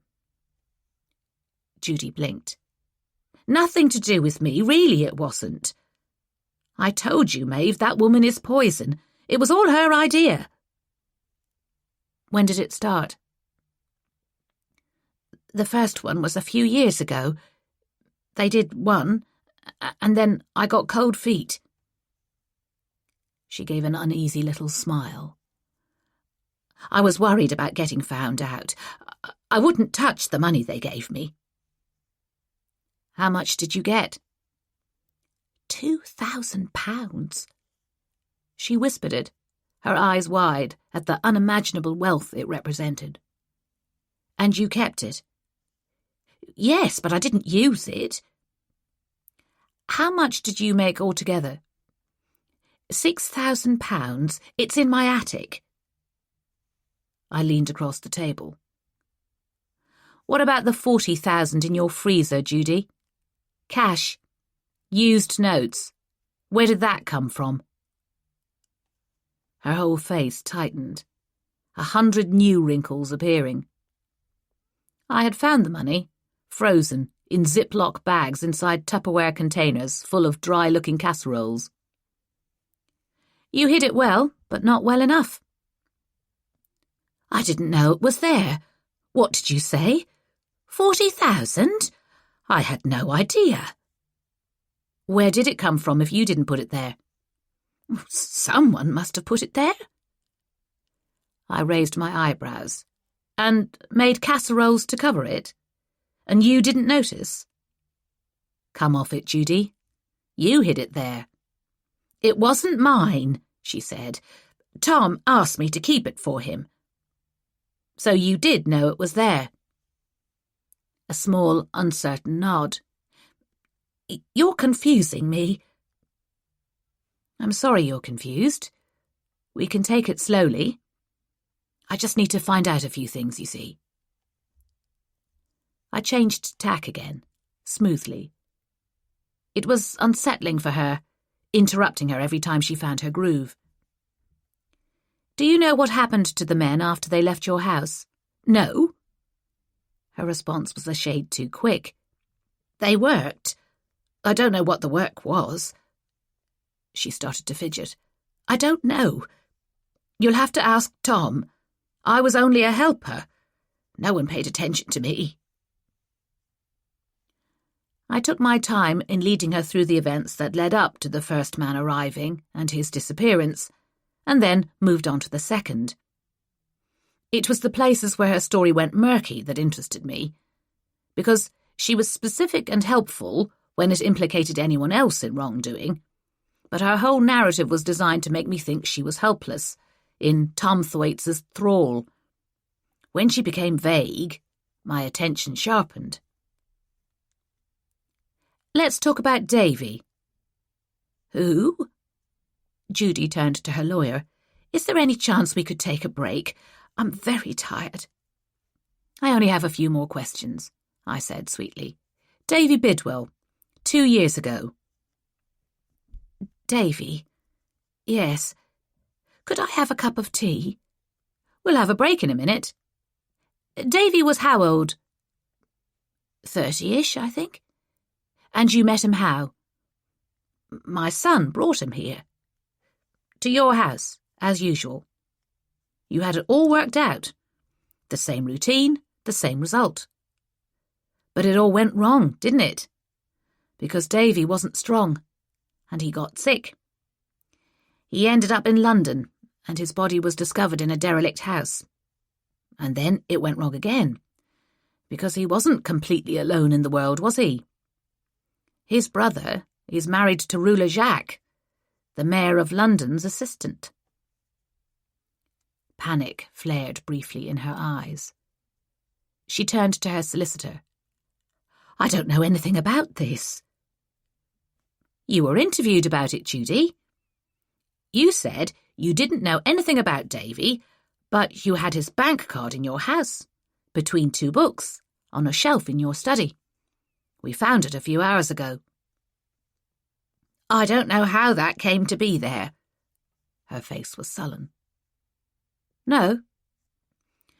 When the police came asking questions about what happened to him, because they did try to find out how he had ended up where he was, you were ready to sell a sad story of an old woman who had just wanted to help people, when all you wanted was to make money off the most vulnerable kind of person imaginable. You were very convincing, and you persuaded them there was nothing left to investigate. Judy said nothing, her fingers plucking at the blanket that was draped over her knees. You know, if you hadn't tried to do it again, you might have got away with it. That wasn't my idea. I wanted to leave it. She shook her head. They wouldn't listen to me or Tom. They bullied us. I closed my notebook. Would it surprise you, Judy, to hear that Tom says you thought these men deserved it. He said it was all your idea, all along. And you kept half of the money, because it was your idea and your house. And you were the one who was the last official point of contact for them. So you said you had the biggest risk. He said what? Judy's face was shriveled, her eyes blank with rage. He said he hopes you end your days in prison. I smiled at her as I reached out to end the recording. Something to think about, isn't it? He's trying to put the blame on me, she said to her solicitor, who was trying in vain to shush her. I'm not having it. I paused, my finger on the button. If you have anything to add. I do. I'll tell you about Davy. I'll tell you about Tom and Myra taking him to London and shutting him up in an empty house. Myra called it letting nature take its course. They wanted him gone. They dumped him. Oh, we can't prove that, I said. I can. She was trembling. Myra used to live on the road behind that house. Didn't you know that? She was the one who suggested putting him there. She said he'd die of natural causes and no one would ever come looking for us because there was nothing to connect his death with us. But she was wrong. She picked the wrong victim. And Tom made the same mistake when he tried to pin all of this on me. After the interview, I walked straight into DC Jones, as if she had been waiting for me. Without preamble, she said, "We didn't know about you being police." "No, I know." I smiled. It was a bit awkward for us too, given that you had to treat us as potential suspects, but we were operating in strict secrecy. "So I hear." There was a hostility to her expression. "I suppose you've been thinking you could do a better job on Gillian Holding." "No, not at all." I had forgotten to allow for the county forces and their dislike of the Met.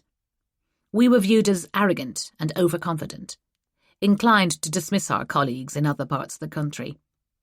We were impressed, really. What were we impressed about? Arrogant and overconfident to his core, and inclined to dismiss just about everyone, Derwent strolled into the hall at precisely the wrong moment. "The investigation into Gillian Holding's murder."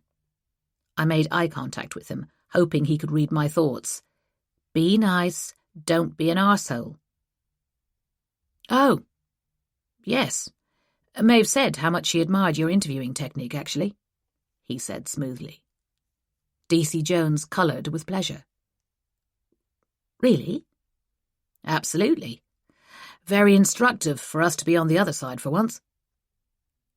"Oh, well, I'm glad it was all right." Her manner had warmed up considerably.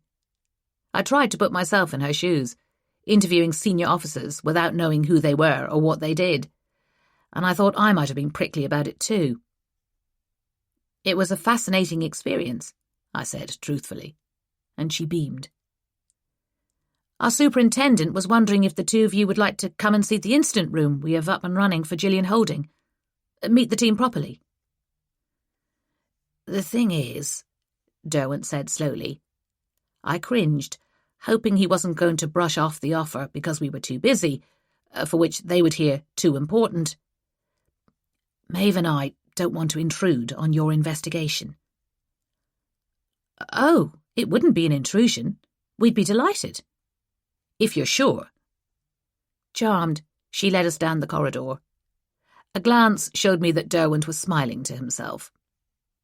It was surprisingly nice to be back in a murder investigation again, in an incident room full of people who were keen to show their absolute dedication to solving Gillian Holding's murder. The superintendent was a grey, worried man who was pleased by the compliments we paid him on his team and their work. Derwent engaged him in conversation about the murder rate locally, and I wandered over to look at the board on the wall, the at-a-glance guide to the investigation that was so useful for a quick catch-up. Gillian's picture was in the centre. It was an old headshot, from before she was ill, and she smiled into the room with quiet confidence. Is it strange that you knew her, and now she's the subject of an investigation? The question came from one of the younger detective constables, a bright-eyed 20-something black woman who wore her hair in hundreds of braids.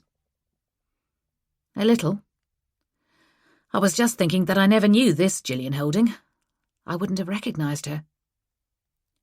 Dementia will do that. She was so scared, I said softly. She knew someone wanted to hurt her. I wish I'd managed to find out who she meant. Maybe she didn't know. I think she knew something, but she couldn't put it into words. The devil who smiled at her. Something she saw from her window. Someone who knew the area, who was confident enough to go into her house and take her into the woods.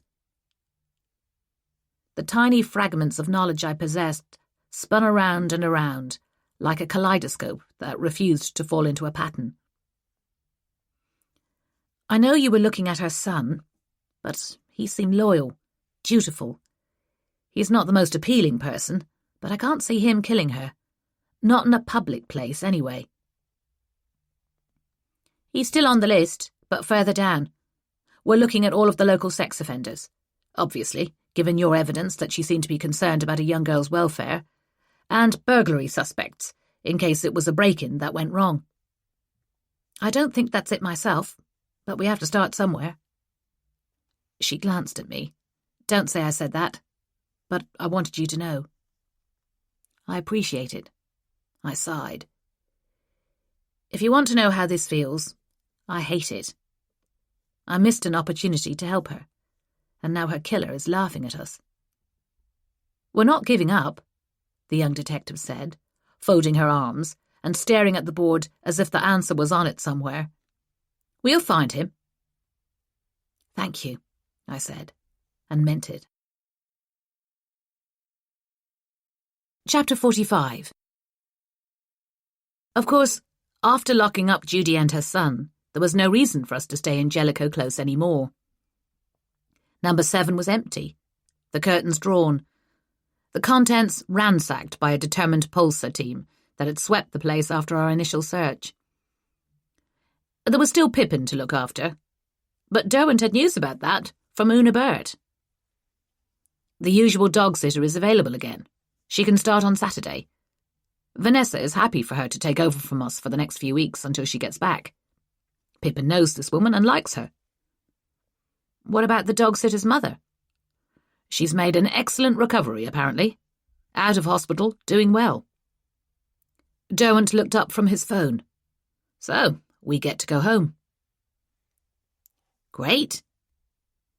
I tried to sound as if I was pleased about that, but something told me he knew I was experiencing mixed emotions. Of course, we couldn't remain in Jellicoe Close, in fake domestic bliss, I knew that, but there was something brutal about being jerked out of the world we'd been inhabiting, and at such short notice. What Derwent felt about it, I couldn't tell. He was generally brisk and businesslike, fully occupied with coordinating the investigation into Tom Thwaite's illegal activities. He was delighted to hear I'd discovered Judy's share of the profits. I love it when they lie. Always a fun moment in court when the evidence contradicts what they said in interview. It makes me feel better about locking her up. She deserves it. He was in the middle of an email, but he stopped to look at me. It's nice of you to care about the horrible old witch. It's not so much her I'm worried about. Haven't you noticed the looks we've been getting from the neighbours? I pulled a face. They are not happy with us. I suppose we did lie to them for the last few weeks. Maybe you should do some outreach work. Go and explain we were doing our jobs. Do I have to? He had returned to his email. Well, we're leaving in 2 days' time when the dog sitter gets here. You have to say goodbye. You might as well make it count. I wasn't quite prepared to go around knocking on people's doors to explain myself, but I managed to run into a few of the neighbours before Saturday came. I saw Stephen Bullivant at the shops that afternoon.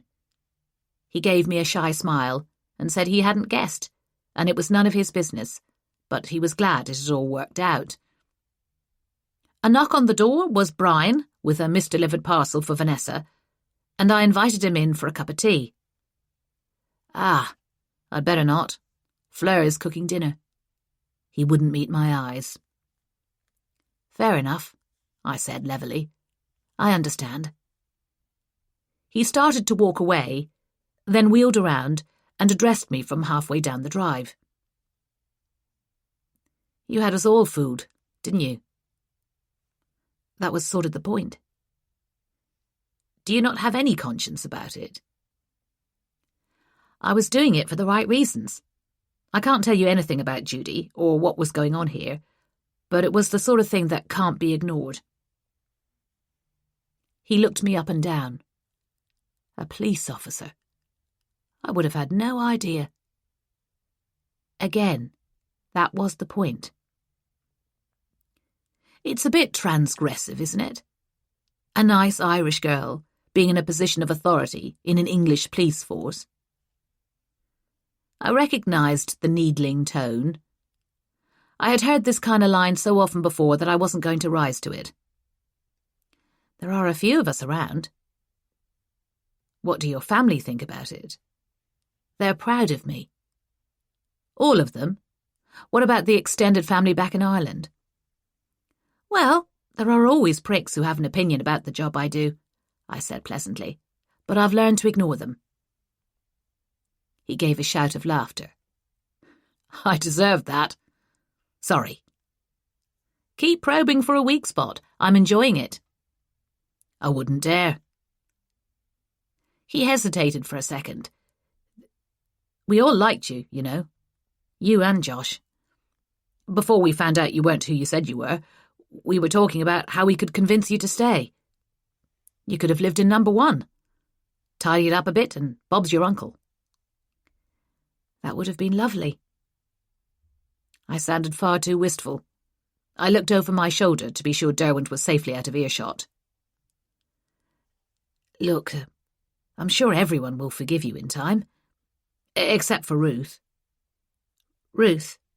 Why is she angry? Because I arrested her best friend? Not sure, but she's very upset. Alan said she won't even knit or bake anything. She's just sitting in her chair. It really hurt that Ruth was upset, I discovered. Hurt to the point that I felt it physically as a weight on my chest. I wondered why he kept glaring at me. Thank you for letting me know. Any time. He began to walk away again, then came back. Are you any good for traffic tickets? Fuck off, Brian. He laughed all the way back to his house. Alice Knox came around later on, in running kit, and asked if I wanted to go for a jog with her.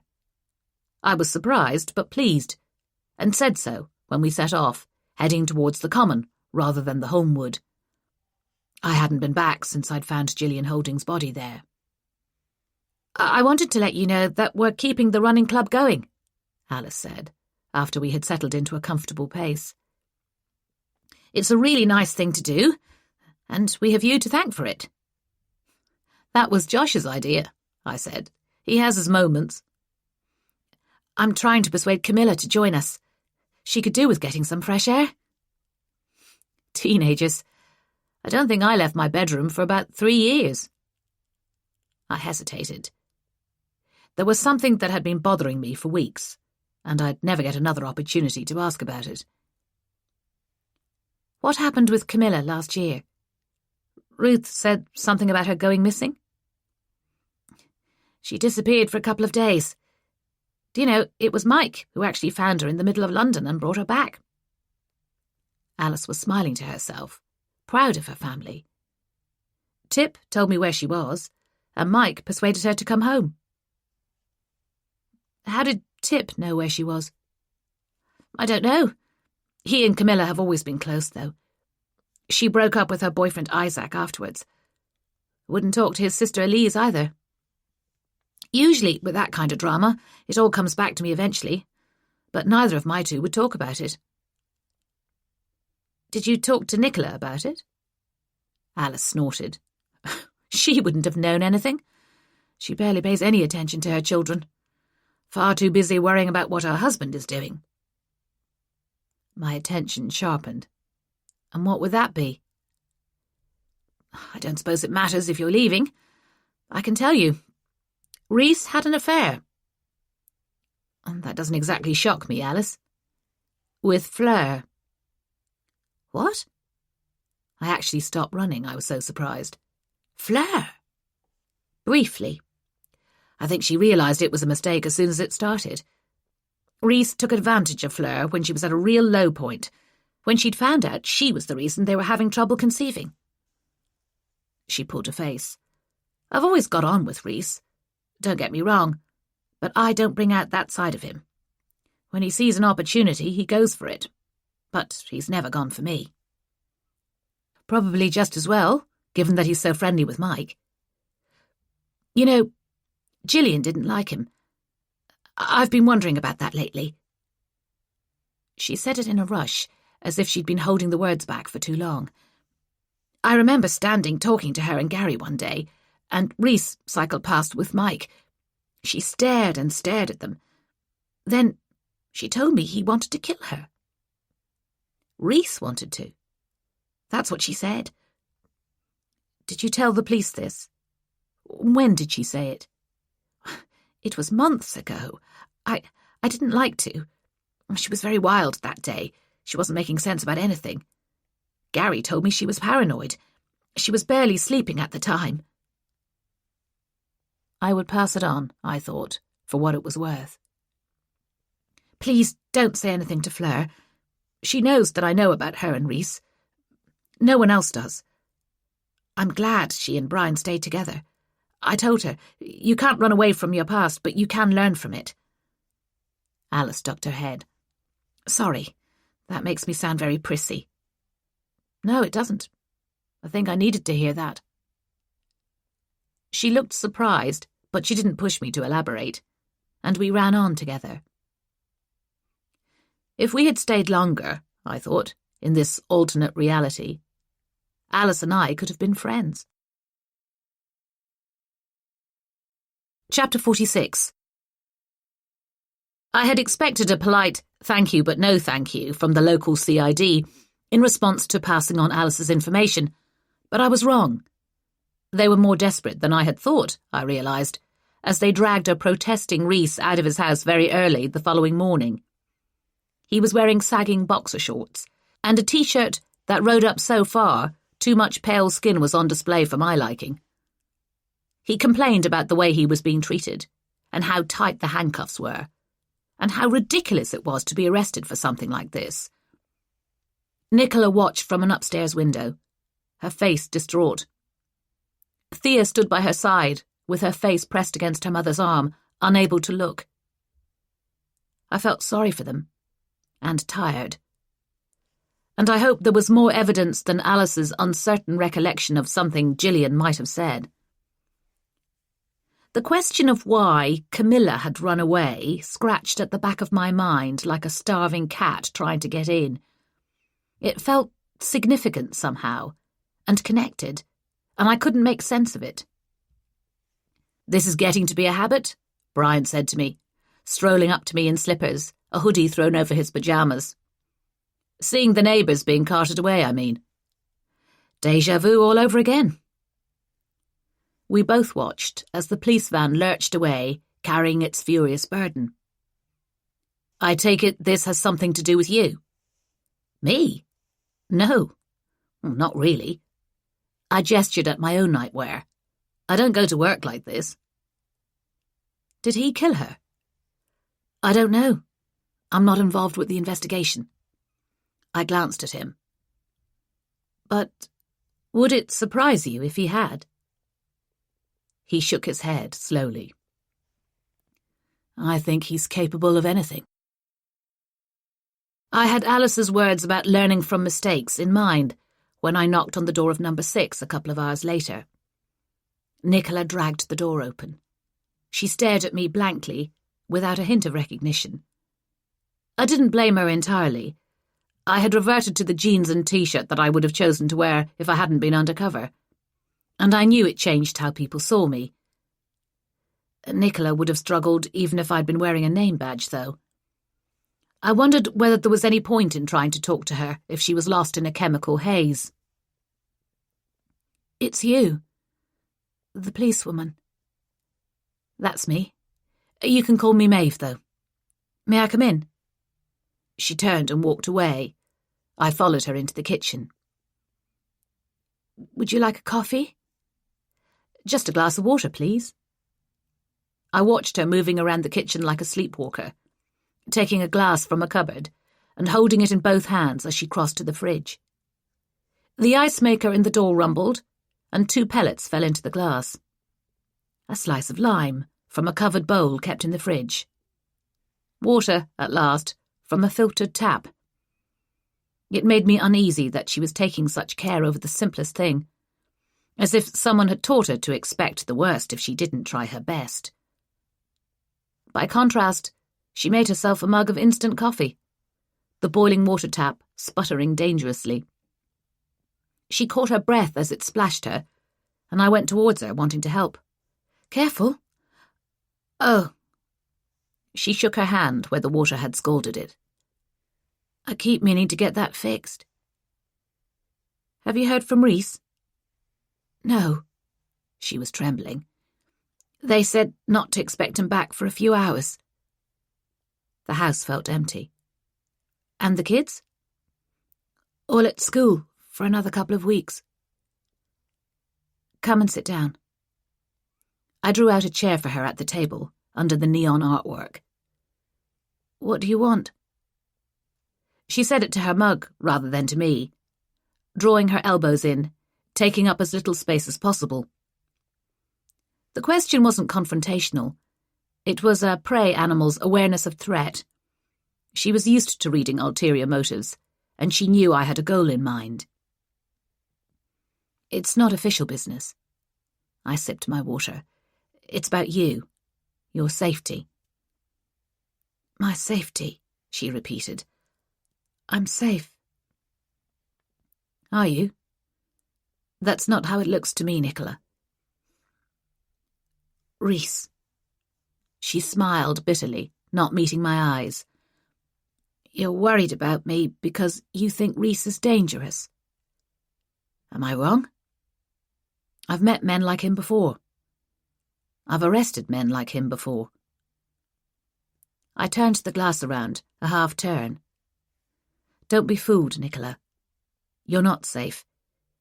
He's been taken in for questioning, but he's not the kind to break, is he? Unless they have enough evidence to charge him, he'll be back. And I think he might hurt you. I think he hurts you a lot of the time." She gave a little gasp, shocked. "He's just very confident." "He humiliated you at that lunch party when you dropped the pavlova." She flinched, still not looking at me. "Does he hit you?" A shake of her head. "Are you too scared to be honest with me?" Silence, apart from the ticking of a large clock on the wall. I felt as if it was saying, "You're running out of time." "I don't want him to be sent to prison," Nicola whispered. "No, I can understand that." "Can you?" She looked at me for the first time since we'd sat down. "I don't think you can." "You'd be surprised." I gave her a couple of seconds, then I asked again. "Does he hit you, Nicola?" "Not often." "It should be never." She folded her arms across herself. "It's only when I get things wrong. When I annoy him. Sometimes when I argue with him. You don't know because you only see me like this, but I have a temper. I can be infuriating when I get into a mood with him. I give as good as I get. Sometimes he needs to stop me from going on and on at him, and it's the only thing he can do to shut me up." "Is that what he tells you?" "It's my fault. Once or twice a year. That's not much. But when he's not hitting you, you're scared that he will.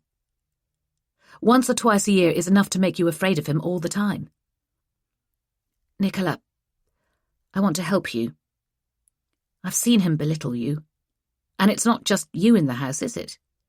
Your daughters walk on eggshells. She flinched. I don't think they notice. I promise you they do. He's starting to treat Camilla the same way as you. She ran away from him, didn't she? I don't know. He's a controlling man and he wants to manipulate all of you. It won't be long before it starts to affect Thea too. It's complicated. I had lost her somewhere along the way. She was picking at her fingernails, her expression hard. You wouldn't understand.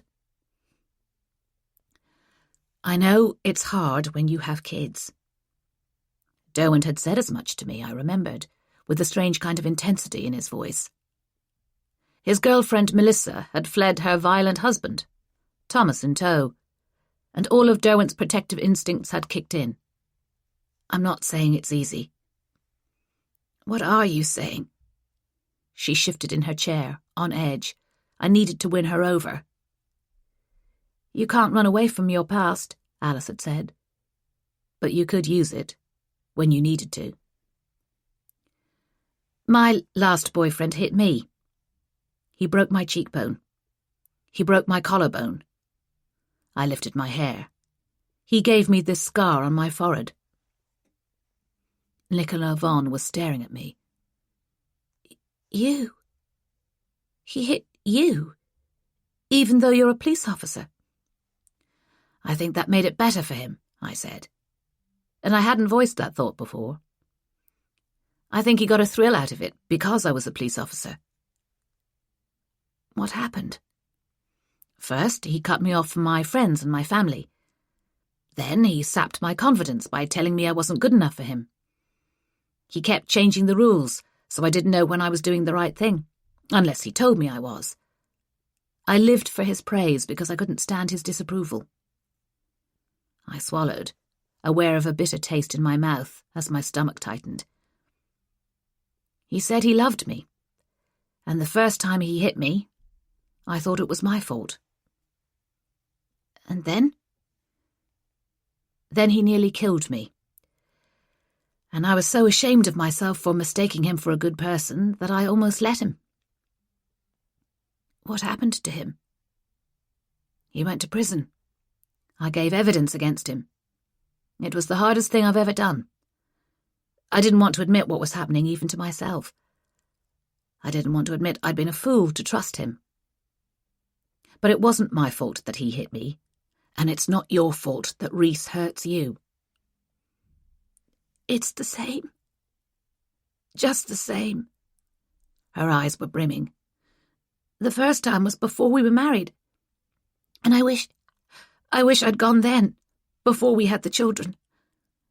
I wish I hadn't believed him when he said it wouldn't happen again. You want to believe the best of them, I said quietly. They use that. People think I'm lucky. People envy me this house, our money, that Reese has retired at his age so he can piss about on his bike and pretend he's an athlete. But it's all a lie. The evil seeps out. Look at the garden. She twisted in her seat, staring out. I tried to plant things when we moved here. I planted vegetables, herbs, flowers. Everything died.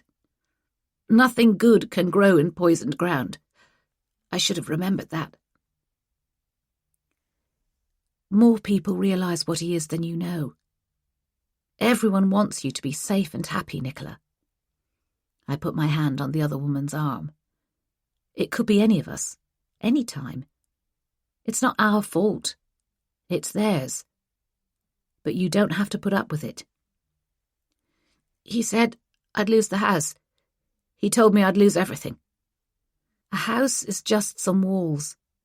You can be happy in a smaller house if you feel safe. She nodded, still dazed, still uncertain. But the kids... He told me I'd never get custody. I'd fail a drugs test. And he wouldn't? I hesitated. Look, I'm not here officially. I'm aware that Reese likes cocaine. I don't know what you take, and I'm not going to ask. But if I were you, I would get myself straightened out. Stop taking whatever it is that means you find it hard to walk in a straight line. Stop drinking. Get some good legal and financial advice. Find out everything you need to know about his assets, and then get away from him. She nodded, slowly. I will. If he hits you again, call 999. Domestic violence is a priority. The police will listen to you, and they will help you. If nothing else, this arrest might scare him into leaving you alone until you're ready to leave him. It's the first time I felt there was a way out. I haven't been able to think of anything I could do up to now, Nicholas said. I just felt trapped. I'm not saying it's easy, but it's possible. You deserve to be happy, not scared. You deserve a better life than this. I gave her a piece of paper with my number on it. Put this in your phone. Put it in under plumber or something. You can call me if you need help. And I'll help you. Chapter 47. Our last full day slid by, and Rhys Vaughan returned to his house, not meeting anyone's eye, and no one could say for certain if he had killed Gillian Holding or not. It wasn't my investigation, and it wasn't my problem, and I could think of little else, except that I was running out of time. The one person that I didn't see was Ruth until the following morning, Saturday, when we were packing to leave. The house was almost silent as we gathered our things. I had woken up with an ache in my throat that got worse during breakfast, the last breakfast, and didn't improve during the brief conversations we had about what we needed to do before we departed. Ridiculous. I had known it was coming. It felt like grief. But I couldn't mourn for a life that wasn't mine, that had never been mine. I overcompensated with cheerful remarks about the weather, which was bright and sunny, and the dog, who was down in the mouth, and the West Idleford annual summer fete that was happening on the big green, where we had had our barbecue. Do you think we should drop by the fete before we go? It's a fundraiser for the Children's Hospice. Good cause. They have rides and animals, and a vegetable growing competition, and a cake sale. I'll pay for you to have a go on the merry-go-round. No, thanks. If I was excessively cheerful, Derwent had gone the other way. He barely spoke to me, focused on making sure we left nothing behind, and on cleaning the house before we left. I thought he was exhausted from the constant strain of the case, and depressed by his forthcoming parting from Pippin, who was following him around the house anxiously. I heard him talking to the dog a couple of times, though he went quiet when I walked into the room. Eventually, I got fed up, tracked him down, and asked, "Are you all right? Because you're behaving as if I did something terrible to you, and I really can't think what it could be." I got the Force 10 glower as a reply. "Have you packed the car?" "I'm just going." I went outside with 2 bags, and a feeling that even if I got everything into the boot, Derwent would find some reason to take it all out again and repack it. That was when I ran into Alan, carrying a cake box with a handle in each hand, and Ruth with a tray of tiny, very elaborate pastries. When she saw me crossing the road, Ruth tried to reverse so she could retreat to the safety of the house, but the danger to her pastries rooted her to the spot. "Can I help?" I lifted the tray out of her hands and helped Alan put it into their car. "These look amazing. Are you taking them to the fete?" "Yes, I always bake something for it." She was trembling, but her manner was dignified. Never less than a lady, but clearly outraged. "Ruth, I'm so sorry you're upset. It wasn't what I wanted, but we had to arrest Judy. I can't give you all the details, but it's a serious case. When it comes to trial, you'll understand. I just feel like a fool. Because she misled you. She tricked a lot of people. She almost convinced me, and I knew what was going on. Her face worked. No, not Judy, though that was a shock. No, it was the two of you. We couldn't tell people we were undercover, even if we wanted to, I began. But she shook her head. I thought you loved each other, you and Josh. The way you behaved around one another. The way you talked about one another. No. Friends. Colleagues. I was floundering badly. He's one of my best friends. I mean, we're very close. Still no closer to a definition of what we were to one another, I acknowledged. Ruth put her finger on what we weren't. But you're not in a relationship? Romantically? Well, I cleared my throat, looking at Alan for help. He was whistling soundlessly and not catching my eye. The thing is, you were right, Ruth. Derwent had come out of Vanessa's house and crossed the road without any of us noticing. I jumped a foot in the air as his arm went around my shoulders. You saw things that no one else did. Maeve is very special to me. I've never felt about anyone the way I feel about her. I couldn't look at him. I didn't want him to lie to Ruth, but I didn't want to let her down either. He sounded as if he meant what he was saying, but then that was his gift. He always said what women wanted to hear. He was completely committed to Melissa, and that was that. And if he wasn't? His hand tightened on my shoulder, as if he could tell what I was thinking. We had to lie about some things, Ruth, because of our jobs. But not the important stuff. We couldn't have fooled you. You were spot on. Ruth glowed gently as she said goodbye and sat carefully in the car, her faith in romance completely restored. Will we see you at the fete? Alan asked. I shouldn't think so. We'll need to head off. Derwent shook hands with him. Look after yourself. And Ruth. Of course. Goodbye, my dear. Alan swooped in and pressed a kiss on my lips before I had time to realise what he was intending. I feel violated, I said, through the smile I had pinned to my face as their car stuttered to life and began to reverse. Oh, get over it. He's had a lot to put up with in the last few days. Anyway, you should be used to being kissed in the middle of this particular road. That shut me up as comprehensively as his mouth on mine. The memory of it made my face burn. He waved as Alan drove away. Ruth was blowing kisses at us. Don't you feel bad for lying to her? He gave me a cold look. Is that what you heard? I assumed. The important thing is that she believed it.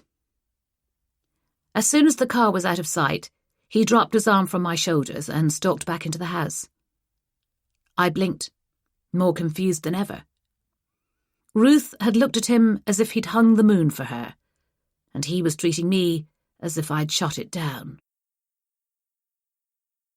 He moved through the crowds in a haze of happiness. The sounds and sights blurred for him. He was on another level to these people with their meagre concerns, their pathetic screams as a ride flung them around like a doll, their greed as they consumed fast food. Fake food, fake risk, pretend danger. He understood the real thing. He was the real thing. It had been a bad couple of days. He had really suffered when he found out the truth about Josh and Maeve. Liars.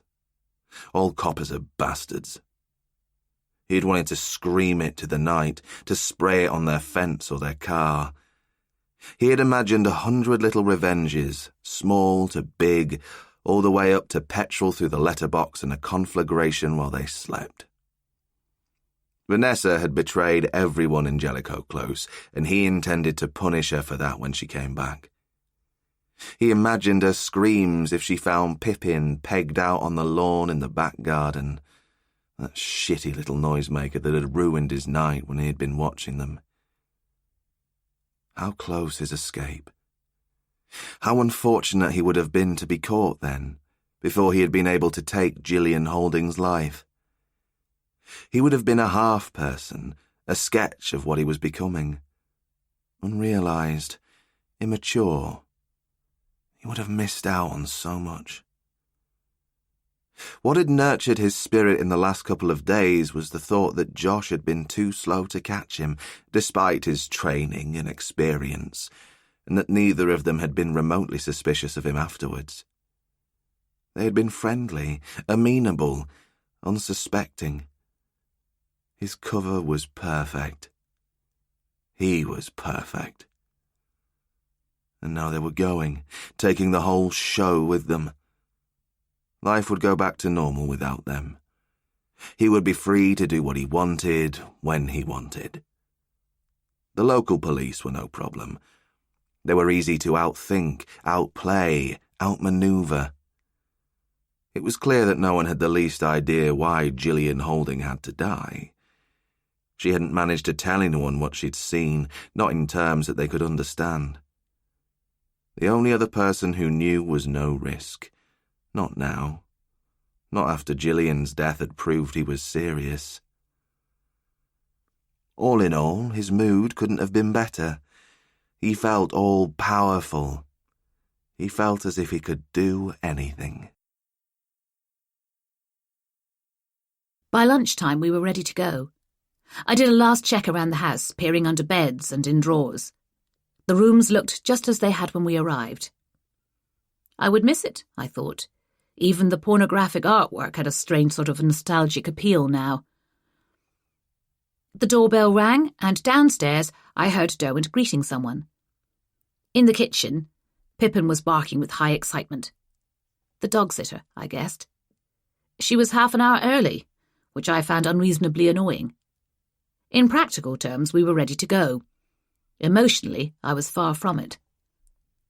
I went down the stairs and found them in the kitchen. I said what I hoped were all the right things to the dog-sitter, who was short and blonde and endlessly enthusiastic.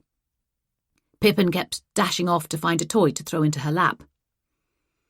I missed him so much, but it's brilliant that you were able to look after him. We enjoyed it. How's your mum getting on? I heard she wasn't well. The dog-sitter launched into a lengthy account of her mother's illness, while I nodded and smiled and tried not to look at Derwent. He was standing with his arms folded, waiting for me. He seemed detached, indifferent. We should go, I said eventually, and he nodded. See you later, Pippin. He walked out of the house calmly enough and got into the car, leaving me to say a final farewell to the dog-sitter and the dog, handing over my keys with what, in the end, was a sense of release. We had done it. It was over. Back to reality, I said, as I got into the car. Derwent gave me a look that I couldn't read, but that mainly seemed to be contemptuous, and started the engine. What is your problem? I snapped, smiling and waving out the window at Pippin as the dog-sitter waggled his front paw at us. Nothing. Oh, come off it. The familiar houses slid past us as he drove down to the junction. It seemed so strange that I hadn't known anyone there a few weeks earlier, and now I felt a connection with them. It was impossible to imagine never going back. Sideswiped by sorrow again, and glad to hide it with irritation, I cleared my throat. You've been miserable today. Absolutely horrible. A brief glower in my direction. You think I have been miserable? Yes, I insisted. The only time you perked up was when you were talking to Ruth, and you lied to her. All his focus was on the road. His hands were tight on the wheel, and his jaw was clenched. It made me furious all of a sudden that we had spent weeks in perfect harmony, and now we were leaving, he was punishing me for something I didn't know I'd done. I folded my arms and looked out of the window, trying not to cry. I'd left the window down, and the warm air blasted into the car, blowing my hair. It reminded me of arriving in West Idleford, nervous but full of resolve. We hadn't known what to expect, I thought.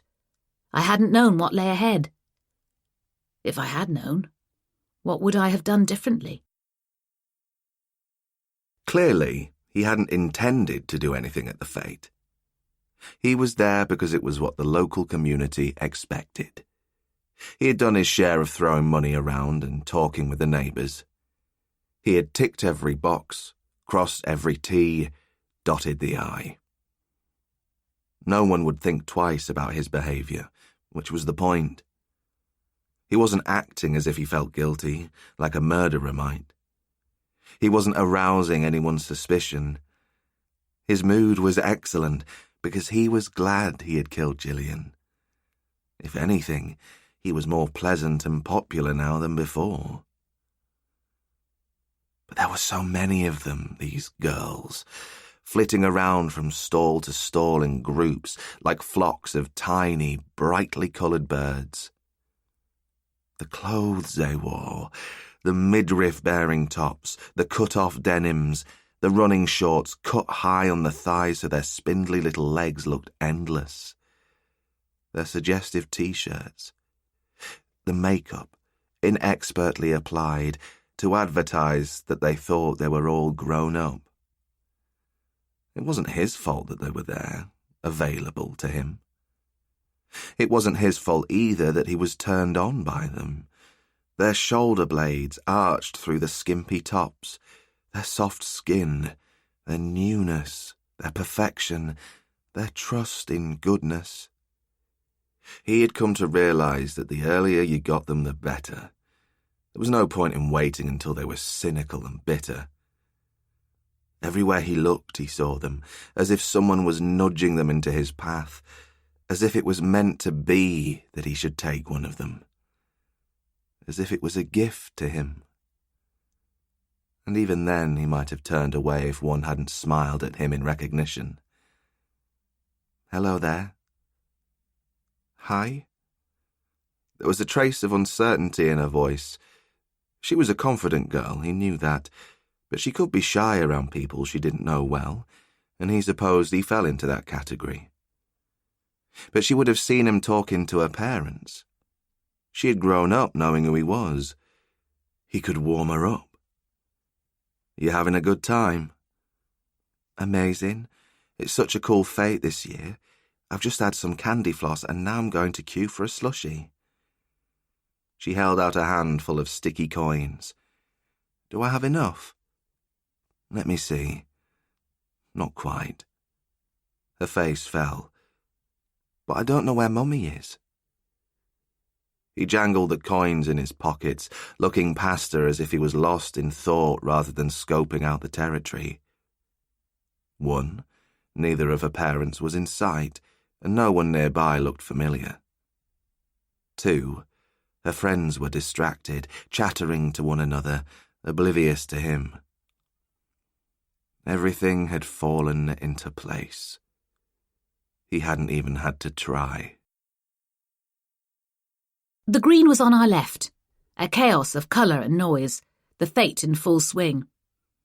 Derwent swore under his breath, viciously, and turned the car into the makeshift car park, bumping across the grass to where there was a space right at the end.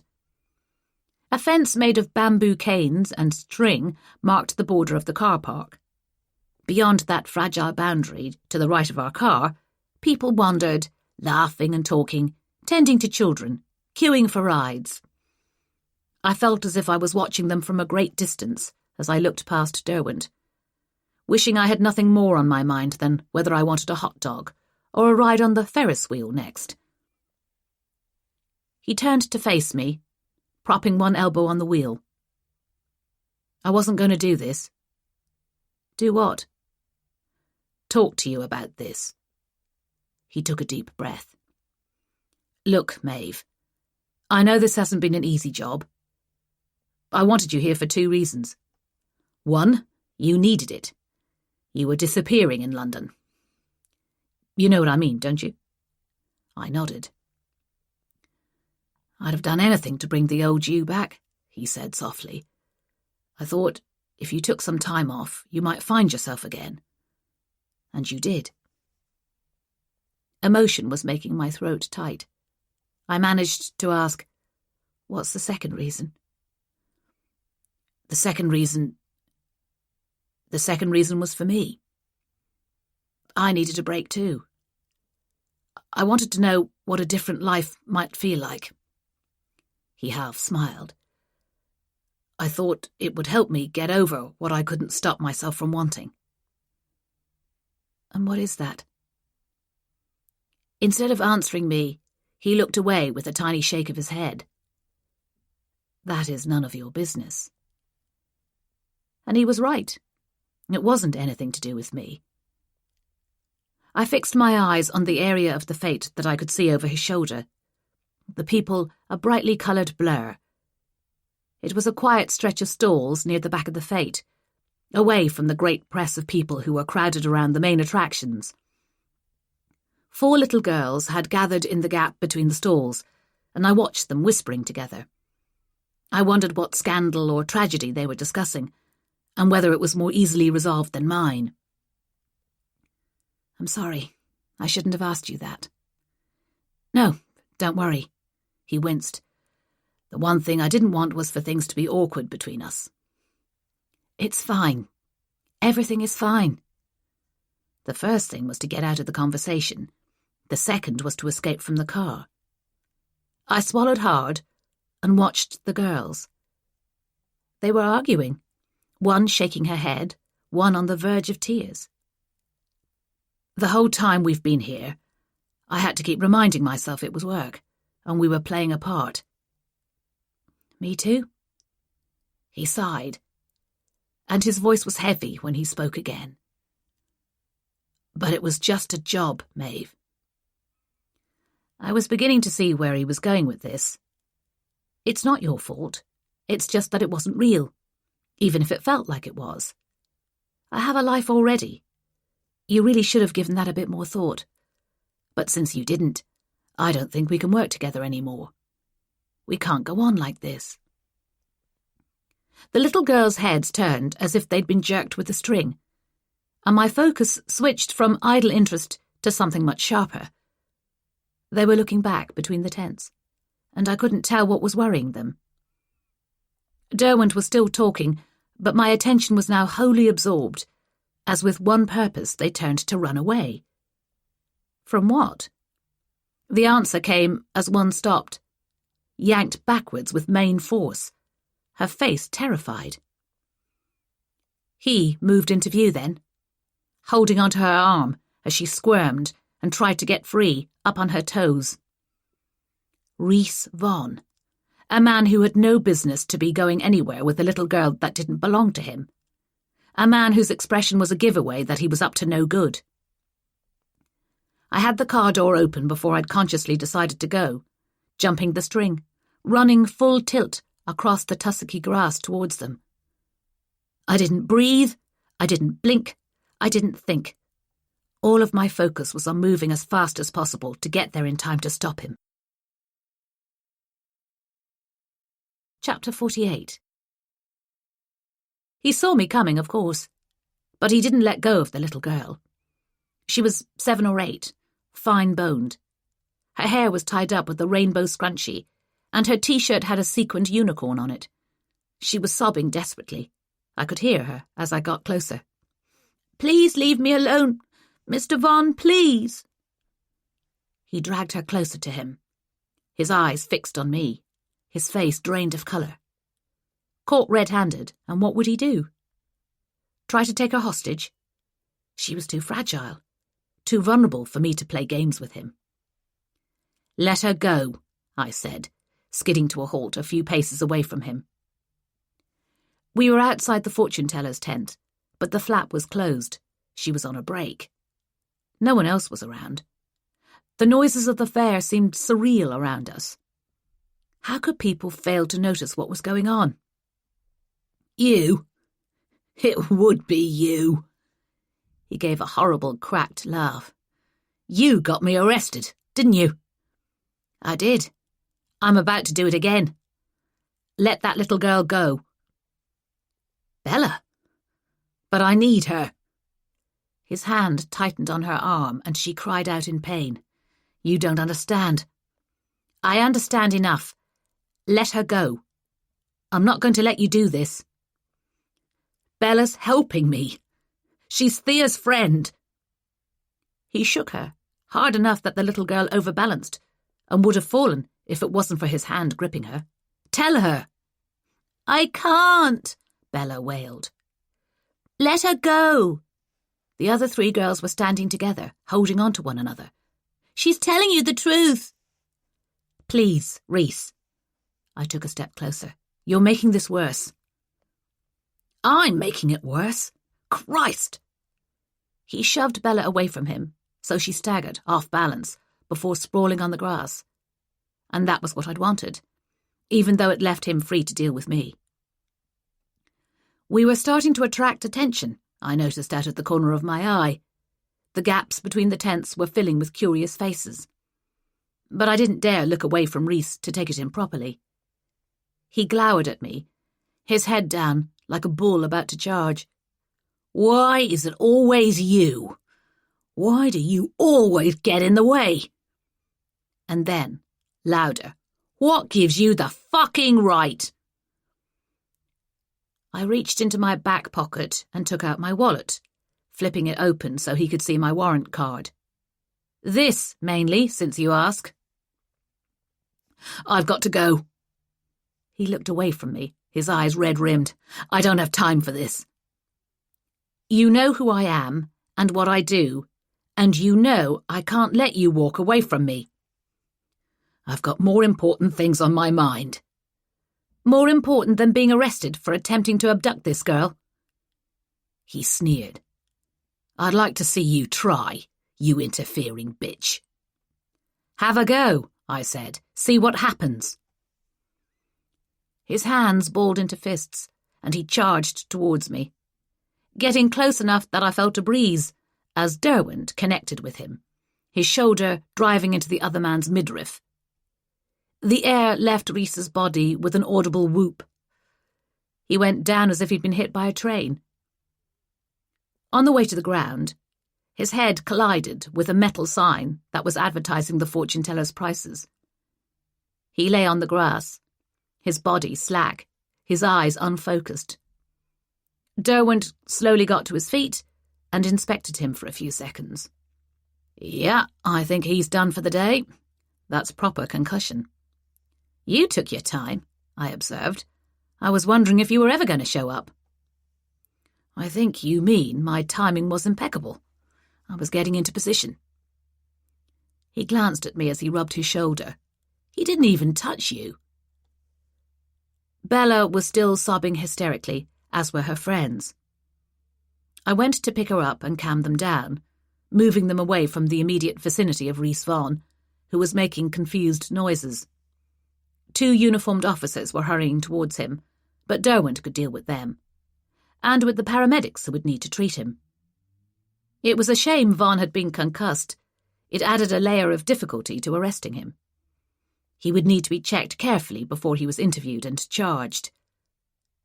I held Bella's sticky little hand as we searched through the crowds for her parents, a comet's tail of her woebegone friends trailing after us. And once we found her mum and dad, I had to try to explain what had happened, while Bella wailed and all her friends talked at once. Thea's dad, he was so angry, he wouldn't let her go. We told him she wasn't lying. I never lie, Bella sobbed into her mother's hair. She was clinging to her like a monkey, her legs wrapped around her waist, and her arms half strangling the poor woman. In the end, I took Bella's dad to one side and explained what had happened, keeping it brief. And you arrested him, he checked. He was stocky and naturally cheerful, but shock combined with his daughter's distress had made him sombre. Yes, he'll be on his way to custody. Via the hospital, probably, but Bella's father didn't need to know that. I can't believe it. I thought Rhys was a good bloke. He shook his head. You never really know people, do you? I was about to agree when I became aware of 2 teenage girls hovering beside me. I looked around to find Camilla Von and her friend Elise at my elbow. Both of them looked upset. Elise was in her customary goth attire, no concession made to the bright sunshine. Camilla wore a green dress with massive white trainers and her glorious hair loose, like an updated pre-Raphaelite painting. "Is it true? Did you arrest Dad?" I nodded. "We had to." "Why?" "He tried to abduct a young girl." "He tried to abduct a girl? Are you sure?" She looked past me, to where Bella was still sobbing with her little ring of acolytes. "Her?" "I saw him." "Are you sure?" "Very," I said, wanting to shake her for her misplaced loyalty. "Your dad is a shit, Camilla, in case you haven't noticed." "Why did he want to abduct her?" Elise asked. "I don't know exactly what he was planning to do, but I stopped him." "They're all Thea's friends." Camilla was staring at them, her face so pale that every freckle stood out on her skin. Gold sequins on white silk. "That's Bella, her best friend." The seconds seemed to stretch as a sudden realization hit me. Thea's friends. No Thea. "Bella's helping me," Rhys had said, and I'd ignored him. Camilla had been surprised not by the abduction, but the identity of the abductor. Someone was dangerous around here, and she knew it, but it wasn't her father. "Camilla, what's going on?" Nothing." She looked at Elise, and some unspoken message passed between them. Elise turned to face me. "We have to go." "Wait a second, Camilla. Who else would have tried to abduct a little girl?" "I can't," Camilla said desperately. "I can't tell you." I looked at the little group that had gathered around Bella. All of Thea's friends, but Thea's not there. Your dad was looking for her, wasn't he?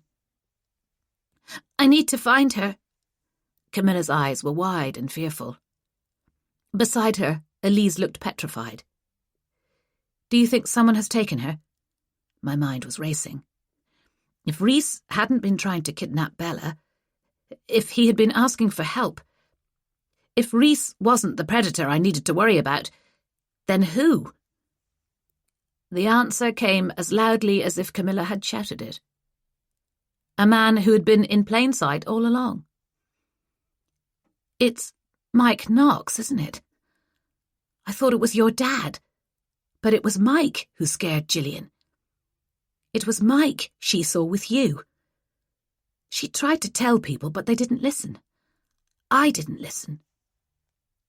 I was remembering him, intent at the play as he watched the teenagers, surly in the alleyway as Camilla defied him, solicitous on the railway line when Gillian was terrified. Elise took Camilla's hand. "It's okay. You can say." "No. Maybe not. I don't know." She looked at me and bit her lip. "I can't." "Come with me," I said, making up my mind. The 2 girls followed as I hurried across to Bella. "Can I ask you something, sweetie?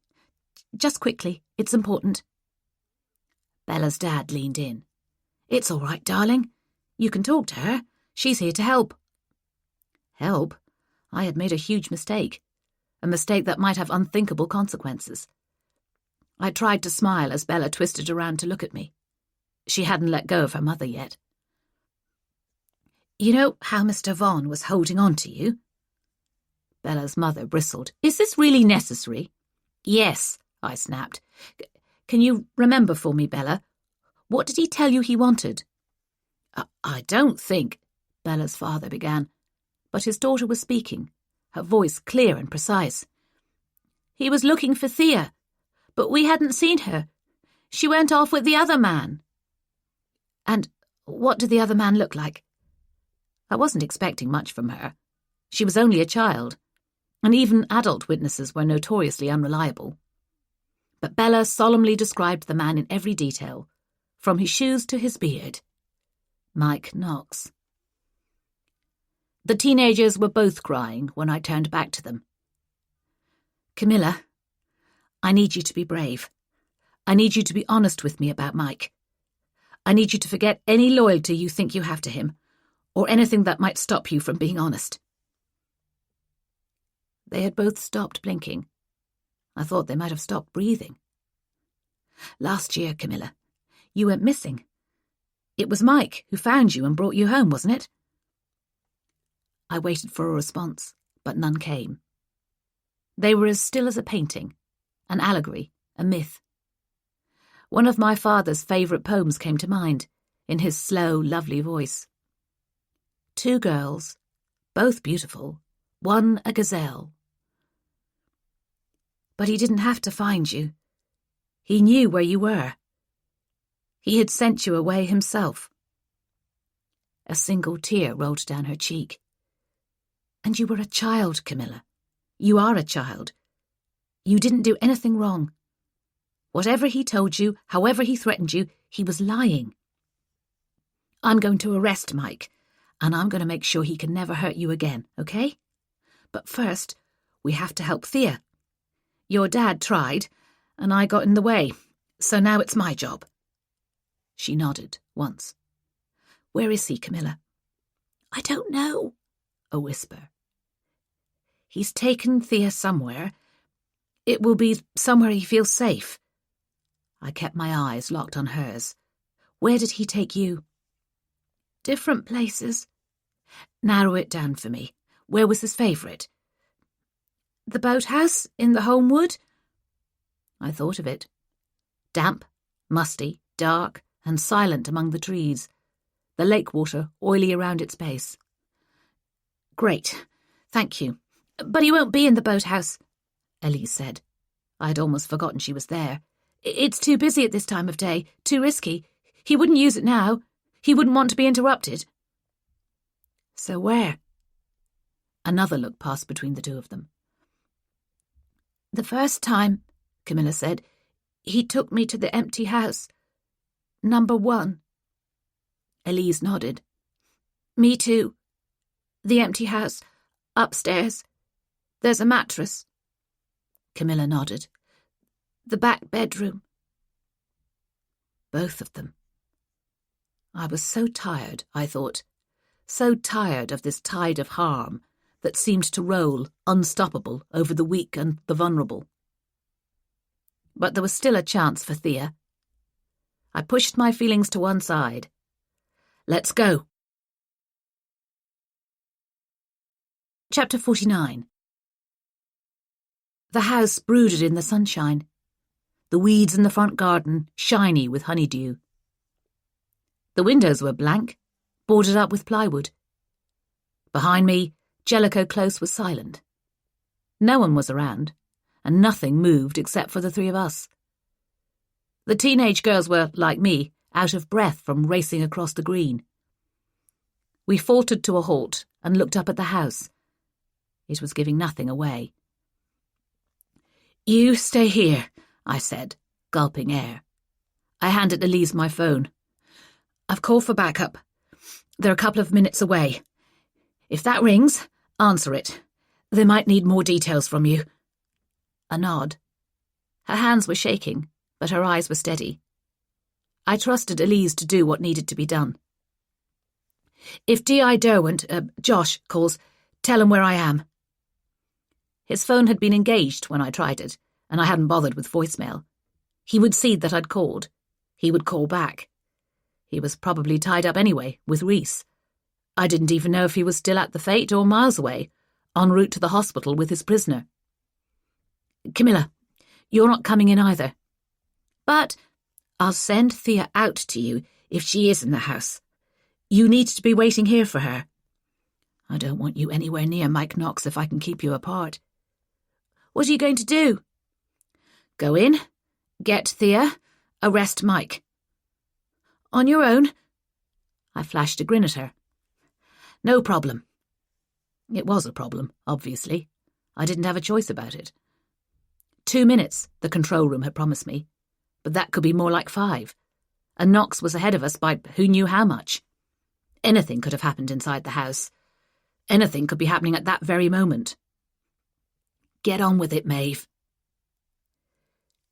No one had been through the front door, I could see at a glance. Undisturbed spiders' webs hung across it. And I knew that Mike knew his way around the back gardens. The figure on the path, the man in our garden. That shadow had a face now.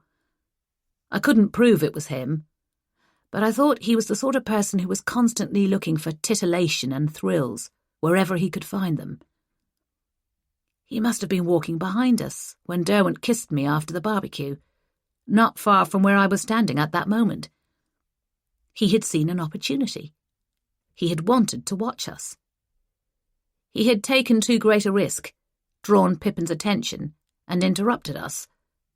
But if he hadn't... I shook my head. Concentrate. I ran lightly around the side of the house, trying not to make any noise, skirting some old panels of wood and metal poles.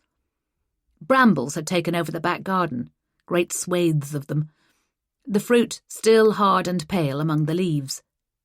The air smelt dank and earthy. I found a crowbar leaning up against the back door, and paint flecks on the ground from where the lock was splintered. Someone had done me a favour there. The girls had told me Mike had a key, and I'd expected that I would have to break in. The door opened when I tried it, sliding open silently. I had anticipated a shriek of hinges, but of course Mike Knox had wanted a discreet way to come and go when he used it. I slipped into the dim kitchen, leaving the door open so there was some light.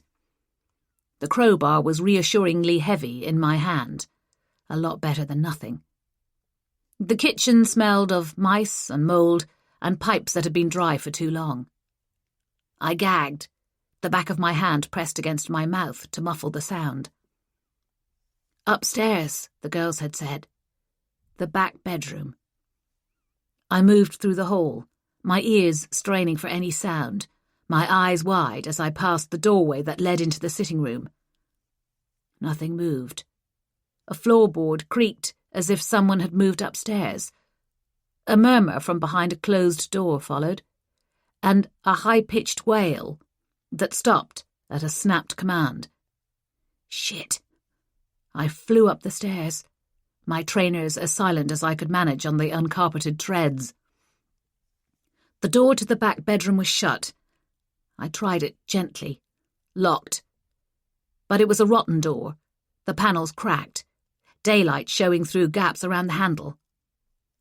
I wedged the tip of the crowbar between the door and the jamb and leaned into it, snapping the lock out of the old rotting wood in a shower of splinters. The door came open, juddering back, and I took in the scene in a single second as if I'd snapped a photograph.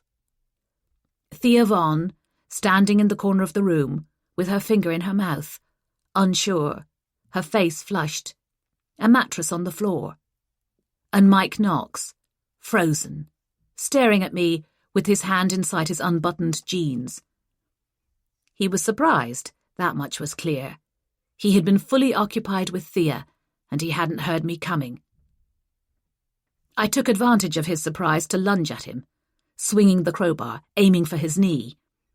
The idea was that he would be incapacitated by the first blow and in too much pain to fight back. He was a fraction of a second too fast for me, turning and bending, so I hit him on the muscle of the thigh rather than the knee joint itself. Momentum carried me forward, and I cannoned into him. He went down onto the bare, dusty floorboards with a grunt of pain. His reactions were faster than I'd expected again. He started squirming around, getting a hand free despite my best efforts, his fingers stretching for my face, my throat. "You're under arrest," I managed to gasp, and he kneed me viciously in the stomach, then pushed my shoulder down to the floor, so I rolled onto my back, helpless. He was far stronger than me, and far more aggressive, despite the deep burning anger I felt, and all my training, and all the time I'd spent imagining myself at some man's mercy again, and what I would do to them. I fought, desperate now, as he swung a leg across me and pinned me down. He would strangle me, I thought, or just punch me until I was unconscious, which was infuriating. He grinned down at me, enjoying himself, utterly confident. "Get off!" "No chance," he hissed. His eyes were bright. "You wouldn't believe how much time I've spent thinking about this. I'm going to enjoy the next few minutes, even if you're not." I kept my eyes on him, not wanting to betray by the slightest flicker of my focus that the odds had just changed in my favour, as a figure loomed into view behind him. Without warning, Knox hit me in the face with his closed fist, a short, sharp punch that made my head ring and threw stars across my field of vision. My nose started to bleed immediately. I put the pain to one side and got a hand to his jaw and pushed up so his head reared back.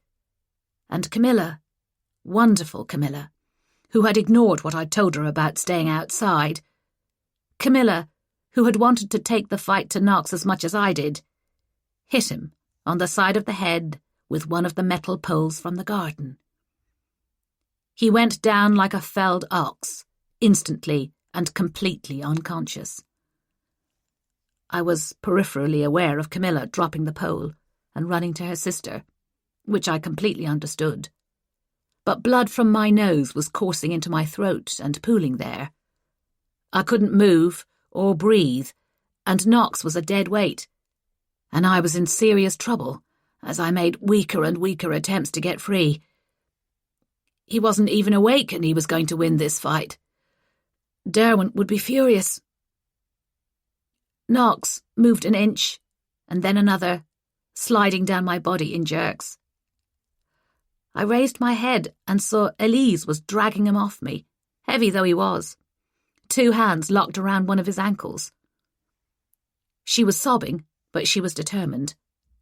I wriggled, and she pulled, and I got out from under him, so I could sit up and try to breathe as the blood ran down and soaked my top. My throat was full of it still, and I felt as if I was choking. I leaned forward with my head between my knees, and coin-sized drops of blood splattered on the floorboards faster than I could count. I used my sleeve to stem the bleeding, as I put my other arm around Elise, who had fallen to her knees beside me.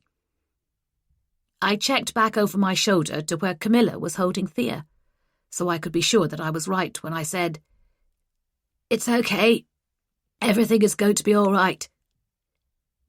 "Is he dead?" It was Thea who asked, her little face peering anxiously over her sister's shoulder. I pressed my fingers into Knox's throat and felt his pulse, slow and steady. "No, just unconscious." "That's a shame." I couldn't help it. I started to laugh. Elise buried her face in her arms, her shoulders shaking, and Thea managed a watery giggle. It was proper, old-fashioned hysteria. Only the sight of Camilla's pale face in the corner of the shadowy room made me come back to myself. No laughter there. She looked distraught. I would need to talk to her, I thought, when I got the chance. I rolled Knox into the recovery position. That was the training. Personally, I would have been happy to let him die then and there. I stepped carefully out of the ambulance and looked around. Camilla and Elise were sitting on the edge of the pavement, their arms wrapped around their knees. Circling them, the standard parade of police cars and ambulances and forensic vans. All the paraphernalia of the emergency services, ruining the peace of Jellicoe Close once more. I walked across to them and sat down beside Elise. "I thought we could have a chat." "Is your nose still bleeding?" "A bit," I admitted. I felt light-headed, but the ice pack I was holding against the bridge of my nose had to be helping to slow the flow. "I'm okay, though." You were brave, Camilla said, shivering. We couldn't let you do it on your own. Elise was looking guilty. I know you said to stay outside, but we thought he'd be too strong for you. You were right about that, but I couldn't wait. No, Camilla said. I think we were just in time. Thea didn't really know what he wanted to do to her. Hopefully, she won't work it out for a while. She's too young for that kind of memory. Camilla looked down. She should never have been in that situation. I should have stopped him a long time ago. You did what you could, when you could. I sniffed, tasting metal. I really wished the blood would dry up, but it kept seeping out, even if it was slower than it had been. They're going to want a statement from both of you. They nodded, upset. The best thing you can do is tell the truth. I'm scared, Camilla whispered. Of him? He's locked up. Elise shook her head at me, a quick warning. I thought about it for a second. Did he tell you you'd get in trouble? He said I'd go to prison for what I did. Camilla risked a look at me, and I laughed. He's a piece of work, isn't he? Look, I can't tell you that everything will go away if you talk about it, but I do know the CPS and how they feel about charging minors with crimes, especially ones who have a cast-iron duress offence. He abused you, Camilla. Whatever you did, he did worse, and he needs to be locked up for it. He's tried to keep you quiet because that suited him, but it's time to speak up now. It's the last thing he wants you to do, and the best thing you can do for yourself. She dropped her head into her hands. I haven't told anyone yet. Tell us now. It was Elise who said it. It'll get easier and easier. Say it now. Here. Camilla looked at me. I spread my hands. You're not under caution? No solicitor present? No responsible adult? You can say what you want, and all I'll do is listen. The girls were gone, whisked away to the police station with their mothers by their sides. Nicola had made eye contact with me as she climbed into the car, a silent message of thanks that was also a promise. She was alert, attentive, a new woman, just in time. The girls would be looked after, I knew, but I felt protective of them. I was sitting in the open doorway of the ambulance, on my second ice pack. If that one doesn't work, I'm taking you to hospital. The paramedic was fair and tanned, with bright blue eyes and a cheeky grin. I found myself wondering idly if he had a girlfriend, which made me think I might be on the mend at long last. He looked as if he would be fun, and I needed some fun badly. I really think it's stopping. 5 more minutes, then. He looked past me. Can I help you? I just want a word with my DS. At Derwent's voice, I looked up. He was a silhouette with the sun behind him. I shaded my eyes. Hey. All right, slugger? I've been better. You've looked better, too. He sat down beside me. What did I miss? I bet you know already. He shrugged. I've had the headlines. Mike Knox.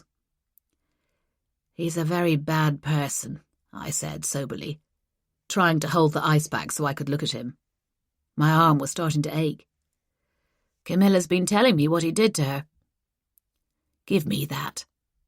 He held the ice pack in place, one hand bracing the back of my head so he could press it against the bridge of my nose. Talk. He started a relationship with Camilla last year, when she was 14. Derwent grimaced. He had already seduced Elise Dean, but she only had 2 or 3 meetings with him. The first was in the empty house. The others were in his car. She managed to avoid him after that. She blocked his number on her phone. Camilla wasn't so clever, or lucky, I suppose. She said she was flattered by his attention. He was kind to her at first. He helped out with the drama productions at her school, and she loved acting. He seems to have used the plays as a way to audition potential girlfriends. She said he told her she wasn't his first girlfriend from the school. He said she was his favourite. She didn't stand a chance, did she? He would have known her parents were no use. She was an easy target for anyone who would show her some affection. He knew exactly what he was doing. Camilla broke up with Isaac. She didn't know then about Elise and Knox, and Elise didn't tell her the truth. But when she tried to warn her to stay away from Knox, Camilla thought she was intervening on her brother's behalf. She was madly in love with Knox. She said she would have done anything for him. After a few months, she found out she was pregnant. Knox arranged for her to disappear and have an abortion at his expense. He managed to convince her parents and everyone else that she had run away, and he was the one who had tracked her down. The hero, in fact, instead of the villain. From that point on, he changed. He was cold with Camilla, testing her loyalty. He could be cruel. He started forcing her to take chances. On one occasion, she said, he made her have sex with him on the path that leads down to the Homewood. She said they both realised that Gillian Holding was watching them from her house, and Knox became worried that she was going to give them away. He threatened Gillian, but of course she was unreliable. She could blurt out the truth at any minute, and indeed, she did try to tell someone about him. Alice. And Alice thought it was Rhys Vonn, which I can't blame her for, because I thought the same. I suppose that Alice never dreamed Gillian was talking about her husband. When Gillian fainted on the railway line, Knox was running towards us. She knew who he was, and she was going to find someone to tell at some stage. He couldn't be sure she would stay silent because she was scared of him. Her inhibitions were evaporating as her dementia got worse. He couldn't frighten her into silence. He could only silence her permanently. Circumstantial. You're right, I said. It's a motive, that's all. But what isn't circumstantial is that Camilla is prepared to give evidence, saying that he murdered Mrs. Holding. And how does she know that?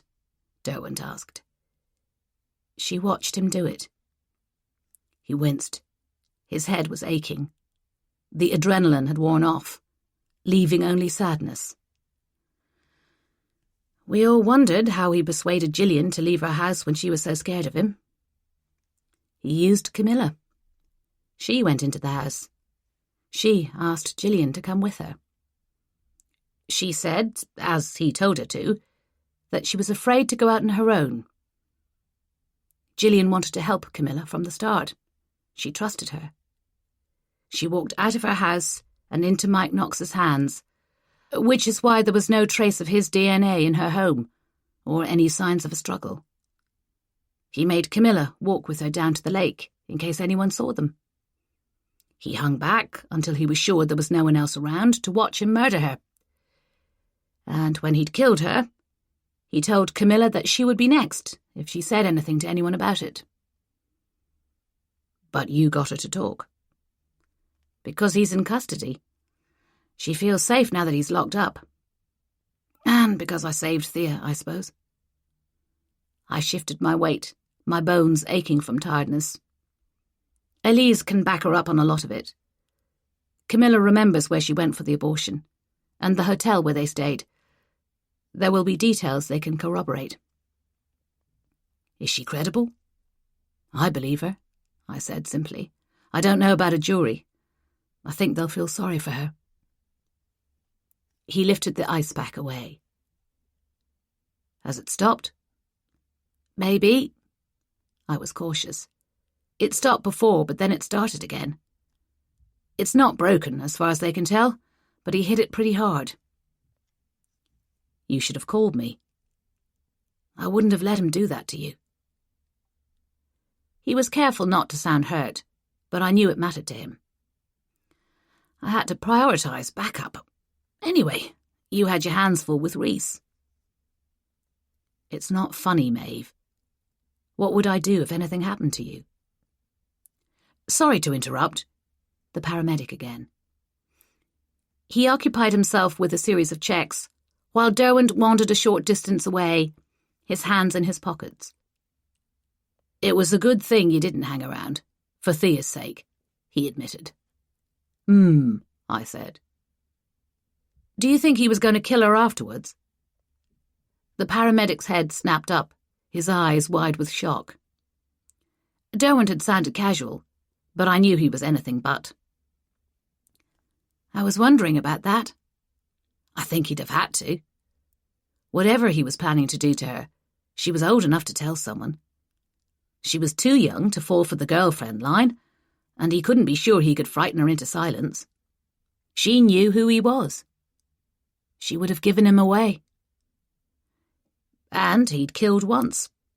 The second time would have been easier. That's looking good, actually, the paramedic said. I think you're going to be okay. I think so too, I said.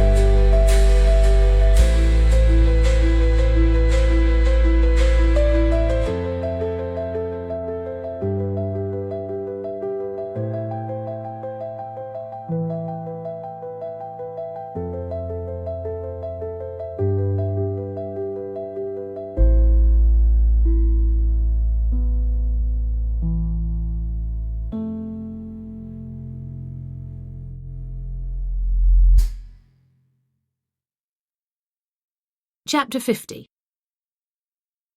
I hear solving one crime's not enough for you. Chris Pettifer leaned back in his chair and grinned at me as I put my bag down by my desk the following Monday. You found yourself another murderer. I told her not to bother. Derwent was standing in the doorway to Una Bert's office, and I hadn't even noticed him. He looked very different from the off-duty version I'd come to know. His suit dark, his shirt bright white. I thought we had enough on our plates without looking for more trouble. I was just lucky. I sat down again. Better hope you're lucky again, then. Derwent came to stand by my desk and tapped the Dawood file meaningfully. Or do you think you've done enough? and this should be someone else's problem. "You're never happy," Chris Pettifer said. "Don't listen to him, Maeve." "He's right, though," I sighed. "I don't know why I can't get to grips with Hassan Dawood." "You haven't given yourself a chance." He moved behind me and drew my chair back. "Come on." "What's happening?" "You're going to spend the next couple of hours on your own with the file. Up you get. Take it with you." I picked up the file and followed him to the meeting room, trying to look unruffled. "How's your nose?" "Bruised.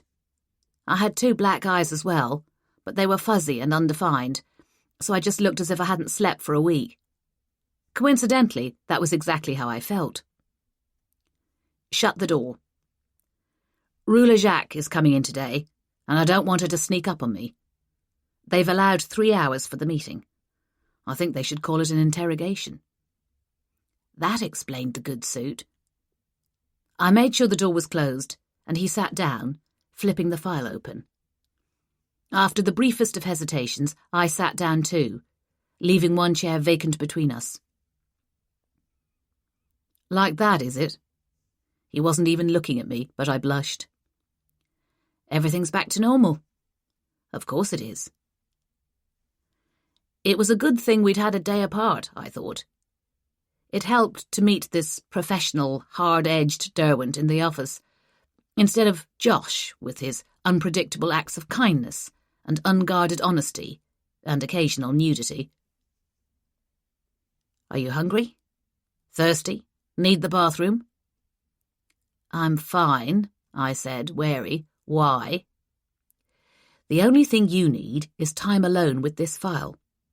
If you actually sit down and think about Hassan Dawood, you'll work out what happened to him."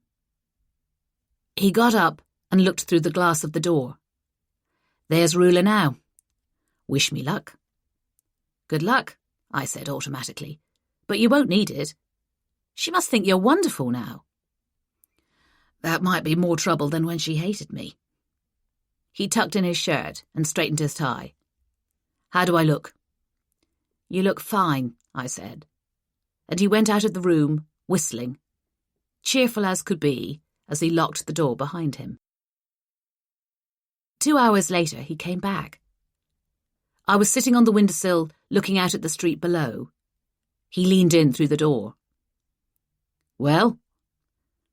"I know who did it, and I know how to prove it." "Told you. How long did it take?" "About 20 minutes, I said, getting down. "Don't ever lock me into a room again." "It was for your own good." I stopped beside him and glared at him. "One of these days, Josh, we're going to have a talk about what you need to do for your own good." "I'm looking forward to that."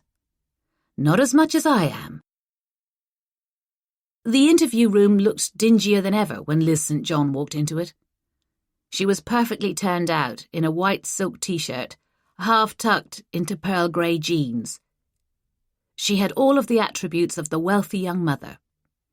Wedge-heeled sandals, an armload of gold bangles, a pendant on a long gold chain, a designer handbag. And the most important accessory of all, even if she didn't realise it yet, Jeremy Green, her lawyer. He was balding and slightly sweaty, but his suit was superbly cut, and his briefcase came from Smithson. "I don't know why on earth you want to talk to me here." "As I explained on the phone," Georgia said, "we need to show you some evidence, and it's easier to do it here. Some of it is video, some of it is photographic." "I still don't see why you couldn't have come to me. It's not convenient at all." "This shouldn't take too long," the lawyer said, holding her chair out for her. She sat in it with a pout of disgust. "She's not happy about this," Derwent said from beside me. We were watching the live feed from the interview room, in a space that was little bigger than a broom cupboard, squashed together on 2 vilely uncomfortable upright chairs. I was leaning sideways to maintain some space between us. "Are you sure it's a good idea for Georgia to do this?" I nodded, hoping I looked confident. "I think she needs this." You're sure you don't want to do it? She's got Chris. Nothing is going to go wrong. Derwent looked down at the foot I was swinging compulsively. Yeah, you seem relaxed about it. I stilled my foot with an effort. Give her a chance. I think she'll do fine. Chris Pettifer set up the tape. Now, you understand this interview is under caution, and we're recording it.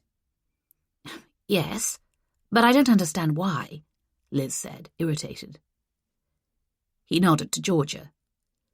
My colleague will just run through the statement you wrote about the day you found Hassan Dawood's body.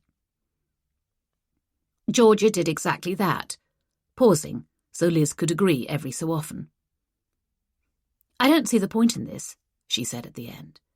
I could have done this on the phone. I have a photograph to show you.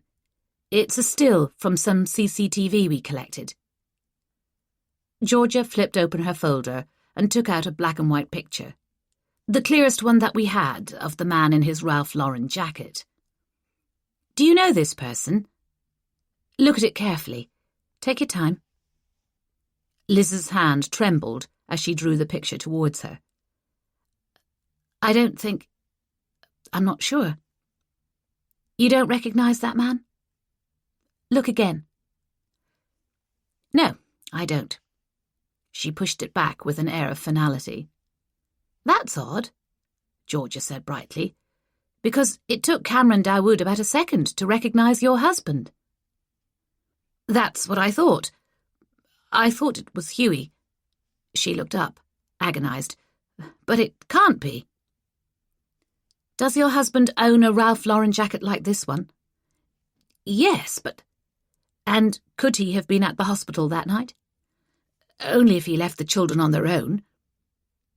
Would he do that? I would have said no. But then I would have said there was no way he could be involved in anything illegal. Why do you assume he's doing something illegal? Georgia asked. But the context. You made me think it was the hospital. You made me think it was something to do with Hassan's death. Now she's confused, I said softly.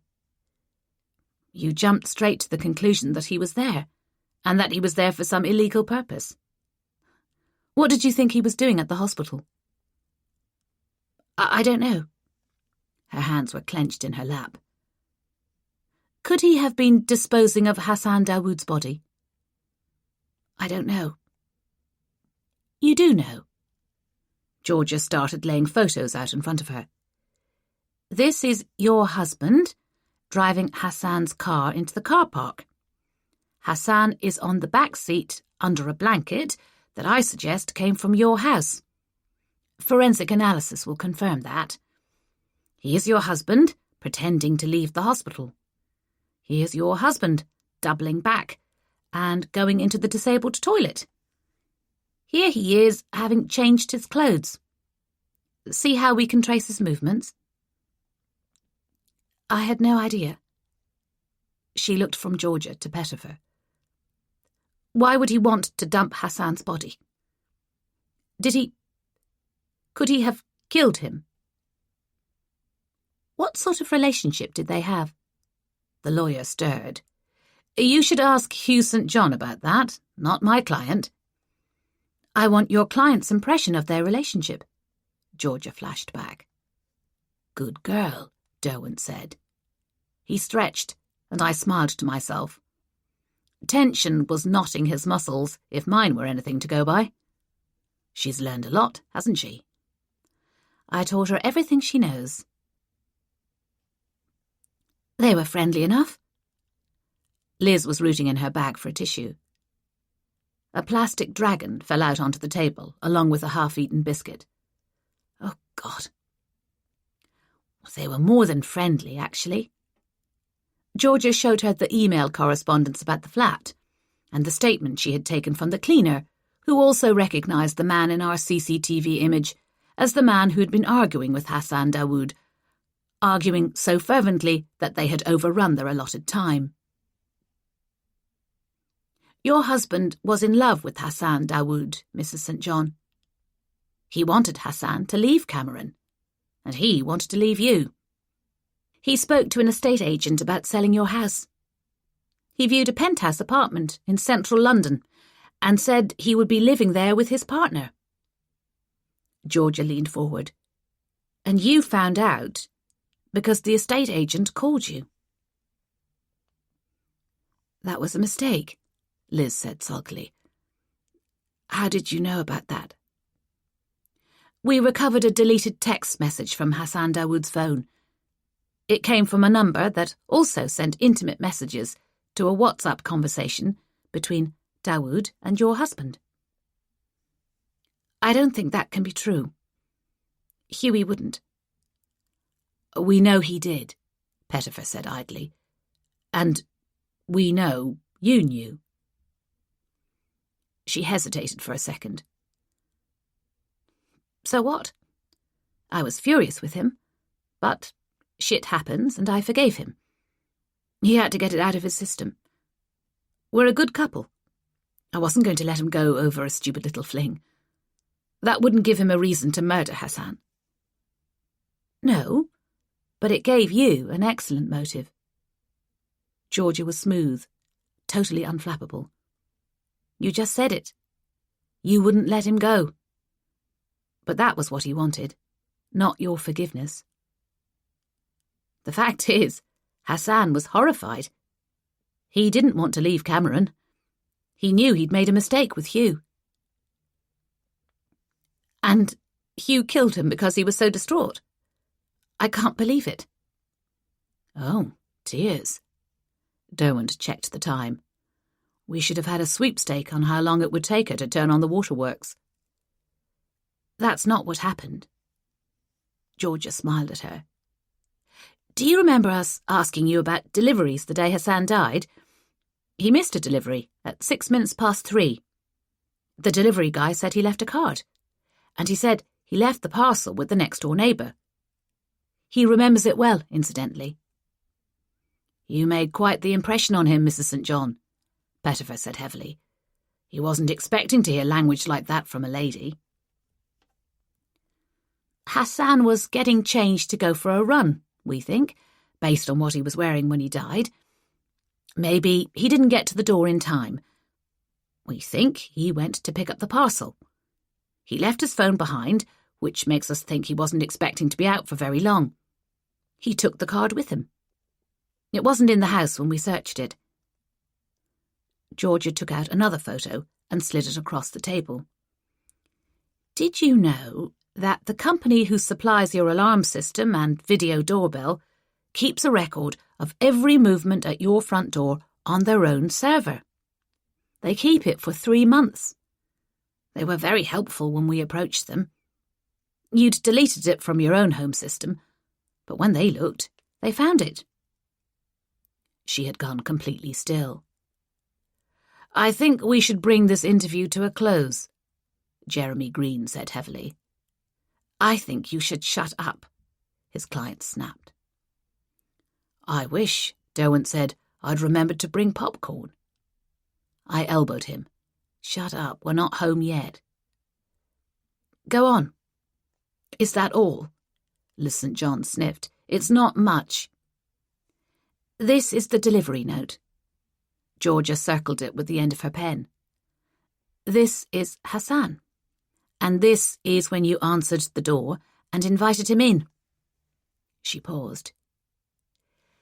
You know, his husband told us that he was killed because someone hated what he was. And I think he was right, even though he meant something else entirely. Hassan was an arrogant man, Mrs. St. John, and he didn't like being criticised. You lost your temper with him, and he argued back. He wasn't afraid of you or anyone. He didn't care that you were going to tell Cameron about the affair. He knew Cameron would forgive him. And he wouldn't promise to leave your husband alone. That's not what happened. Do you remember that the box was falling apart? It was too weak to hold the contents. The delivery man remembered that. Georgia flattened out a piece of paper in front of them. That's the delivery notice, I told Derwent. 1 kettlebell, weight 16 kilos. I think you must have scratched yourself, maybe on the cardboard, when you picked up the kettlebell and swung it into Hassan's head. His blood went everywhere, but it happened in your house, your spotless home, which you cleaned obsessively. And then you tried to outthink us. Georgia folded her arms. You decided that you would put him in his car and take him to the hospital, and that you would have to be there too, so you could legitimately touch him and his car and be the person who raised the alarm. That's not true. You went and got his car from the garage. You parked it in front of the house. The door camera is movement-triggered. It recorded you carrying him out over your shoulder, wrapped in a blanket. He wasn't a big man. And you lift weights, don't you, Mrs. St. John? I talked to your personal trainer. He was very complimentary about your strength training. You cleaned up so there wasn't a trace of him anywhere. You checked his house for anything that might incriminate you. Then you took a knife and cut yourself deliberately so that you had a bleeding injury to your hand, and you created an opportunity to transfer the blood in an explainable way, in case there was DNA from you on Hassan's body. You got your husband to help with moving the car while you were in A&E, drawing attention to yourself. You had your alibi because you couldn't have been moving the body if you were in A&E. And you alleged that he was here with the children. But they were asleep, on their own. Still, it was a good enough alibi for him, especially since your husband swore no one else knew about the affair. We weren't suspicious at all. You're insane, Liz said. This is insane. Derwent dropped his arm on the back of my chair. Both of us were leaning forward now, focused on the screen in front of us. I, for one, had forgotten all about keeping a distance between us. Here we go. Even though your house is very, very clean, and you bleached everything, I bet our forensics expert will find another splash or two when we look. Your shoe size matches the half print on the garage floor, and you, only you, saw a notice on the parking machine at the hospital. No one else mentioned it. The machine was in full working order all night. The hospital takes the car park very seriously. They can't function properly if it's not working, they told us. If the machine had been broken, there would have been a repairman there within an hour. But there wasn't even a request for someone to come and look at the machine. I saw a note. She sounded sulky now. You wanted Hassan to be away from the house to make us think he didn't die here. You told us that he was argumentative, and that you had heard his husband beating him up, so that we would focus on Cameron Dawood instead of you. But you were the only person we spoke to who said that they had problems in their relationship. You were pushing a different line from everyone else. Again, if you'd done nothing, we might not have considered you as a suspect. But we did. Georgia closed her folder. You came up with a reason for everything that might have triggered our suspicions, and that was enough to make us suspicious. You killed him, and we can prove it. I need to talk to my client. Jeremy Green's complexion was living up to his surname. We're going to need some time. You beauty. Derwent put his hand on the top of my head, and he dragged me towards him so he could kiss my cheek. I half-turned my head, surprised at the movement, and the kiss landed on the corner of my mouth. Flustered, I almost overbalanced and had to brace a hand on his leg. We were inches apart, staring at each other. Georgia did it, not me, I managed to say. You worked it out. The old Maeve, back in action, lethal as ever. Was there ever any doubt? He grinned. Not in my mind. Plenty in yours. Anyway, she still had to do the hard part. Under my palm, the muscles of his thigh were taut. I didn't want to move in case it broke the spell. He was staring into my eyes, and then, deliberately, his gaze dropped to my mouth. I was instantly, totally lost, and to hide it, I gabbled, "Didn't she do well? I'll never doubt her again." "Don't go that far." Una burst from the doorway behind us, her voice exceedingly dry. Derwent lowered his arm and sat up, and I shifted so far to my left that I almost fell off my chair. All too easy to imagine how it had looked to her. "Well done, anyway." She waited for a beat, and when neither of us said anything, she nodded and walked away. I gathered my things hastily. "I'm going to talk to Georgia and Chris." "Yeah, I have to do some paperwork." The two of us went our separate ways, just a little too late to salvage our reputations. Chapter 51. Derwent was in the meeting room when I went looking for him a few hours later, a stack of files in front of him. I shut the door behind me and slid my folder onto the table. "Her lawyer is still talking to her. They're going to give us a prepared statement, but they're taking their time about it." "What's your betting? Manslaughter?" "I'm going to say self-defense. She'll try to suggest that Hassan desperately wanted Hugh to leave her and attacked her when she tried to explain that wasn't going to happen. She lashed out, terrified. The rest is a detailed conspiracy with her husband to get away with what looks a lot like murder, but definitely isn't." "Good luck to her." Derwent leaned back, locking his hands behind his head. "You can go home if you want."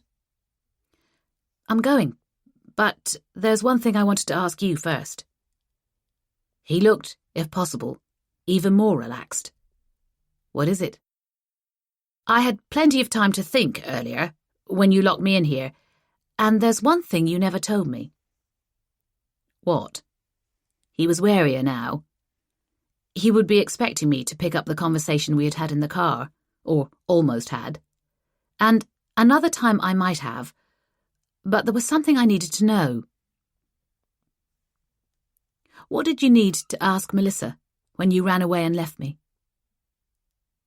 He sat up, the warm, easy manner gone as if I'd imagined it. "I told you it wasn't about you." "I know that," I said calmly. "I still want to know what it was about." He considered the question. "Then, why?" "I know you're not happy. I know you want a different life. I know you took the chance to go away and get over it. You thought you'd find out everything would be much the same, so you could forget about what you want and can't have." I had reached the point where there was no going back. "But I think you found out how unhappy you really are. Maybe you're not made to be domesticated, or maybe you're with the wrong person, but you can't lie to yourself about it anymore." He was withdrawing from me the way he used to, using anger to warn me off, his face grim, his eyes hooded. "Leave it." "No." "What did you ask her?" I softened my tone. "You might as well tell me." He couldn't look at me. "I asked her if she'd let me see Thomas if we broke up." "And she said no." "She said no." "And you'll never leave Thomas?" "No. I made him a promise that I would always be there for him. That comes before everything else. His happiness matters more than yours." A flash of anger as he looked up at me. "Of course it does. It's the most important thing." I sat down beside him and leaned my chin on my hand. "I had no idea you were so unhappy." "No, I didn't want you to know." "Is it bad?" Depends on how you define bad. She's not happy. She blames me for that. She's probably right. I'm not good at making people happy. Well, that's not true. He raised his eyebrows at that, but some instinct told me to make light of it. For instance, you made Pippin very happy. He actually laughed and then sighed. What are you going to do? I asked. Nothing. But no. Thomas needs me. I made a commitment to him. There has to be another way. If there was, I would have thought of it already. He looked at me. I prefer it when we talk about your problems. I bet you do. Look, Maeve, I can cope. I know, but isn't there more to life than just coping? Isn't that what you'd say to me? I'm going to pick myself up and go on, like you did when you got knocked down. I'm going to make the best of what I've got. We lock up the bad people, and we do our best to live a good life, because it's the only one we've got. He checked the time. Now, I'm going home, and I suggest you do the same. I could do that, I thought. I could let him continue on his lonely way and not interfere. I could let him have his privacy and keep our relationship on strictly professional terms, the way he never did with me. I could take advantage of the next moment when he looked at me the way he had earlier, and that might distract both of us from our problems for a while. Or I could be the friend he so desperately needed. He might be ready to give up on his happiness, but I wasn't. He was already at the door when I spoke. I think we should go for a drink first to celebrate the end of the case. We could see if anyone else wants to come along. I saw Chris Pettifer at his desk when I came back. He's usually thirsty. He paused, and I thought he was going to say no. I could go for a drink. One drink, because I need to get home. Chris Pettifer was thirsty, it transpired, and so were Vidya and Georgia, and, to my disappointment, Pete Belcott. As we got ready to leave, I noticed that Derwent's shoulders had come down from around his ears, that he was wandering around with a hint of his old swagger, and I smiled to myself. I waited until he was near my desk. I was thinking, you could get a dog. He groaned. Yes, because what I need is another commitment. Thomas would like it. You would like it. Maeve, I know you're going to miss Pippin. What about a Jack Russell Cross? There was a glint in his eye that I recognised as he sat down on the edge of my desk. What about an Irish setter? Why would you suggest that? It just popped into my mind for some reason. How much would you say you have in common with them? His phone was in his hand. Let's have a look, shall we? I am nothing at all like an Irish setter, I said, with dignity. I beg to differ. Deep chest, small waist, slender hindquarters, he read off the screen. Affectionate, independent, playful, companionable. It doesn't say intelligent here, but don't take that to heart. Fine, don't get a dog. Apparently, I don't need a dog if I've got you. He glanced at me. I've got bad news about your lifespan. Keep this up, I said sweetly, getting up, and there'll be bad news about yours. He was about to reply when his phone vibrated with a new message. He glanced at the screen and then stopped to read it properly. Something wrong? No, it's fine. He looked around. Are we ready yet? How can this possibly take so long? It was late and the building had emptied out, so the lift came almost immediately. We crowded in together. Derwent was near the front and I was at the back, behind Vidya, who was telling Georgia an endless story about an arrest she had once made. Pettifer and Belcott were having a low-level argument about football. I watched Derwent, troubled for him. His head was bent as he looked at the screen of his phone, tapping out a message. As soon as he sent it, another message hummed back. I saw him flinch. And then the lift arrived at the ground floor. We piled out into the lobby, sorting ourselves out. I made my way to Derwent's side. Is everything okay? He dropped his phone in his pocket. Yeah, but I have to go. Are you sure? I was looking at him closely, noting the muscles tightening around his eyes and around his mouth. A quiet kind of misery. The harder Melissa tried to hold on to him, the further she was pushing him away, and it was tearing him apart. Another time. He raised his voice. Sorry, gang, I can't stay. There was a chorus of disappointment and good-natured jeering as we all spilled out onto the street. The warm fug of evening air a surprise after the chill of the office air conditioning. He nodded to me and walked away, in a hurry, preoccupied. I turned to go the other way and found myself face to face with Pete and Chris. So? Pete demanded. So what? Chris took the lead. Did anything happen between you and Josh when you were away? Nope. Sure? I think I would remember. Chris held out his hand to Pete, grinning. Told you so. Pete took out his wallet with an expression of total disgust on his face. I'm not sure I believe her. Georgia can back me up. She was there. Yeah, I would have picked up on something, but there was absolutely nothing going on there. She shrugged. No romance. No shagging. All totally asexual and above board.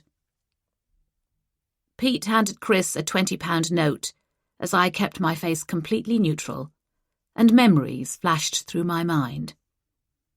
Holding his hand, his mouth curving against mine. I've never felt about anyone the way I feel about her, he'd said to Ruth. The way he'd looked at me. The way he'd touched me. Let's get a move on, I said. Georgia sighed. I was so sure something would happen. We're friends, I said. Just friends. Nothing more to it than that. As we walked down the street, I wondered if I was trying to convince them or myself.